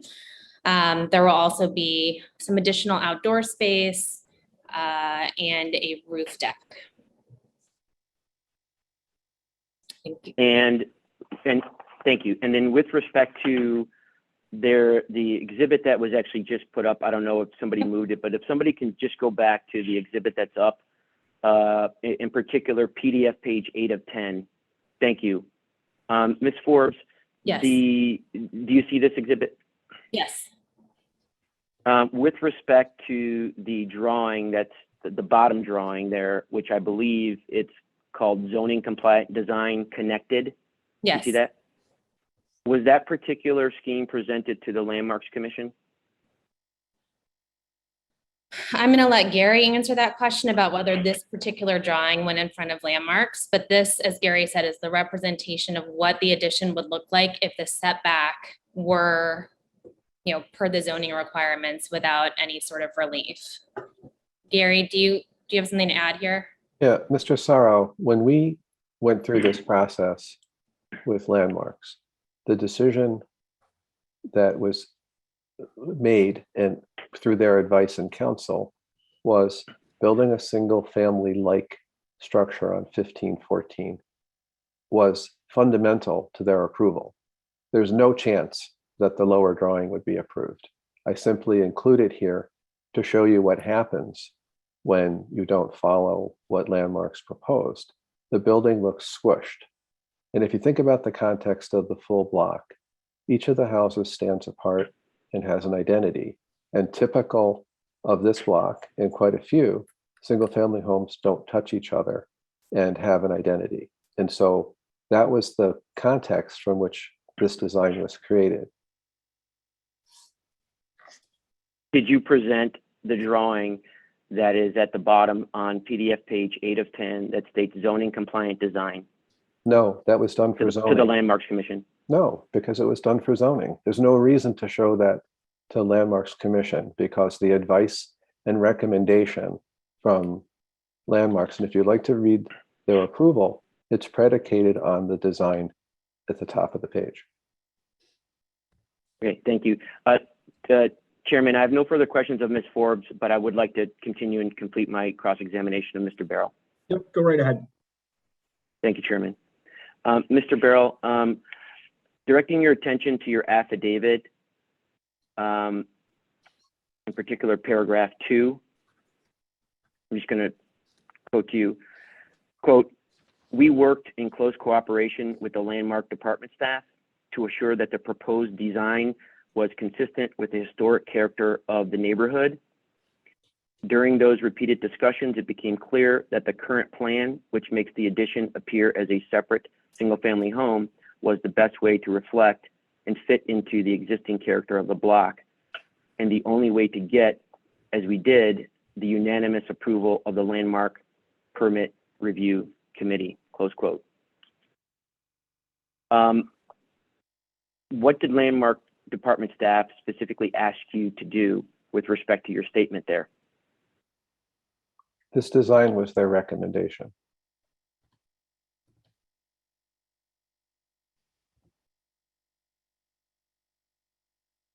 You presented that design to them, correct?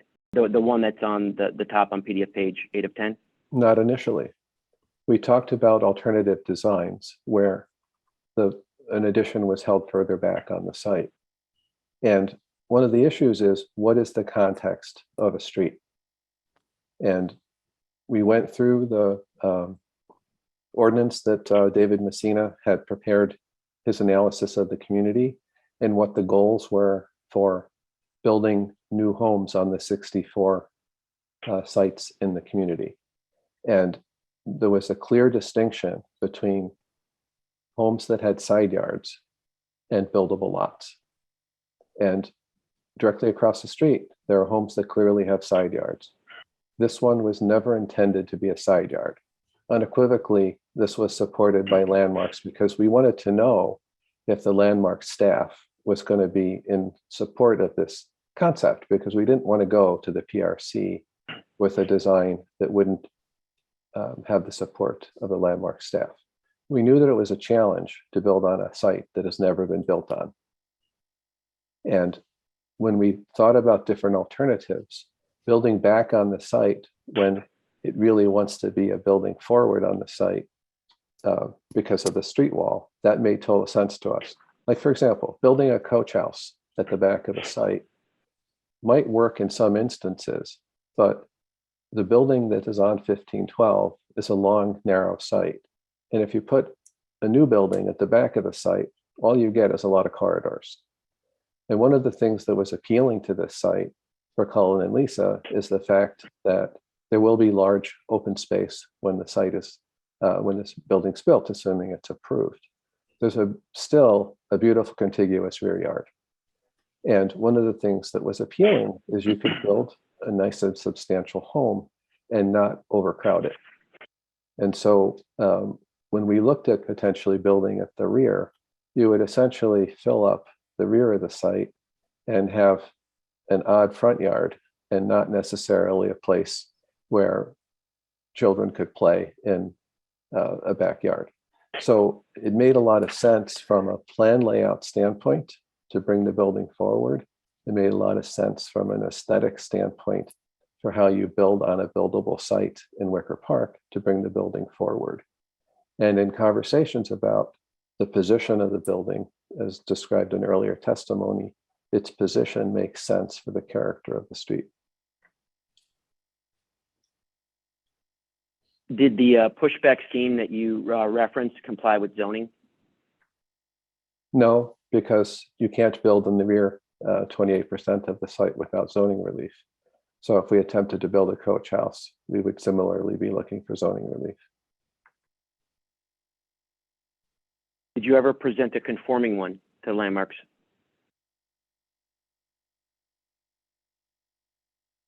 No, because of the various scenes, there's limitations on this site because if you try to build as much house as we're building, you're going to touch a corner somewhere if you don't build in front. You can touch a setback somewhere. Did the landmark department staff evaluate the proposed project in the context of the approval criteria for this application? Could you restate that?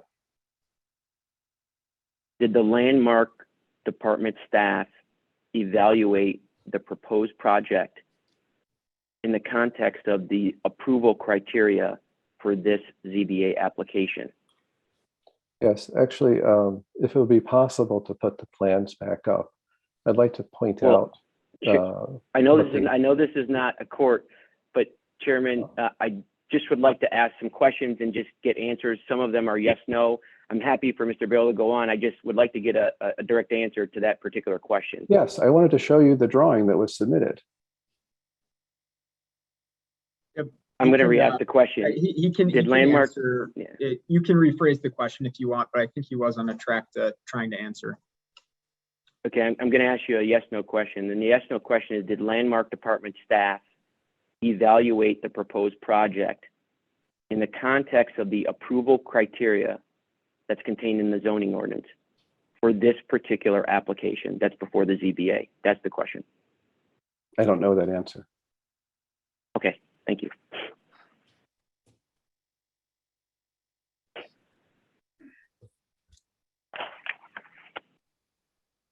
Okay, Counselor. Because No, go ahead. I was just going to say, I understand you have some witnesses as well, correct? I do. I only have a couple more questions for Mr. Barrow. I was just turning my legal pads to the next page. And should I ask those questions? Yep, go right ahead. Okay. So directing your attention, Mr. Barrow, to paragraph 6 and paragraph 7 of your affidavit. So I guess at the risk of, I guess I'm gonna have to read it in the record. And my question I'm just gonna ask you is, what was the basis for the opinions that are contained in paragraphs 6 and 7 of the affidavit? You might have to read it to me because we submitted it 3 months ago. I will read it. Sure. I will read it to you. So, quote, paragraph 6 of your affidavit. The requested variations in special use are consistent generally with the stated purposes and intent in the Chicago zoning ordinance as specifically articulated in 17-1-0501, in that it promotes the public health, safety, and general welfare. 17-1-0502, in that it preserves the overall quality of life for residents and visitors. 17-1-053, in that it protects the character of established residential neighborhoods. 17-1-0509, in that it ensures adequate light, air, privacy, and access to property. 17-1-0511, in that it promotes the rehabilitation and reuse of older buildings. And 17-1-0512, in that it helps maintain a range of housing choices and options, close quote. So I'll stop there. You would agree that those are all your opinions, correct? Yes. Well, Did you excuse me, prepare they are those are the basic goals and of the zoning ordinance as stated in the first chapter of the zoning ordinance. The very first statement in the paragraph states that the requested variations, and it says in special use, I assume that that's a typo. It But is the a typo. requested variations, right, so the requested variations are consistent generally with the standards. My question is that an opinion that you expressed there? Is it your opinion that the requested variations are generally consistent with the standards that you identified? Yes, because this building could be built if Okay. it was a single family. is- So yes. And my question is, did you prepare a report or do you have any document that you submitted to the ZBA that contains the basis for those opinions that you expressed in paragraph 6 of your affidavit? I just stated it, I'll restate it. If this was a single family, this would be an as of right building. So therefore, the position on the site is reasonable. Okay. Quoting paragraph 7 of your affidavit states, and I quote, "It is my professional opinion that this relief, if granted, will not be detrimental to the public welfare or injurious to other property or improvements in the neighborhood. Neither will this relief, if granted, impair an adequate supply of light and air to adjacent property, increase congestion in the public streets, increase the danger of fire, endanger the public safety, or substantially diminish property values in the neighborhood, because the existing 133-year-old building has had no such provable impact since its construction, and the proposed new addition will meet all applicable building code and safety standards and will be less intrusive that a separate as of right single family building would be," close quote. That's your opinion as you stated it there, correct? Yes. And is everything within that paragraph the basis for your opinion?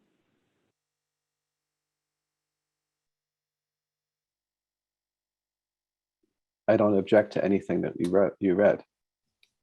Is everything in that paragraph the basis for your opinion? Yes.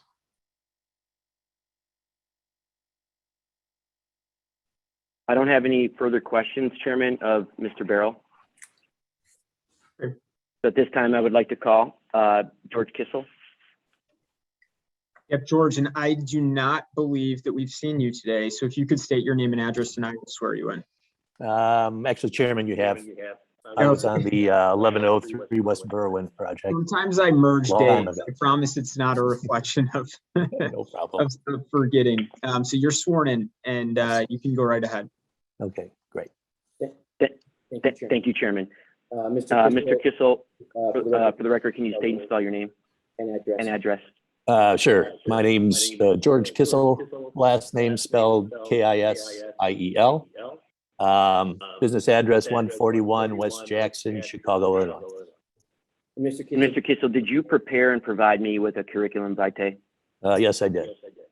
Members of the board, my office tendered Mr. Kissel's CV, curriculum vitae, to the ZBA staff. I would respectfully request that Mr. Kissel's curriculum vitae be marked Dr. Louis Moretti's exhibit number 1 and admitted into the record for this proceeding.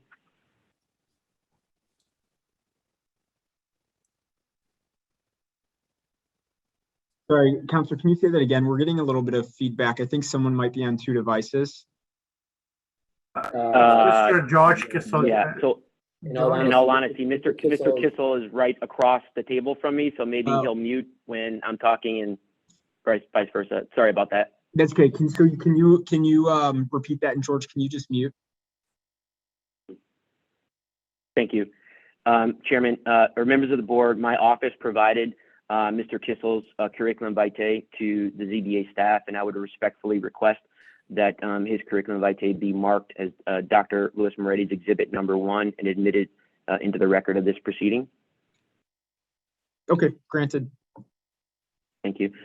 Also, my office provided a report prepared by Mr. Kissel, and it was tendered to ZBA staff, and I would also respectfully request that Mr. Kissel's report be marked as Dr. Louis Moretti's exhibit number 2 and admitted into the record of this proceeding. Yep, we have that as well. Thank you. Thank you. Mr. Kissel, please describe your involvement in this matter. Okay, I was retained by the applicant, I'm sorry, by the adjacent property owner to the north, Dr. Moretti, to evaluate the application for variations for reduced setbacks with regard to the approval criteria for variances contained in the Chicago zoning ordinance.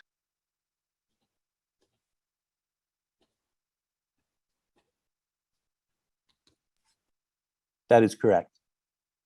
No, Mr. Asaro, no, you're muted. We didn't hear your last sentence. Sorry, I will remember to *6 now because I'm trying to shut off. So now you can hear me. Do you want to just get next to each? Can you hear me now? Yes. Okay. So, Mr. Kissel, can you please tell the zoning board what you did to prepare your report?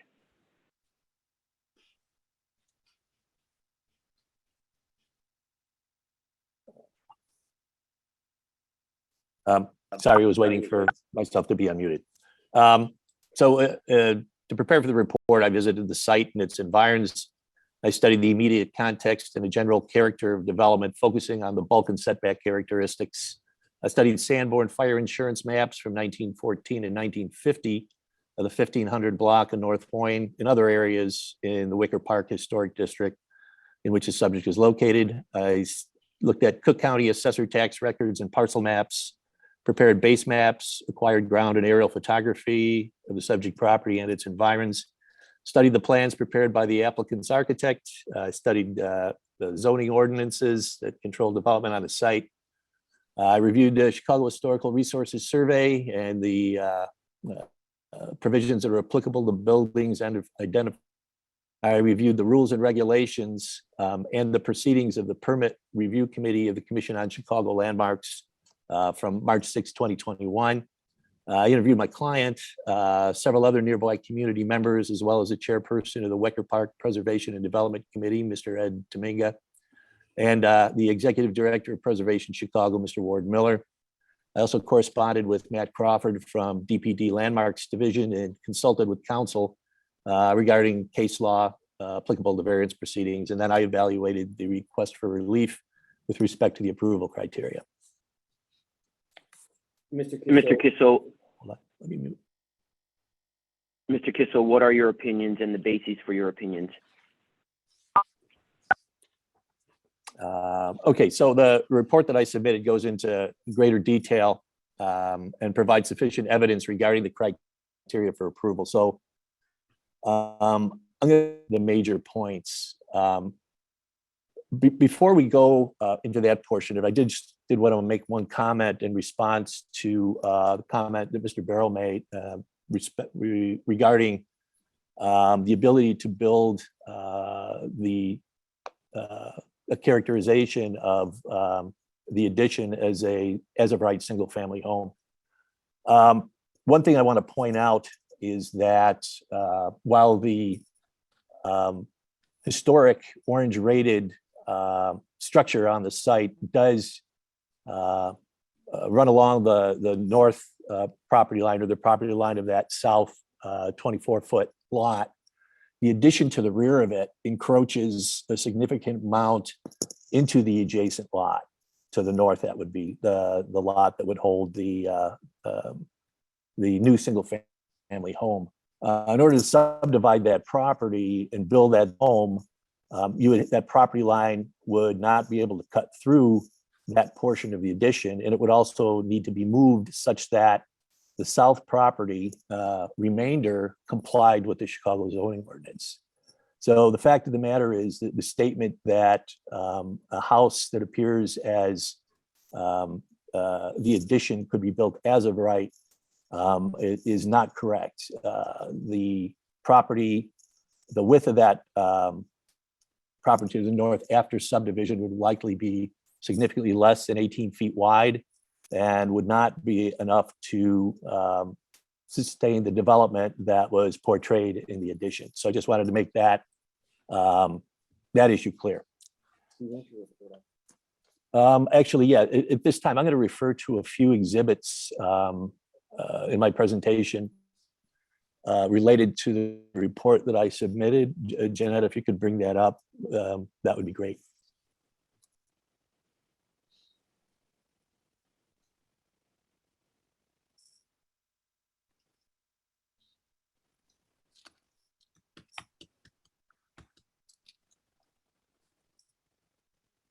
I can move on. I'm not going to ask for an exhibit for a couple of seconds, but anyway, to the heart of the matter. So in order for a request for variations to be approved, the applicant must establish that there are practical difficulties or particular hardships caused by the site geometry or configuration or the surrounding development in one way, shape, or form. Basically, the ordinance states in strict compliance with the regulations and standards of the zoning ordinance would create practical difficulties or particular hardships for the subject property. So in their affidavit, kids claim basically three conditions that create a hardship or practical difficulty. The first one is the 48-foot by 150-foot lot. The claim there is that this should be somehow construed as a substandard double lot. The second condition is the existing of the non-conforming orange rated structure on the site. And the third fact, or the third condition is that the fact that the property is located in the Wicker Park Historic District and that the proposed plan was approved by the Permit Review Committee of the Commission on Chicago Landmarks. So first of all, I'd like to take a closer look at the actual relief that's being sought. So Jeanette, if we could have page 7 of the report up on the screen. So while that's coming up, the standard for side yards in the RT4 district has a couple of provisions. The first is that there's a minimum of 20 foot of lot width would need to be dedicated to side yard setback. So a 48-foot wide lot would require 9.6 feet. The standard also goes on to say that each yard must be a minimum of 8% of the lot width or 2 feet, whichever is greater. In the image in the center of the page here, this is from the applicant's drawings that were submitted. It characterizes the amount of relief shown there at the north, shown in that tan or pink color. So they call the south side yard requirement to be 5.76 feet, or 5 foot 9 and change, as it's shown on the plan. And the north side requirement for 3.84 feet. This actually mischaracterizes a situation in the degree of relief that actually needs to be requested. So if we can move to the next page, please.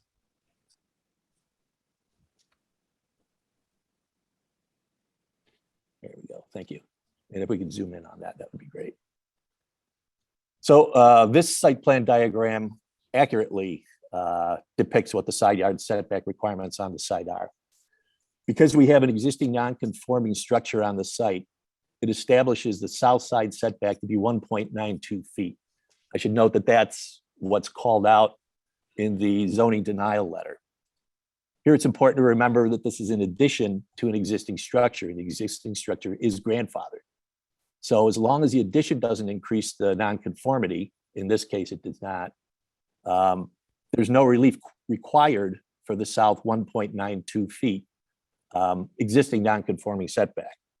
That does, however, have an effect on what the requirement is for the north yard in order to comply with both the minimum standards and the 20% minimum combined standard. So here, a 7.68 setback is actually what's required in order to comply with the zoning ordinance standard. And what's shaded here illustrates what the difference is between the relief that was portrayed and the actual relief that's required. So here, we're also showing the addition to the orange rated structure that occurred earlier. And the prior owners were able to construct a significant addition at the rear of the house and complying with the zoning ordinance standards. No relief was required for that. So with this established, let's look at the first claim that the 48 by 150 foot lot is somehow substandard and that the orange rated structure on the site presents a practical difficulty. If we could take a look now, Jeanette, at the diagram on page 13. And I apologize for skipping around in the kind of format of this. Had I known this is how we're going to do it, I would have attached separate exhibits so we could just go to those, but bear with me on this.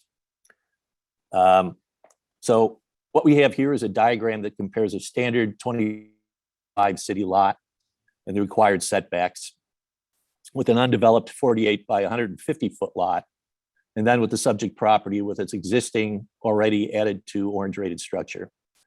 First obvious thing we notice is that the 48 by 150 lots not only much wider, but it's also much deeper.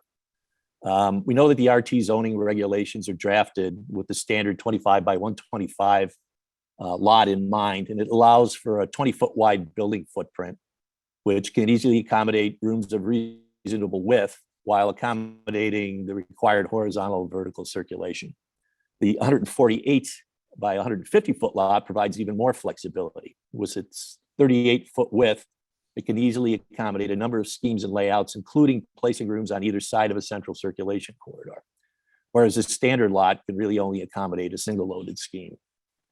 So even with the existing structure in addition, as you see at the diagram on the left, the 140 by 150 lot allows more than 16 feet in width for an addition, complying with the zoning ordinance standard, which is certainly enough to arrange another set of rooms similar or even wider than those in the existing structure. Which, by the way, the applicant bought the project for a significant sum of money, indicating that that configuration of rooms was in no way deficient in size or arrangement. So I just want to walk through the plans as they're presented.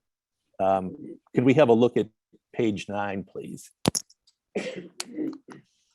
So page 9 is going to show the ground and the first floor plans as proposed by the applicant.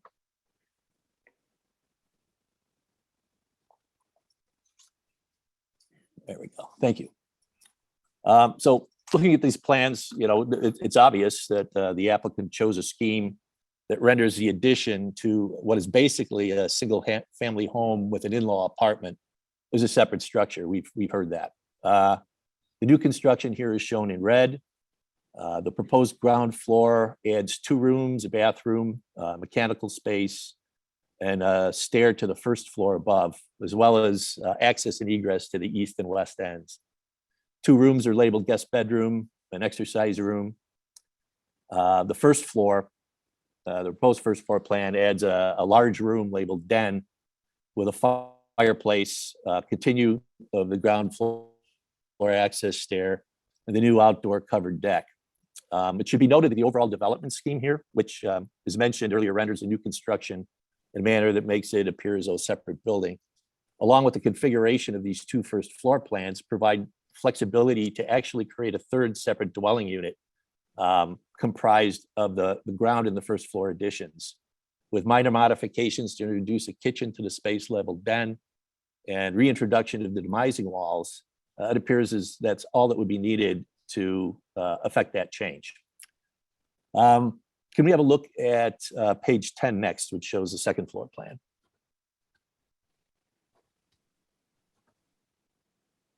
Thank you.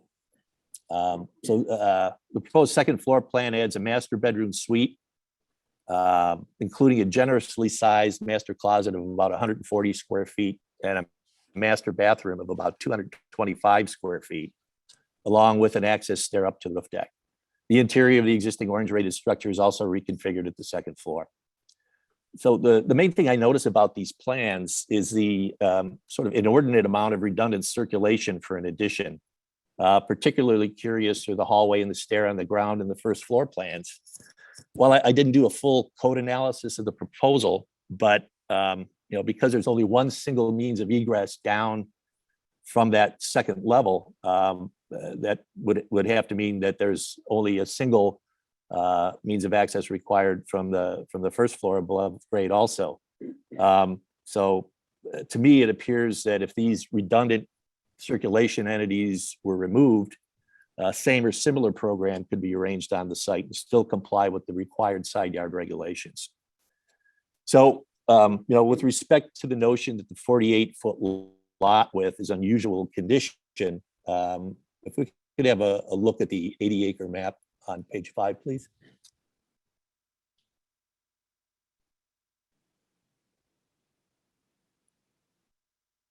Thank you. So with respect to that, what we see here is most of the adjacent blocks on Hoyne were platted with 24-foot wide lots. So of course, a combined lot would be 48 feet wide. The lots shaded in yellow are the 24-foot widths. And as you see at the end of the blocks, those are 2 50-foot lots. So typical development in the city's residential areas is on single lots. So a combined lot is a little bit more of an extravagant condition rather than a typical one, especially in areas of the city that are zoned RT4. The only places in the city where you might find a 50-foot wide lot to be typical would be in areas of the city that are zoned for single family residential, RS1 and RS2. Places like Beverly. And in these areas, lots were actually platted at 50 feet. We're not combinations of 25-foot lots. So the conclusion that's drawn from all of this is that it's really nothing about the physical size and shape of the subject property, even when taking into consideration the existing orange rated structure with the addition, that would cause a practical difficulty or hardship in complying with the side yard setback regulations. So now we'll address the third claim, which is that because the property is located in the Wicker Park Historic District and that the proposed plan was approved by the Permit Review Committee of the Commission on Landmarks, that the applicant's entitled to relief because the approved scheme violates a side yard setback. Embedded in this claim is a notion that the only scheme that would be approved by the Permit Review Committee of the Commission on Landmarks would be a scheme that renders the addition to the single family home sort of as a separate building. So this would require there to be some policy or preference within the Commission on Chicago Landmarks that favored separate rendering, i.e. where the appearance is that of a separate building over a well-designed, context-sensitive, less physically separated scheme. So after reviewing Article 3G in the Commission on Landmarks Rules and Regulations, which covers the standards for additions subject to permit review, and references the Secretary of Interior standards for rehabilitation, I found no evidence of this preference or policy. While the Secretary of Interior standards do encourage distinguishing the addition from the historic feature, nowhere is a method for achieving that end mandated. And in email correspondence with Matt Crawford, who's a coordinating planner, City of Chicago Department of Planning and Historic Preservation Division, he also indicates that there's no specific policy, but they take many contextual considerations go into how they evaluate additions.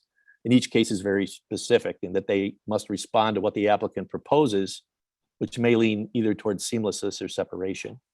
In this case, it appears as though the scheme put forth by the applicant, the separately rendered building scheme, while not the only scheme put forth as we found out, no scheme was put forth by the applicant that before the Permit Review Committee that did comply with zoning. So there's no way to know whether they would have approved or not approved of a particular plan that did conform with the zoning ordinance standards. So these plans were reviewed in January of 2021 by the Wicker Park Preservation and Development Committee And no changes to that scheme were made despite the vocal opposition of the community. And these same plans were submitted to the Permit Review Committee, the commission, in February, and approved in the March 4th hearing before the Permit Review Committee, again, over significant opposition to the community and a negative recommendation from the second ward alderman.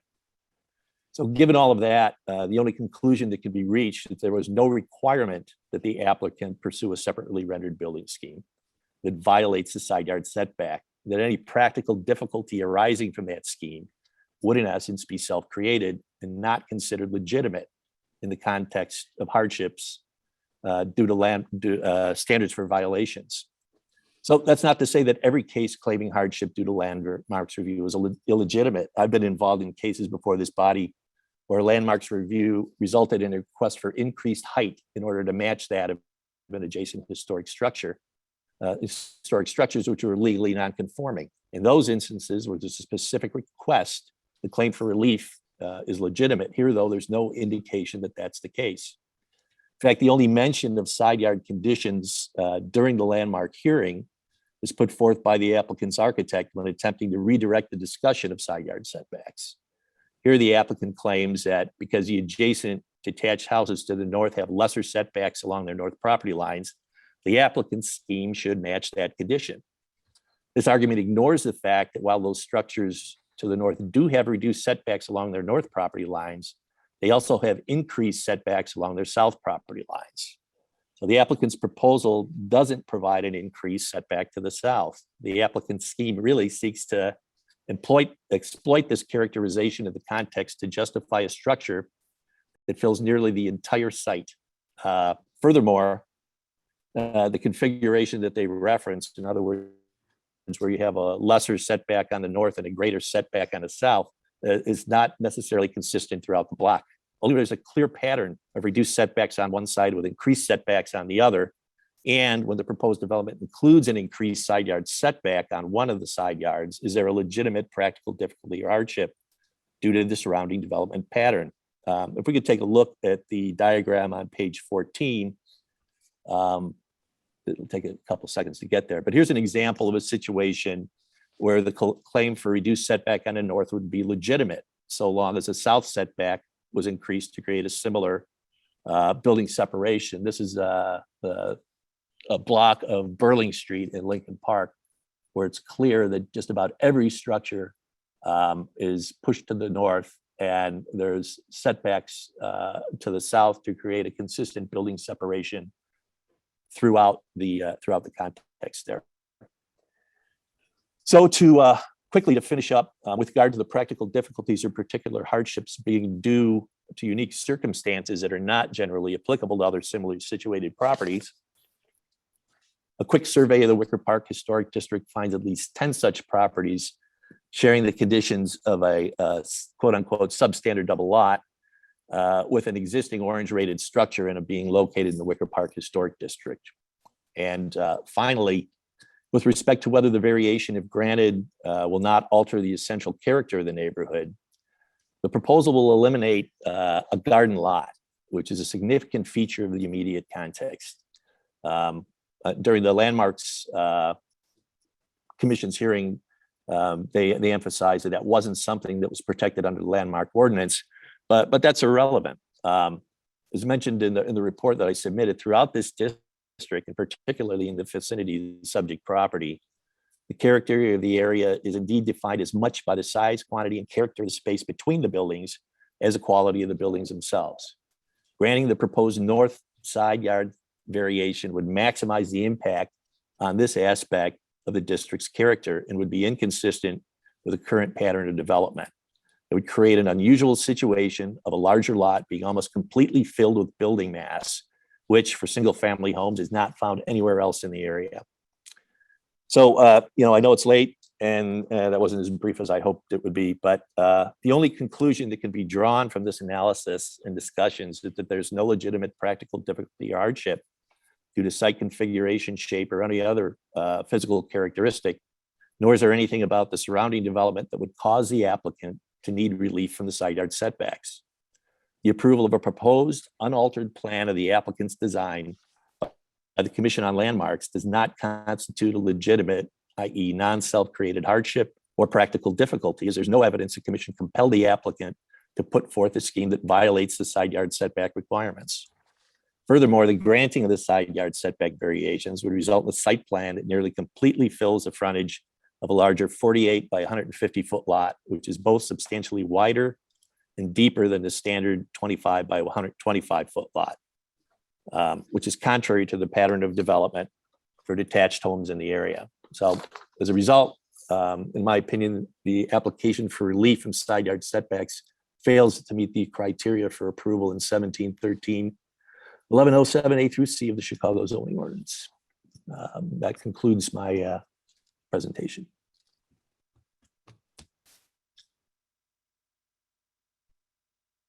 Okay, Counselor, I imagine you want to get an objector on, right? Like or someone who lives within the vicinity. What I would say is, I don't know if you could outline a little bit of what you have planned after your client.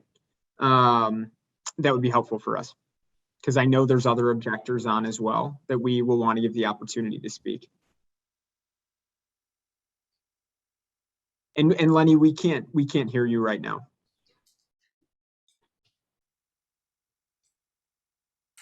Okay, how about now? Thank you. Thank you, Chairman. As I said, I represent Dr. Moretti. I would like to call him. I only have just a few questions, and his testimony will really just be limited to the element having to do with character of the area. Mr. Kissel has covered all the terrain and territory with regard to approval criteria, so we will not be redundant there. I have not coordinated with the other objectors. For the record, I did communicate with them a few days ago, really just to explain the process that you've outlined, Chairman, in terms of, you know, what they can say, and to try not to be redundant. So I don't have a coordinated plan. So I think after I call Dr. Moretti, and because I don't represent the others, but that's what I would propose doing. I wish I had something more organized for you, but I don't have it with regard to all the objectives. This is very organized. That's good to know. So what we'll do is, if you can quick get on Dr. Moretti, and I'll turn to the other objectors. Thank you, Chairman. So Dr. Moretti, I'd like to call out my client, Dr. Louis Moretti. And Dr. Moretti, when you're on, if you could just state your name and address, and we'll swear you in.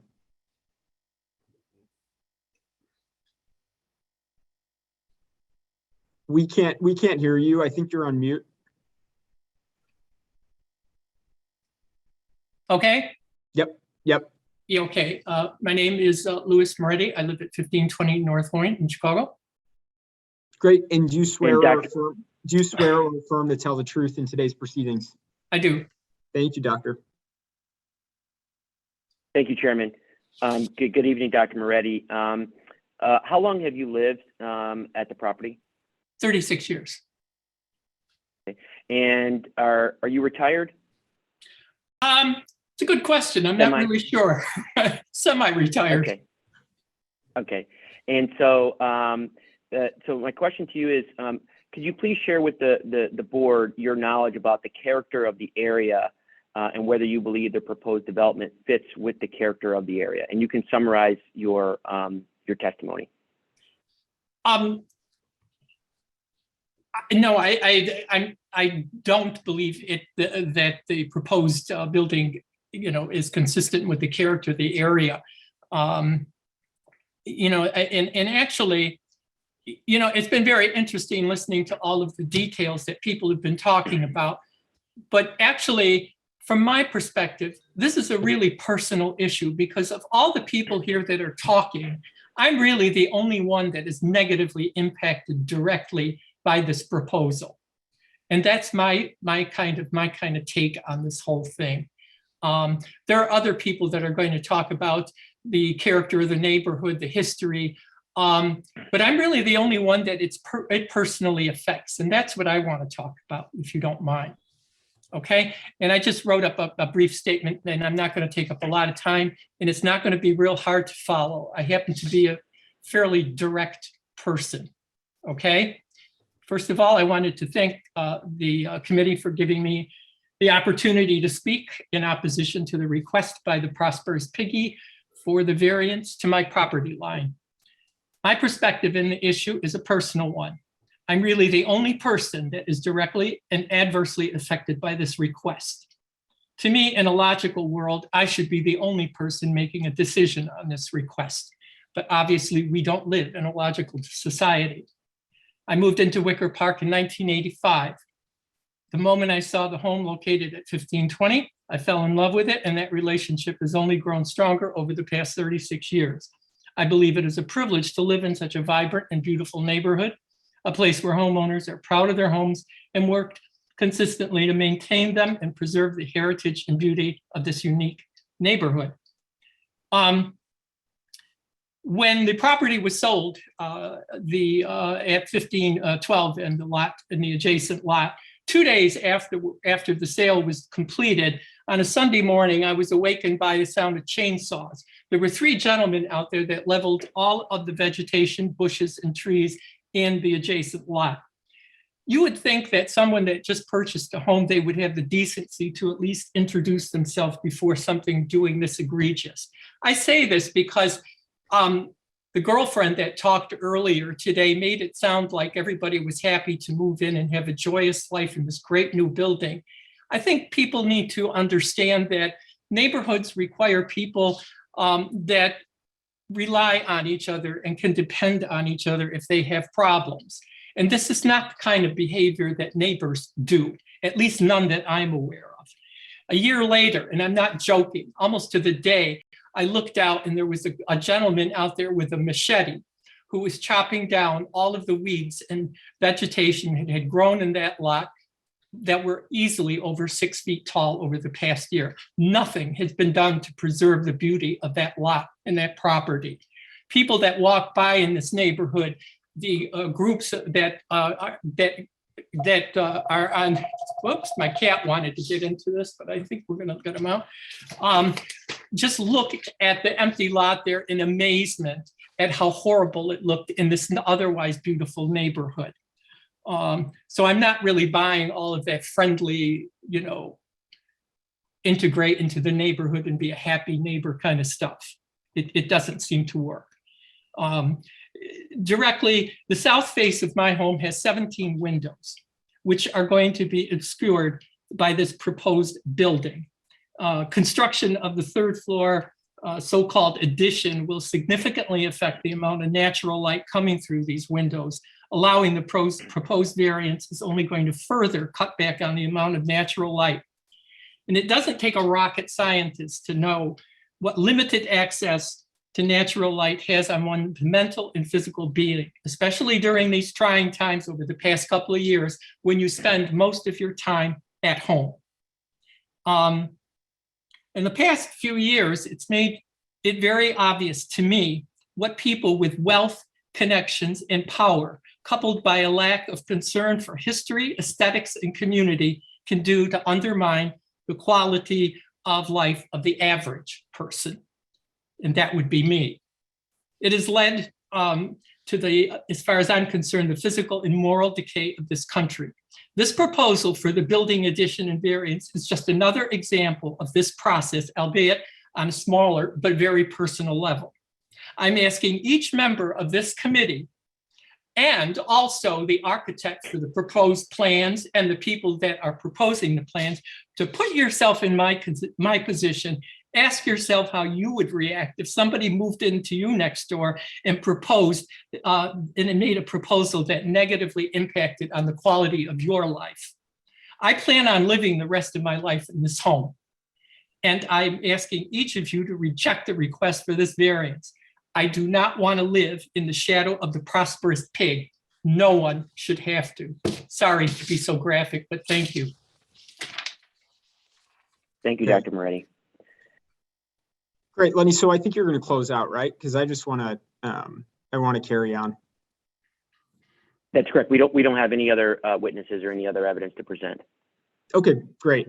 So let me call on some other objectors, and I know we got a lot of substance from the witnesses. So again, I'm just reminding, we have a heavy caseload, so we can't get repetitive on this. I'm going to call the first hand that I saw, And that's Grant Druchas. And sorry for the name butchering, but Grant, if you could state your name and address. Sure, Grantland Drutchess, and I'm at 1421 North Hoyne, which is kitty corner to the 1512 North Hoyne address of this proposed project.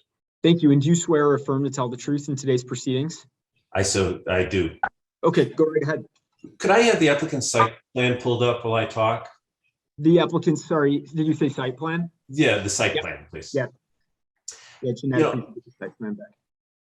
Mr. Cullen's architect argued that pushing the addition in to meet the conforming side yard setback would push out the edges in the back and need a rear yard zoning variance. I'm paraphrasing his testimony today, but that was grossly misleading this committee. This lot is 150 feet deep. 28% of that is 42 feet for a rear yard setback. That means that this addition could extend back 108 feet from the street without needing a rear yard zoning variation. 108 feet. By my calculation, they could have pushed the rear of this house addition back by at least 20 feet without encroaching on any rear yard setback. In fact, the fact that they don't extend this addition anywhere near as far as their porch goes demonstrates that they have a heck of a lot more rear yard setback that they could have taken advantage of rather than imposing on the side yard setback and asking this committee for a variance. The argument that this is a hardship application when they're talking about a 48 by 150 foot lot is absolutely shocking to me. And I hope it would shock this committee that the architect would so mislead this committee with his testimony. I also beg to differ a little bit. Just to be clear again, if you look at where the rear porch extends, that's easily 15 feet deeper than the addition goes. And clearly the addition could have extended back as far as the rear porch without encroaching on that rear yard setback. So there's a lot that could have been done just with that. Even at the front of the house, without encroaching on the side yard setback, they could have pushed the balance of this house this addition over to the main house, instead of having the hyphen as was referred to by Commissioner Esposito. And they could have maintained a few foot separation at the very front of the structure to give it a separate structure look, but then not had this large alley that extends between the addition and the main house for the balance of it. That would have been a far more efficient site plan than what they have proposed here. And again, merely demonstrates that there is no hardship in refusing to grant this exception with the variance on the side yard setback. And lastly, if I could pull up, have page 8 of 10 of the applicant submission pulled up. It's the one that shows the frontages of the house with the addition and the two alternatives. I beg to differ a little bit with Dr. Moretti while that's coming up. He isn't the only one who's directly affected. This proposed development is in the middle of a Wicker Park Historic District on a gorgeous street, one I live on. And all of us who are in the immediate area are negatively affected by a proposal which blocks the side view of Dr. Moretti's house, a view that the neighborhood has enjoyed for over 100 years. As it is, this addition is imposing on that, but the proposed variance would significantly block the view of what is actually architecturally gorgeous side gable and extension off the side of the house. And I urge the committee to look at the photos of that house and the architectural features that you can see. Those are going to be significantly blocked. and it will negatively affect the entire neighborhood to have this proposed variance blocking the view of Dr. Moretti's gorgeous house. So with that, I'll leave it to the next objector. Great, thank you very much. Okay, so let's go so Mark E has had his hand up for this whole time. So I just want to confirm, Mark, do you want to just state that you object, or do you want to say something else? You can unmute. Hi, Chairman and Commissioners, thank you for the time. I know it's a late day for you. Echoing Commissioner. And Mark, actually, sorry, can you please state your name and address? Oh, Mark Yee at 1406 North Point. Thank you. And do you swear or affirm to tell the truth in today's proceedings? Yes. Thank you. Echoing Commissioner Esposito and Sanchez, I get the idea that they're asking how can the plans perhaps be revisited in order to accommodate the needs of this this family, and I would be all for that kind of revisiting, perhaps keeping the front facade the way it is in the top of that exhibit, but I think echoing Commissioner Sanchez about reducing the setback or the eliminating the need for the variance that they're asking for the relief toward the back of the house, so it just kind of cuts in. So maybe there's another more time that could be spent on this. That's the question. And the question I had for the architect was, does the 11-foot 7-inch encroachment that you mentioned, does that take into account the chimney? And my other question was, have the pins been combined? And when they're combined, does then it make this lot one of those protected side lots mentioned in David Messina's report? So here is a quick exhibit that shows there are very few 7,200 square foot lots in the area, but these large lots, is 48 by 150, is very consistent with what is on the block and on my block where I live a block down. So that's one home, one parcel. And my question is, let me read it. At the moment that the lots combine, and this might be for the zoning commission to know because I don't know, does the land become protected as a green space once it becomes the 7,200 square foot lot? So that's a question. And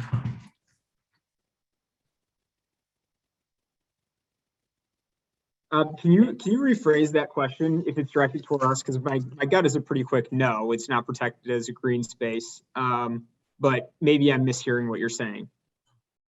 right, because my lot is a 48 by 150, as is some of the other objectors and other houses on the lot adjacent, next door, across. And I'm wondering when it becomes that 7,200 square foot space, does it, it's like a catch-22. Does it suddenly put it into a different category that perhaps doesn't allow it at all?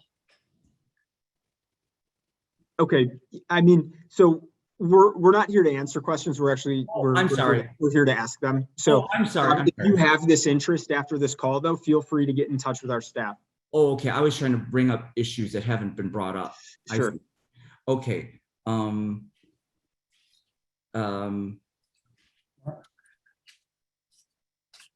then I noticed on the agenda for today that the setback from 9 foot 6 inches to 3.92, I don't recall that being in the original proposal that went before the Wicker Park Committee. And just the question is, has that part, the 9 foot 6 to 3.92, has that received public comment? And that's all I have, just in respect to everyone's time today. Okay, and that's a question for the applicant. So Counselor, if you want to, Counselor Tom Moore, if you want to take that last question. Well, I would ask Gary, I wasn't at the landmark, but my understanding is the plan you're we've presented here is the same as the plan that had the public hearings. Is that correct? Gary? I don't recall, but when we made an application to zoning, the requirement to reduce both the combined side yards and the north side yard are in the application. And we hadn't applied for zoning until we passed through landmarks. So I don't recall what was put on there. But the criterion that zoning prepares is what we presented in our application for this relief. And then does the 11-foot 7-inch encroachment, is it reduced because of the chimney? The chimney is a permitted obstruction in a side yard up to 18 inches.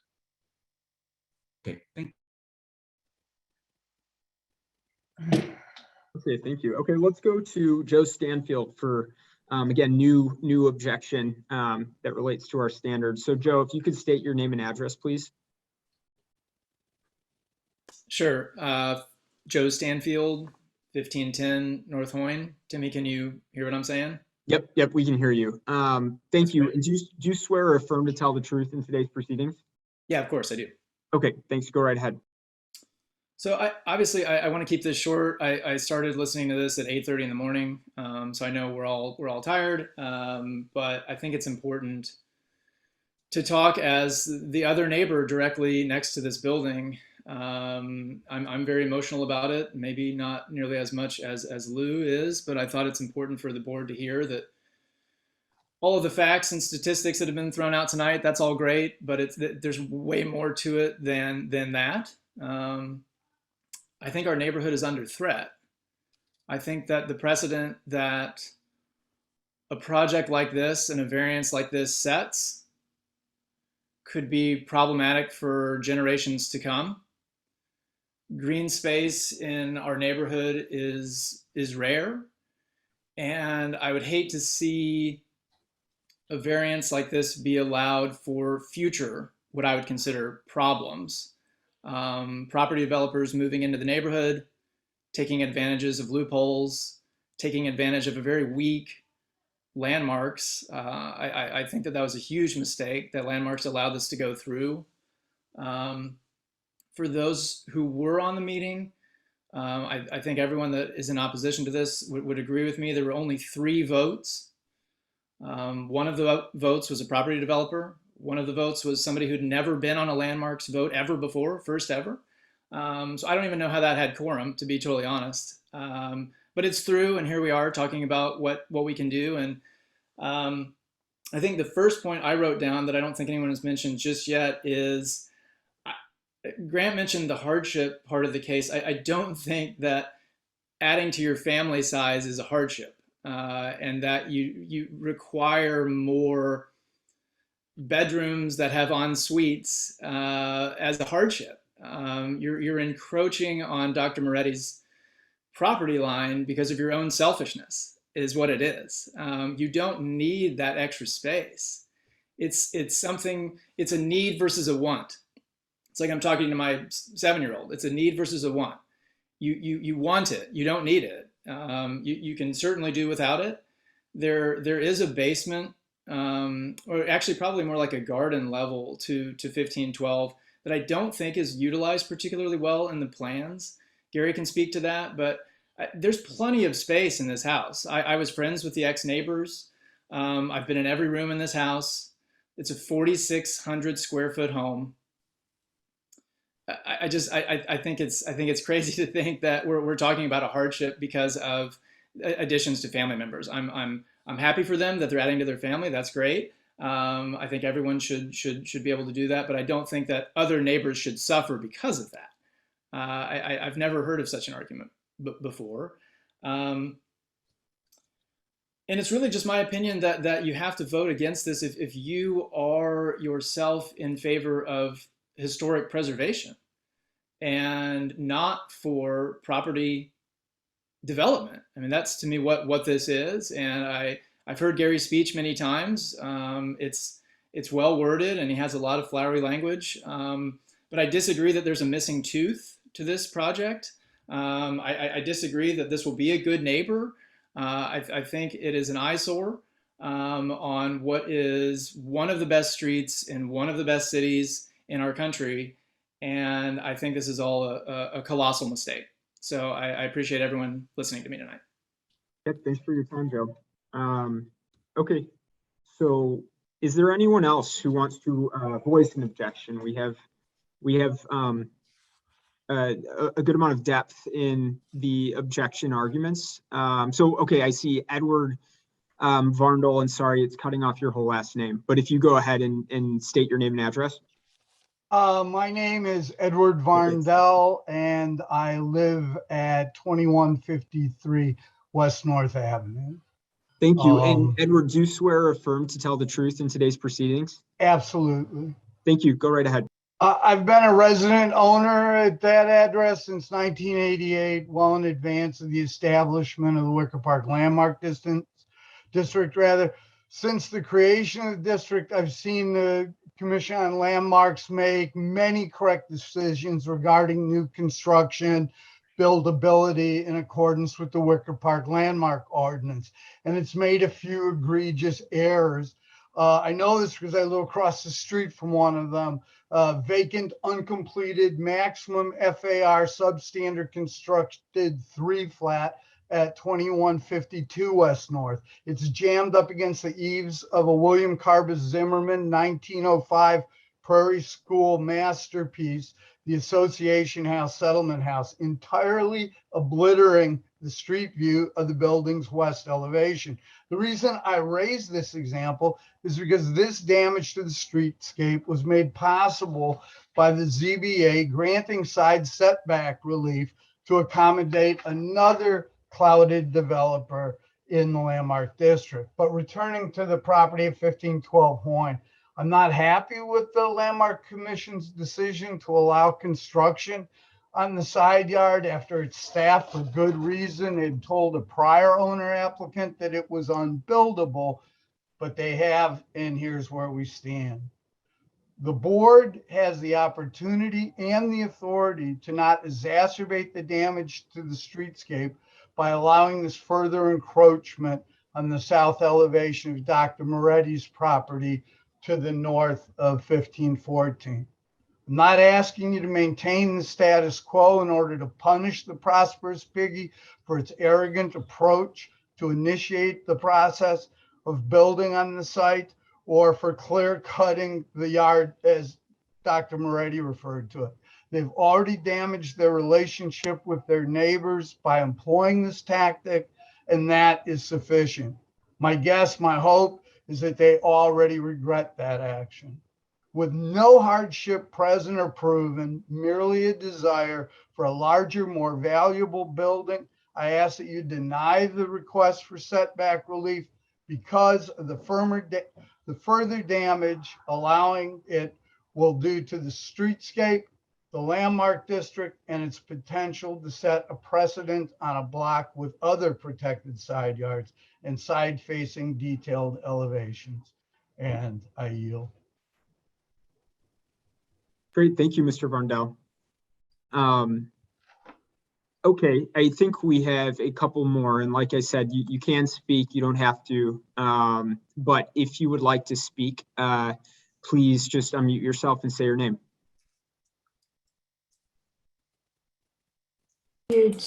Hello? Hi, ma'am. Hi. We can hear you. Can you please state your name and address? Yes, hello. My name is Phyllis Matagrano.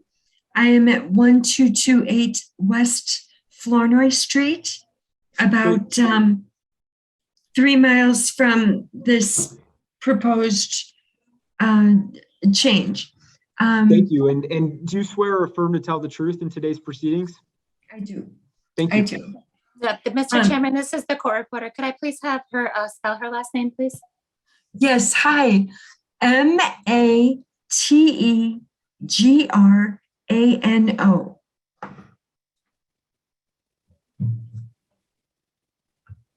Okay, go right ahead, ma'am. Okay, I would like to correct a few mischaracterizations that were made quite earlier in the proceedings. The subject's green space was not a vacant lot. In fact, it has been a manicured garden space for 100 years, specific to the improvement at 1512. There's a reason why there are two lots, and there are indeed two PIN numbers there. The improved site was sold per MLS as a 25-foot site, 25 by 125 or by 150, which a plat of survey would be helpful, in which case the garden area between 1512 and 1520 would only be 23 feet wide, in which case building anything would be moot. It can't be done. So unless the homeowner plans to merge both spaces and create one PIN, the garden area, 1514 address, it's only 23 feet wide unless there's a plat of survey to prove otherwise. It is on a separate PIN. It's only taxed at $3,700 as vacant space, which was manicured garden. Anyway, so that is something to be considered, whether it's a 24-foot lot or a 23-foot. The existing improvements were also mischaracterized by the girlfriend. In fact, the house, it's a 3-story home. There is no basement. There is 2 feet down to a garden level, or maybe even 1 foot, which means garden level. And that has actually been incorporated into the rest of the living space for a total of 4 bedrooms and 3.5 bathrooms. No basement. So it's not 3-bedroom, 2-bath. It's a 4-bedroom house with 3.5 bathrooms, 4,600 approximate square feet total above grade. And then specific to the proposed addition, the current architectural rendering, that is an albatross. It doesn't even look cohesive. It looks very awkward. And I am a real estate appraiser and real estate professional. If a family or if a buyer wanted to buy a big home, 6 bedrooms, 5 bathrooms, they would do so in a home that looked cohesive, like one home. This rendering just looks ridiculous, completely awkward. It wouldn't have any marketability. In fact, it would be not only non-conforming, but really unattractive. And there are big homes in the area that would be preferred within the market. So the home is on 2 PIN numbers. Is that 1514? Is that a 23-foot site or a 24? In which case, building would be a problem. It may not be a buildable lot. It never has been. Specific to the owners who built it 115 years ago, who wanted the side yard as ambiance for their privacy. I yield. Okay, thank you, ma'am. Additional objectors. Okay, Rick Allison, I see your hand raised. Can you state your name and address, please? Hello, Rick Ellison, 1524 North Hoyne. So we live 2 houses to the north. We just bought last year. And we're Rick, currently- really quick, do you swear or affirm to tell the truth in today's proceedings? Yes, I do. Thank you. We bought just last year and we're remodeling. And we fell in love with Hoyne as soon as we were walking up and down the street. I've lived in Chicago nearly all my life. And Hoyne is a special street among Chicago and especially among Wicker Park. And it's a beautiful street. And certainly the more homes that are built lot line to lot line and filling up side yards, the neighborhood absolutely loses its charm. And I stand with the Wicker Park Committee in opposing not only the building of this on the side yard, as well as right now, the only option is to oppose the variance. And I know Dr. Liu for only a short time, but I know him to be a very honest and a good person. And I don't think he's overreacting here. I think this is an appropriate reaction. And all of us neighbors feel the same way. Okay. Yep. Thanks, Rick. Appreciate it. So we have your record. I'm just looking at the list, sorry, of who is left. So we have your objection on the record. And Ed Tominga, I see your hand raised as well. I know you've been in front of us before, but will you tell us your name and address? Yes, good evening. It's Ed Tominga. Address is 2157 West Evergreen in Chicago. Thank you. And do you swear or affirm to tell the truth in today's proceedings? I do. Thank you. I'm here as my in an official capacity as the chair of the Wicker Park Preservation and Development Committee. It's the local zoning committee, and we've got history with this project. The P&D committee, as we refer to it as P&D committee, started the review of this project back in January of this year.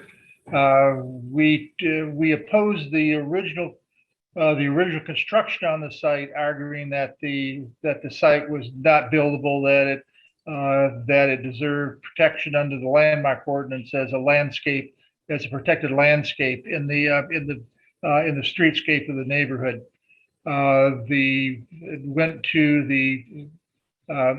It went to landmarks. They felt otherwise. They approved the design.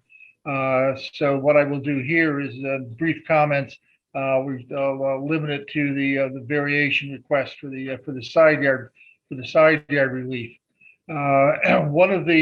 In addition to the argument that the P&D committee made that it was that the lot was a protected landscape, we also had a concern and made an argument about the obstruction of the view lines, of the visibility of the south wall of 1520 of Dr. Moretti's building.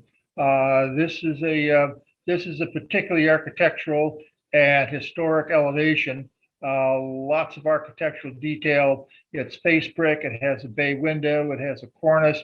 It's a very elegant and historic elevation.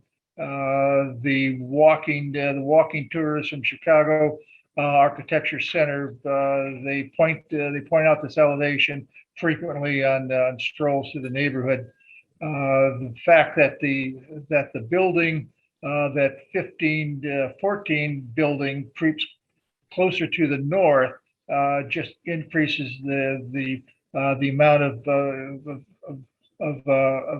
visibility to the south elevation of the 1520 building. So for that reason, the P&D committee does in fact request that the request for variation be denied, and that the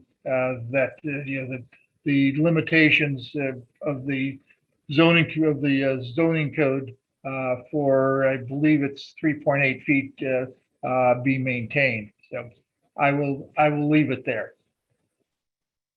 Okay, great. Thanks very much, Ed. And I think we had someone just raising their hand. I want to make sure we get everyone. So Holly C, will you unmute? I just saw your hand raised, and say who you are and if you're objecting on this matter. Hi, I'm actually Matt C. I'm Holly's husband, using her computer. Okay, are you here to object on 395? Yes, I am. Okay, can you state your name and address, please? Matthew Cerny. I'm 2112 West Lemoyne. It's just around the corner. Okay, perfect. And do you swear or affirm to tell the truth in today's proceedings? I do. Okay, go right ahead. So we bought this place 3 years ago and renovated it. Took long, but we've been here about a year and a half. And like many people in the neighborhood that have spoken, Like one of the big reasons that we bought here was because Hoyne is magical and there's space between the buildings and there's huge trees and the sunlight pours in and it's great. And I totally sympathize with people who want to buy their dream home for their family here because that's what we just did. But you know, we just went through the landmarks and zoning process from the other end of it. And I just think, you know, we're already at this point where the only thing left is the setback and just follow the rule. The rule is there. Whatever your dream home wants to be, but you don't need to encroach on other people's spaces and leave the open spaces that make our neighborhood great if you want to be a part of it. And I'll keep it just to that because everything else I wanted to say has been said 100 times already. So thank you. We appreciate that. Yeah, thanks very much. Okay, I know there's a Bonnie Stanfield on. So Bonnie, I just want to confirm that you're objecting but don't have anything additional to say. That's correct. Can you hear me? Yes, we can. Okay, great. I am the wife of Joe Stanfield, who I am very proud of, that spoke earlier. And I agree with everything he said. The only thing I'd like to add to my objection. Can I swear you in really quick? Of course. For the record, so will you state your name and address? Bonnie Stanfield, 1510 North Hoyne Avenue. Thank you. And do you swear or affirm to tell the truth in today's proceedings? I do. Thank you. Okay, go right ahead. So I just want to add one last thing, that all of us who are objecting to this have been on this call since 8:30 this morning, per the instructions of your group. And so the dedication and commitment of the neighborhood to preserving open spaces is there. And I hope you feel that when you consider this to take the vote. Wicker Park is a very special place. We poured our hearts and souls into it. And we just want that to be recognized on the vote. Thank you. Great. Thank you very much, ma'am. Okay, I'm trying to make sure I didn't miss anybody. So if I did, please just unmute yourself and we will get you on the record as objecting. Hi, Tim. Yep. Can you hear me? Yep. Okay. Phyllis, are you saying something new? Because we've gotten plenty of you and we've got to move on. I am saying something new. Okay. I wanted to address the light and ventilation that 1520 has had since it was constructed of brick and stone. It is organic. Having anything closer to that may impact the health and well-being of that building after being exposed for 130 years. Okay. Yep. Thank you very much. That's noted and that's in the record as well. We just had a Claudia Langman raise their hand. Claudia, are you on? Let's see. Okay, I'm here. I was muted. Sorry. Yeah. Great. Okay, Claudia, can you state your name and address for our record? Claudia Langman, 2129 West Concord Place. Thank you. And do you swear or affirm to tell the truth in today's proceedings? Yes, I do. Okay, so we note you're objecting. Do you want to state an objection or just that you are objecting? I'm objecting and I agree with what everyone has said today. And I'm just pleased people, I think it's kind of obvious that people feel pretty strongly about this, or we wouldn't have waited since this morning to speak. Yep. I think it's a travesty that this could go through. There's no hardship. I don't even know why we're having to deal with this. That's all I wanted to say. Thank you. Thank you very much. Okay. Anyone else? I think we've talked to everyone on the list, but if not, just unmute yourself and let me know. We want to make sure to get everyone.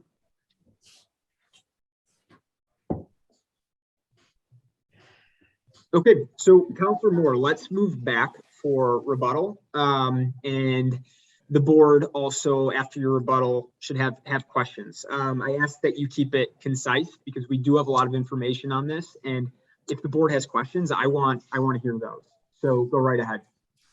Very briefly, I just asked first, Lisa Forbes, I just asked a question or two. You there? Yep, I'm here. So there was questions raised about, the reasonable return. Are you embarking upon this entire project to make money, or to is it really anything to do with a monetary return? No, it does not. What's the purpose of it? Why do you want to build this addition?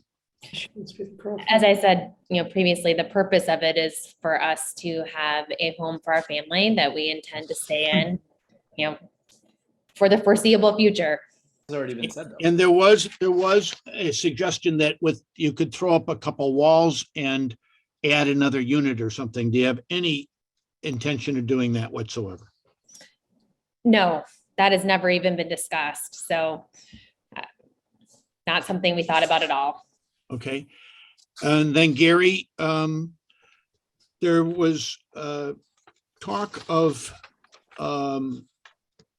that this whole thing intrudes on Dr. Moretti's light and air. If the Cullen and Lisa were to get rid of the little encroachment in the back there and sell off this separate pin, where would the house that could be built as of right be in relation to your plan? If this was a 24-foot single family lot, which it is 24 feet, not 23, we checked the survey, you could build with a combined 20% side yard with a minimum of 8%, and that would be 2 feet. So it would be the same as you are proposing. Correct.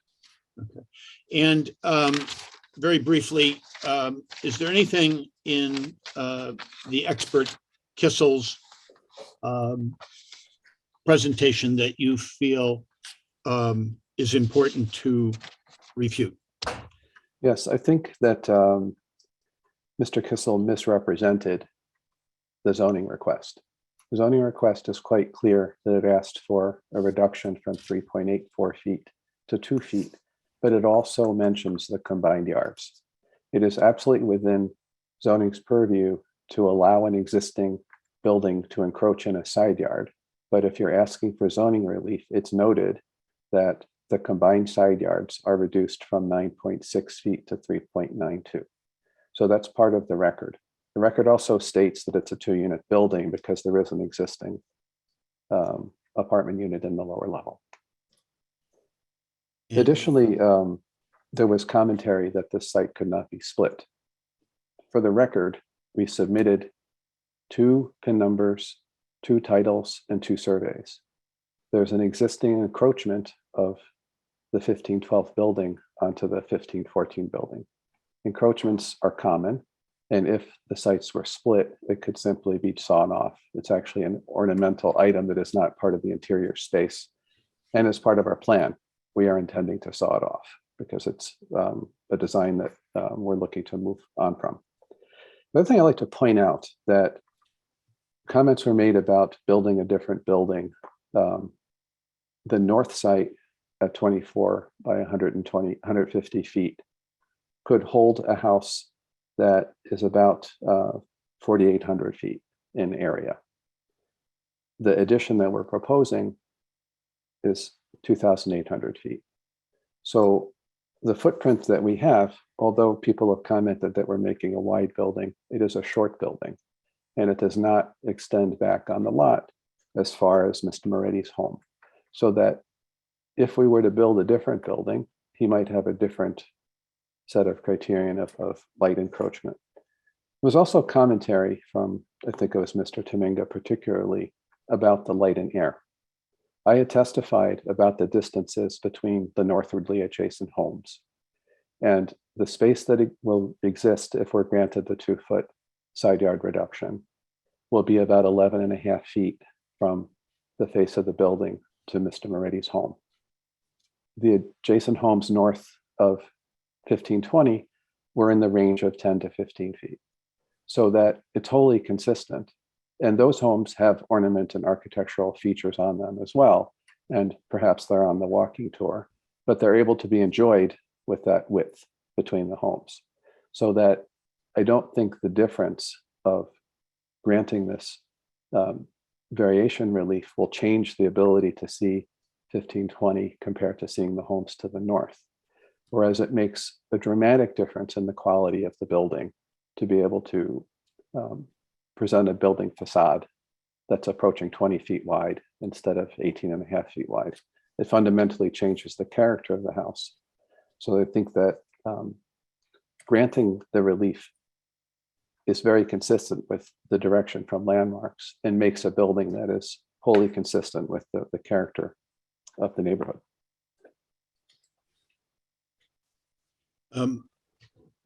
Is that the extent of your comment? I did want to reiterate that this home is not small, and I think it's disingenuous for some of the people to characterize built.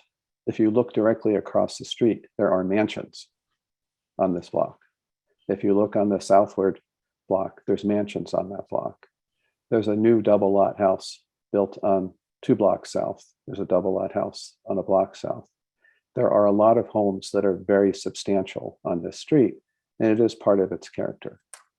And regardless of one real estate agent's feeling about the character of this home being split in 2, it's a modern house. It's a different characteristic than some of the more stately traditional homes, but it's open and light, and the glass link between them is actually a feature that will be dramatically appreciated.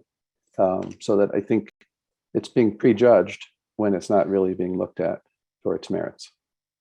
And I also think furthermore, when we were at Landmarks, there was a lot of discussion about how every site is treated individually. Granting this relief will in no way be a domino where other sites will be potentially victimized. There's clearly sites that are side yards in this community and are protected because of the orientation of the building. This is a frontal site that is very clearly buildable, and that's a unique condition. And we know that if this is granted, this is the 49th house of the 64. There's another group of homes that would yet to be built that would all have their own unique condition that have to be taken on their merits. And this project would in no way be justified as a precedent.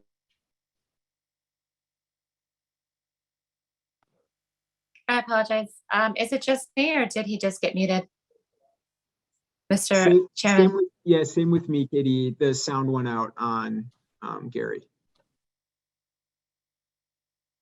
Comment Yeah. was specific. Oh, go ahead. We can hear you now. Oh, okay. My comment was specific to the fact that this is not going to be a precedent for this community. Landmarks was very clear, and I think your board is very clear that each of these projects are reviewed on their merit and don't present precedent. The conditions are always unique, and we should not think that granting one zoning variance isn't somehow going to give a developer the freedom to take advantage of a community. We steadfastly believe this is a legitimate and just zoning request to maintain Landmarks approval. Thank you, Mr. Chairman. I think that's our case. Of course, if the commissioners have questions. Yep, that's what I want to go to. We're going to stick to the process as described on this one. So now, let's go to the board. Questions from the commissioners. This is Commissioner Sanchez. I do have a question for Mr. Barrow. I do appreciate the applicant's case. I think we heard a lot from the objectors, and I appreciated hearing that as well. And the rebuttal from you, Mr. Barrow.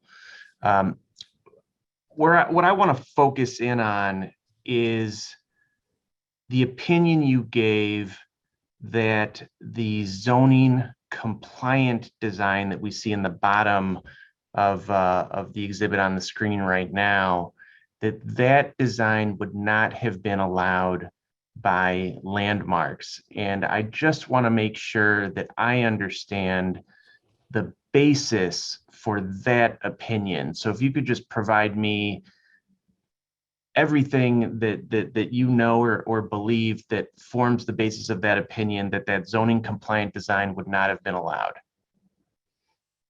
We had applied for zoning relief several months ago, and a few days before our hearing in September, a continuance was granted at the request of Mr. Moretti. And we realized that the community was not happy with our design. Not that that was a surprise, because they were unhappy at Landmarks. So I called Larry Shore at Landmarks, and I re-reviewed the criterion for which our project was approved.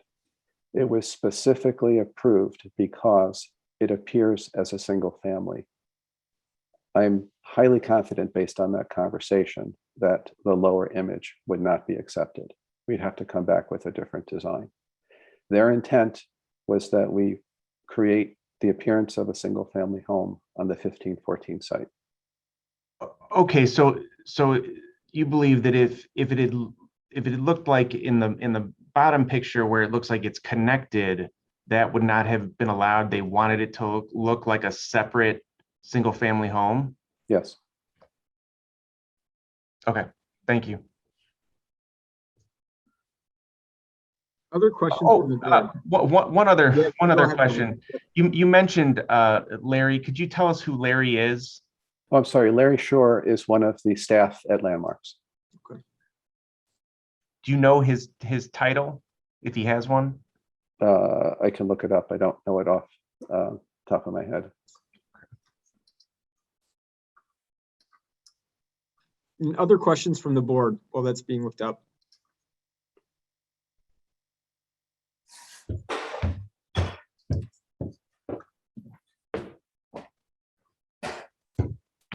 Okay, and Councilor Moore, I know you noted at rebuttal that you rest. I just want to confirm you feel the same as we go into what could be your closing. Might not be required, but up to you. Yeah, no, I think, you know, that the board has heard a lot and is more than capable of sorting it all out. And I think you have the essence of the case, and it's just left to you to decide. Okay, great. And just because I'm going to close it, but one question for Gary, just wondering if you found that title. Yes. So this is his tagline in his email.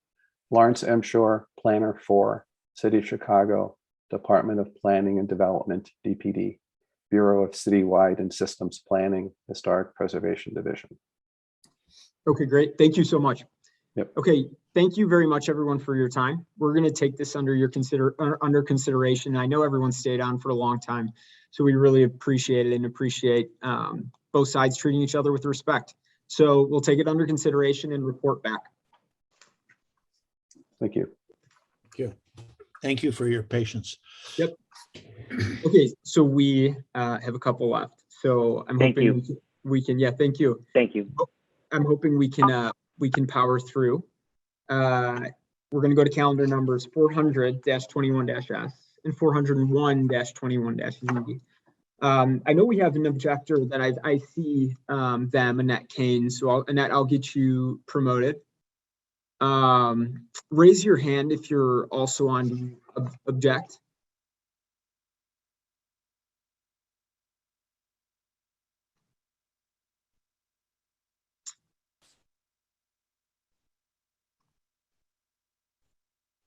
I'm going to go ahead and promote everyone with the 400-401 next to them. I know some of those might be the applicant.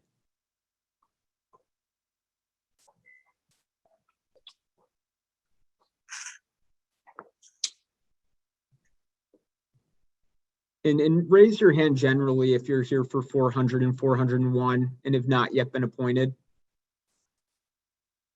I see Rush Darwish is on, wondering if it's 400 or maybe the last one.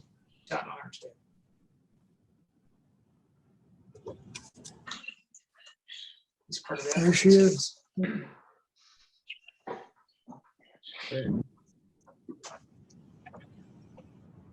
Okay, I'll keep saying that just in case, just a reminder for anyone to raise their hand. So as we get started, this will be Counselor John Pekarsky. John, I'm going to go ahead and read the department's recommendation, and then we'll get going. For calendar number 400-21-S, the Department of Planning and Development recommends approval of a gas station with a one-story mini mart, provided that the special use is issued solely to the applicant, Muhammad Abdullah, provided that the development is consistent with the design and layout of the plans and drawings dated November 12, 2021, prepared by BAU Design and Development, and the hours of operation are consistent with other area businesses, opening no earlier than 6 a.m. and closing no later than 10 p.m.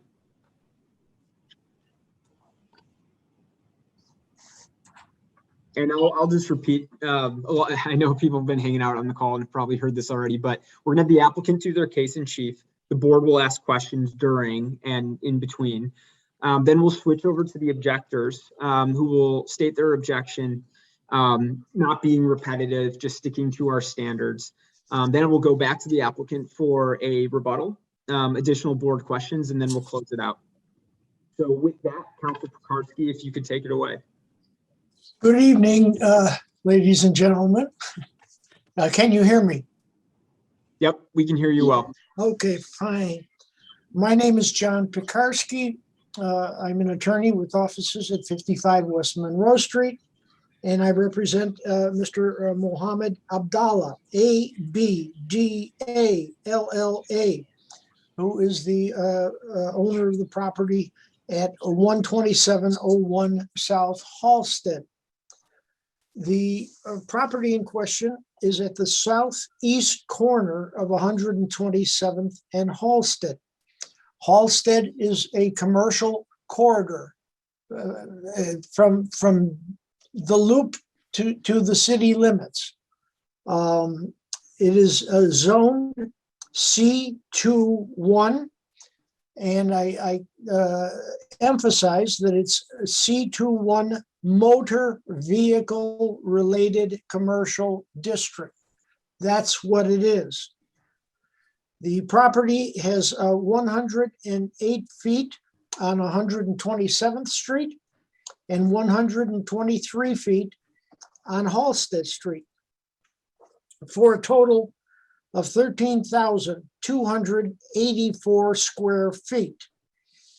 It is currently improved with a substandard building that has morphed or deteriorated from a gas station with car repair, which was the old tradition as far as gas stations were concerned, to just being car repair.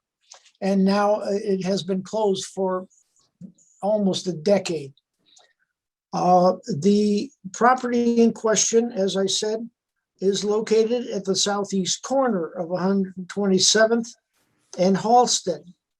The other corners are improved, one with a cemetery and two with a commercial. One is a chicken place that's open 24 hours, and the other are mixed commercial. My client intends to, has purchased the property and intends to construct a new service station with a commercial building that will include food and food preparation.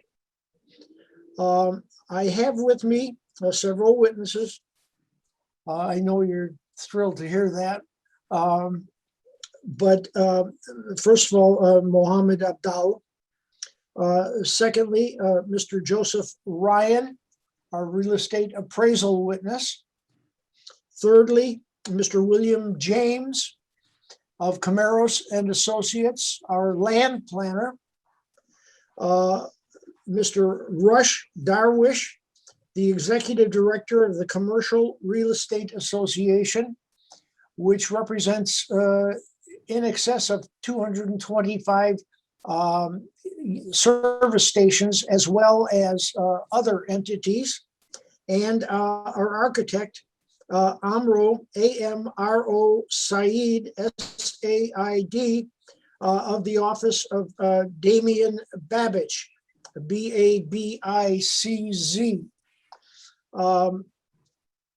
After that introduction, I would indicate that our first witness will be Mohammed Abdallah. Thank you. And I know, John, that we've already spoken to Mr. Abdallah, but I'm going to get him sworn in just because it is a fully separate matter. So I just wanted to be clear on the record. So Mr. Abdallah, will you state your name and address, please? Mohammed Abdullah, 1210 South Indiana, Chicago, Illinois, 60605. Thank you. And do you swear or affirm to tell the truth in today's proceedings? Yes, I do. Great. Thank you. Okay, Mohammed, you are the owner of the land at 12701 South Halsted. Is that correct? Actually, this just correction. It is a binding contract to buy the land upon the zoning approval. If the zoning deny the gas stations, basically the land will stay as is, and I will not purchase it. Now, the proposed purchase price of that land is what? 600,000. Okay. And can you briefly explain what you want to do as far as improving the land? The idea is to develop the site as a gas stations with the C-store and removing the auto mechanic, converting the building to a mini mart with 3 dispensers, 3 pumps, which is a total of 6 units, and a canopy, and installing 2 fiberglass underground fuel tanks. Now, you previously indicated to me that the cost of construction is about $1,500,000. Is that correct? Yes, approximately it'll be between 1.3 and to 1.5 million dollars. Okay. And tell me, how many jobs will you be producing at this site? Assuming that we will open 24 hours, we will have 6 full-time jobs and 2 part-time jobs. Okay. And now, it's my understanding that you have sought out the advice of the alderman. Is that correct? Yes, I did. I met with the alderman and I got a letter of support. Also, as well, I met with the commander of the police department, Commander Glenn, and also he's supporting the project. Okay. Oh, that's a lie. Okay, please mute yourself. We're on the applicant's turn, so we're going to stick to an order. Now, I should indicate to the board that the alderman did in person show up at the last meeting in support of our proposition. So I think we should take judicial notice of that. Also, of course, there is in the file a letter of recommendation from the alderman. Now, you've indicated to me that you've talked to the police commander as well. Is that correct? Yes, I did. Commander Glenn White, and I met with him and I presented my project, and he's in total support of the project. You've reviewed the plans with him? And Yes. you've received. Yes, Now- I did. I did presented the plan to him, and I explained to him in detail the handling, the site plan, and the hours of operations. And again, he fully supported the project. Okay. It's my understanding that the proposal contains 36 cameras which are keyed into the local police station. Is that correct? Yes, correct. And I did also explain to him about the camera system we will install there, and the police department have an access to it, to the cameras 24 hours a day, anytime they want. Okay. And hey, John, we've got to stop based on a formality. When the applicant said that he didn't own the property, that triggered to us that we need an economic disclosure statement from who does own the property. So we are looking for that now. Did you provide this? I did not. We were under the impression that Mr. Abdallah was the owner. Okay, so then you understand this cannot go forward because this makes the application wholly incomplete if he doesn't own it and we do not have an EDS. Oh, well, it would be a void decision. Okay, then we will continue the matter and furnish the affidavit from the ownership. Okay, and I want to make sure that the objectors, because they've stayed on all day, they understand what's happening here, basically. And feel free to ask questions. I just want to make sure we all know what's going on. So, because Mr. Abdallah does not own this property, there's not really parity for the application unless we have an economic disclosure statement for him to apply. Therefore, we can't hear it because the decision we make on this would be completely voidable. So therefore, we need to continue it into the future. Does anyone have any questions?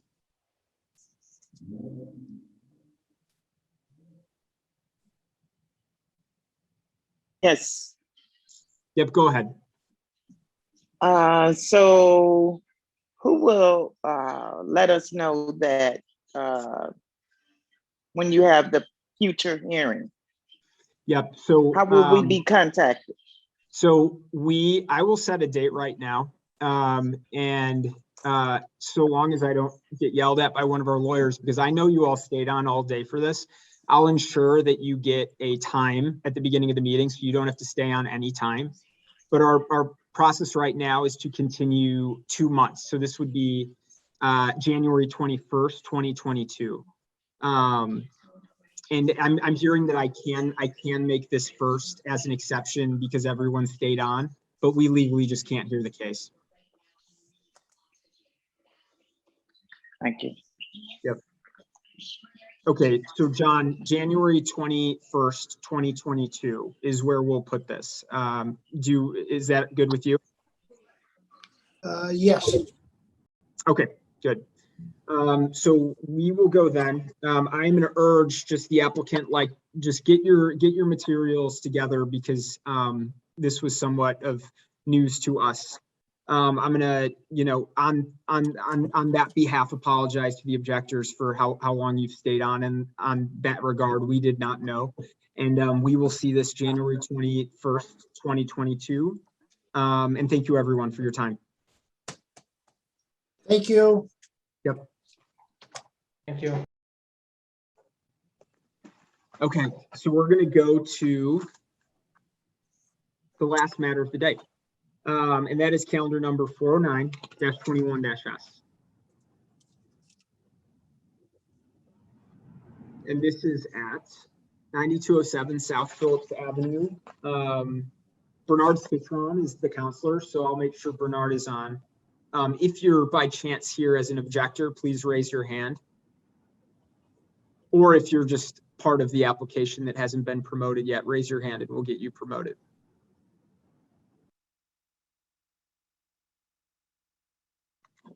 All right, as everyone gets situated, I'm going to read the department's recommendation.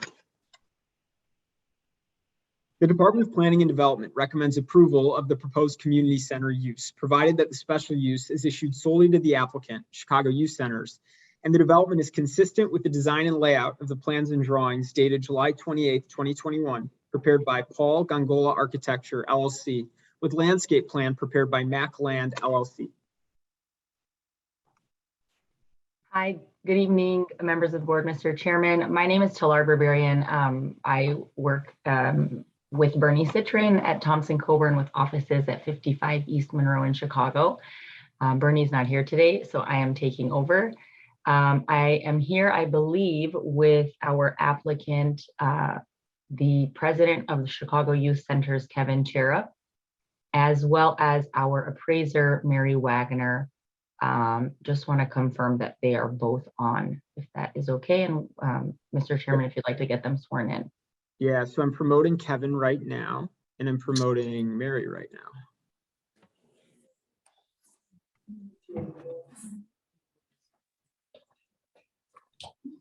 So Kevin or Mary, I see Kevin. Kevin, can you try to speak? Hi there. Can you hear me? Yeah, we can hear you. Will you state your name and address, please? Sure. It's Kevin Cherub, and the business address is 218 South Wabash, Suite 510, Chicago, Illinois, 60604. Thank you. And do you swear or affirm to tell the truth in today's proceedings? Yes, I do. Thank you. Okay, I think the other person was Mary Wagner. Mary. Yes, I'm here. Great. You state your name and address, please. Mary Wagner, 6531 North Waukesha, Chicago. Thank you. And do you swear or affirm to tell the truth in today's proceedings? Yes, I do. Okay, great. Thank you. Thank you. So as you know, we are here to apply for a special use for Chicago Youth Centers to operate an existing structure. It's a former CPS school as a community center. And we were here, you may remember, a couple of months ago to have to request a variation for landscaping requirements in the parking lot, and that was granted.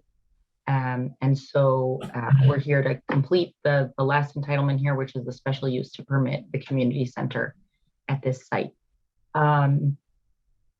So we submitted findings of fact, obviously, which included affidavits from Kevin, as well as a report from our appraiser. So I just want to ask them at this point if their testimony would be consistent with those affidavits. Kevin, you are aware that we submitted an affidavit, we prepared an affidavit on your behalf, which you signed and we submitted as part of our findings of fact. Yes. And if you were to continue, oh, actually, I do have one question for you. There was actually an error in that affidavit that we'd like to get cleared up on the record. There's an error indicating that CYC operates 23 locations in the city of Chicago. That number is actually 18 locations. So we just want to get that cleared up. Kevin, can you confirm that? Yes, that's correct. Excellent. Okay, And noted. besides that, would you agree that your testimony tonight would track and be consistent with the affidavit we submitted on your behalf in this matter? Yes, I would. Excellent. And so I'll go ahead to Ms. Wagner. Mary, can you just tell us what you do, your certification, where you work? Give us a little bit of background on that. Sure.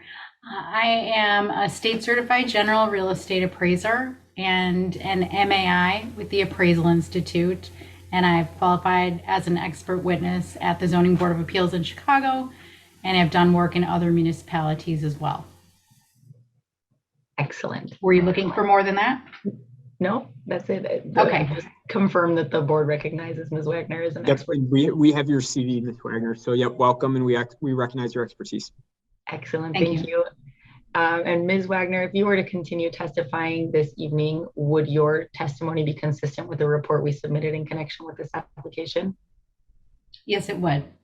And just to sum it up, it would you would testify that the proposed special use here at 9207 South Phillips meets the standards for special use that are set by the zoning ordinance in Chicago? Yes, I agree. Correct. Excellent. So, Mr. Chairman, we have nothing further to present tonight. If there are any questions, we're happy to take them. Yep. And any questions from the board?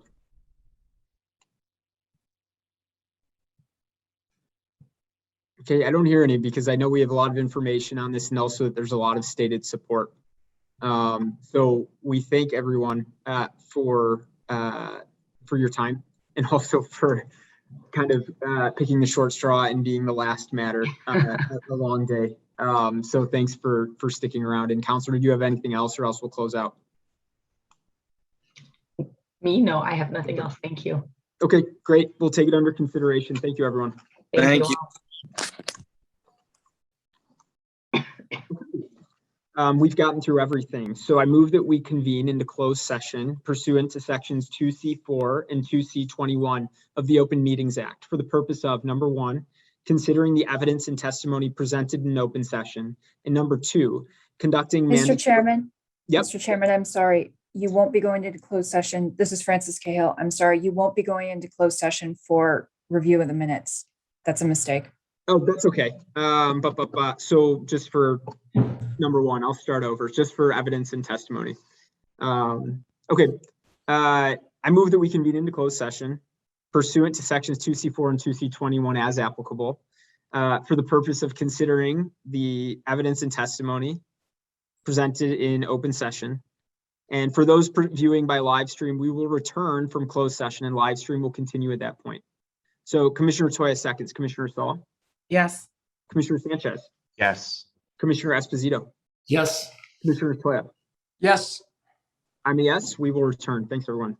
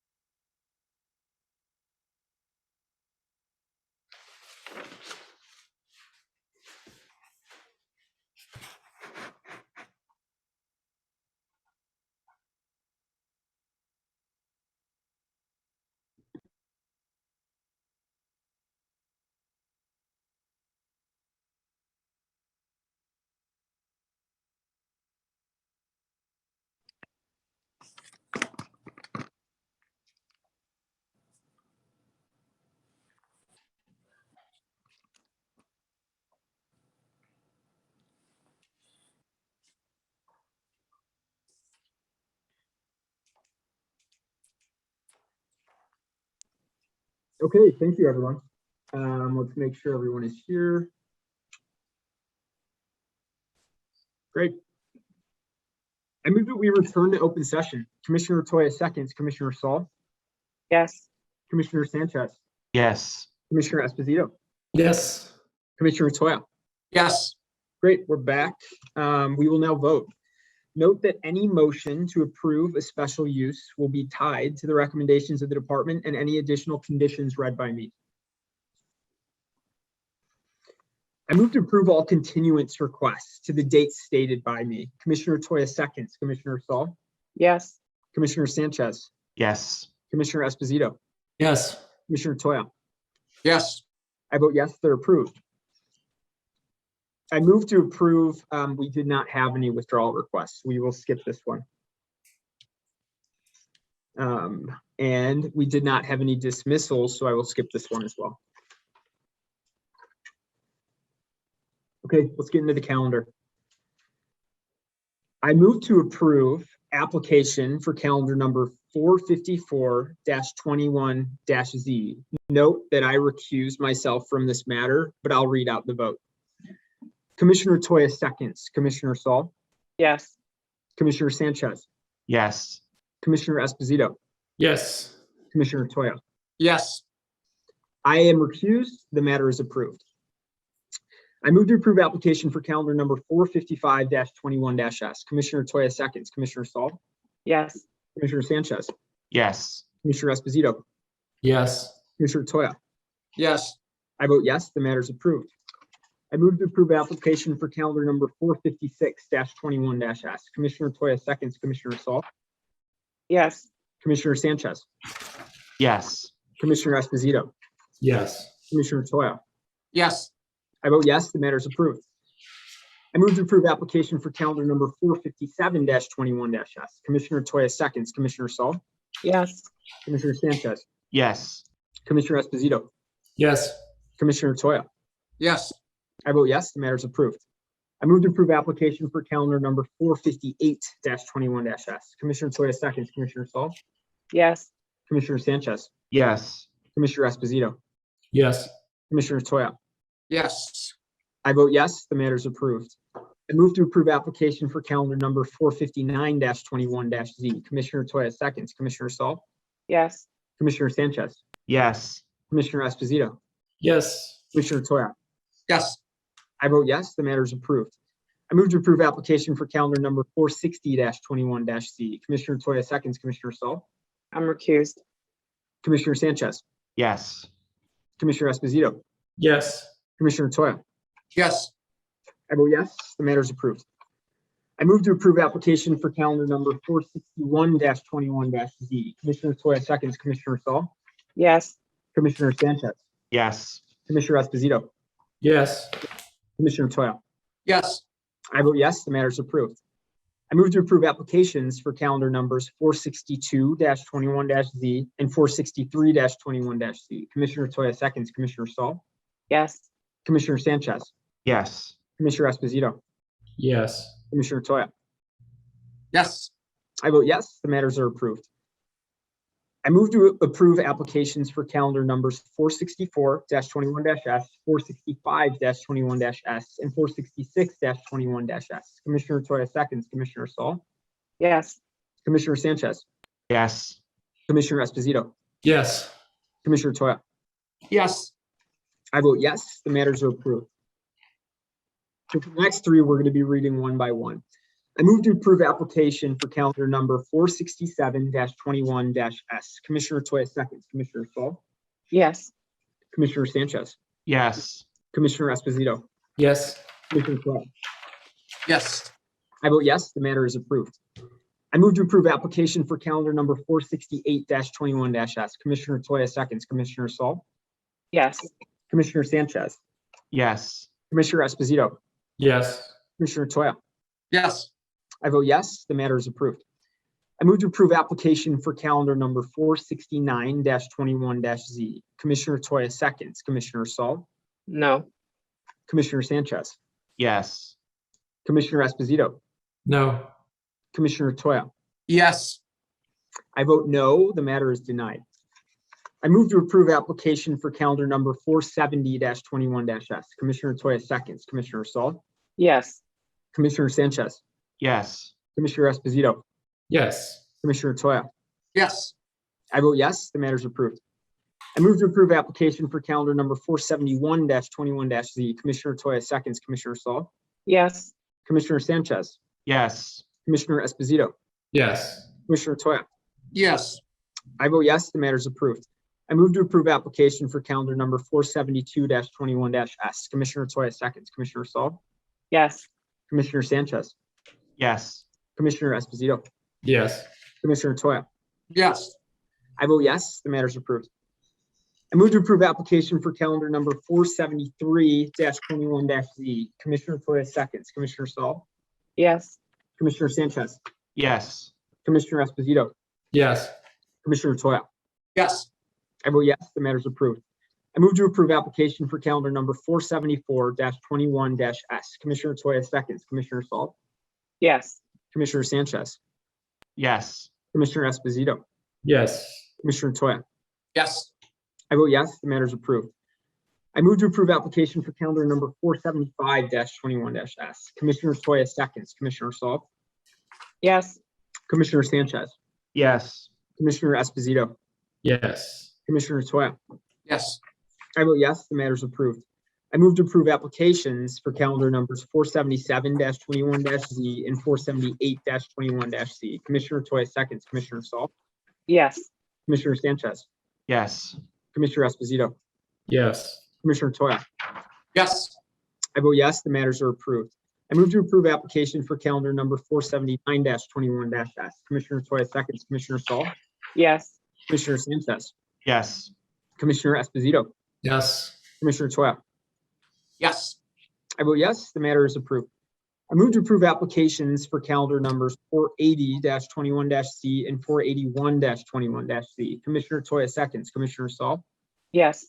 Commissioner Sanchez, Yes. Commissioner Esposito, Yes. Commissioner Toya. Yes. I vote yes, the matters are approved. I move to approve applications for calendar numbers 482-21-Z and 483-21-Z. Commissioner Toya seconds, Commissioner Saul, Yes. Commissioner Sanchez, Yes. Commissioner Esposito, Yes. Commissioner Toya. Yes. I vote yes, the matters are approved. I move to approve, there's three of these, applications for calendar numbers 484-21-Z and 487-21-Z and 488-21-Z, which we took together on the call. Commissioner Toya seconds, Commissioner Saul, Yes. Commissioner Sanchez, Yes. Commissioner Esposito, Yes. Commissioner Toya. Yes. I vote yes, the matters are approved. I move to approve application for calendar number 489-21-C. Commissioner Toya seconds, Commissioner Saul, Yes. Commissioner Sanchez, Yes. Commissioner Esposito, Yes. Commissioner Toya. Yes. I vote yes, the matter is approved. I move to approve application for calendar number 490-21-S. Commissioner Toya seconds, Commissioner Saul, Yes. Commissioner Sanchez, Yes. Commissioner Esposito, Yes. Commissioner Toya. Yes. I vote yes, the matter is approved. I move to approve applications for calendar numbers 305-21-S and 306-21-Z. Commissioner Toya seconds, Commissioner Saul, Yes. Commissioner Sanchez, Yes. Commissioner Esposito, Yes. Commissioner Toya. Yes. I vote yes, the matters are approved. I move to approve applications for calendar numbers 353-21-Z and 354-21-Z. Commissioner Toya seconds, Commissioner Saul, Yes. Commissioner Sanchez, Yes. Commissioner Esposito, Yes. Commissioner Toya. Yes. I vote yes, the matters are approved. I move to approve applications for calendar numbers 387-21-S and 388-21-Z. Commissioner Toya seconds, Commissioner Saul, Yes. Commissioner Sanchez, Yes. Commissioner Esposito, Yes. Commissioner Toya. Yes. I vote yes, the matters are approved. I move to approve application for calendar number 395-21-Z. Commissioner Toya seconds, Commissioner Saul, No. Commissioner Sanchez, No. Commissioner Esposito, Yes. Commissioner Toya. Yes. I vote no, the matter is denied. I move to approve application for calendar number 409-21-S. Commissioner Toya seconds, Commissioner Saul, Yes. Commissioner Sanchez, Yes. Commissioner Esposito, Yes. Commissioner Toya. Yes. I vote yes, the matter is approved. I move to approve the written resolution containing findings of fact consistent with the votes of the board for board calendar numbers 399-21-Z, 405-21-Z, 406-21-Z, and 246-21-S. Commissioner Toya seconds, Commissioner Saul, Yes. Commissioner Sanchez, Yes. Commissioner Esposito, Yes. Commissioner Toya. Yes.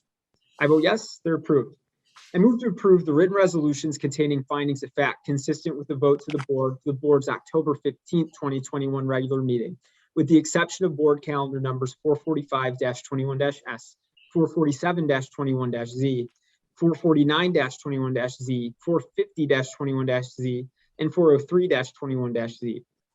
Commissioner Toya seconds, Commissioner Saul, Yes. Commissioner Sanchez, Yes. Commissioner Esposito, Yes. Commissioner Toya. Yes. I vote yes, they're approved. I move to approve the written closed session minutes of the board through the October 15th, 2021 meeting. Commissioner Toya seconds, Commissioner Saul, Yes. Commissioner Sanchez, Yes. Commissioner Esposito, Yes. Commissioner Toya. Yes. I vote yes, they're approved. I move that we adjourn the meeting. Commissioner Toya seconds, Commissioner Saul, Yes. Commissioner Sanchez, Yes. Commissioner Esposito, Yes. Commissioner Toya. Yes. I vote yes, we are adjourned. Thank you so much, everyone, for your time and staying late. And I hope everyone has a really great Thanksgiving holiday. Happy Thanksgiving. Happy Thanksgiving.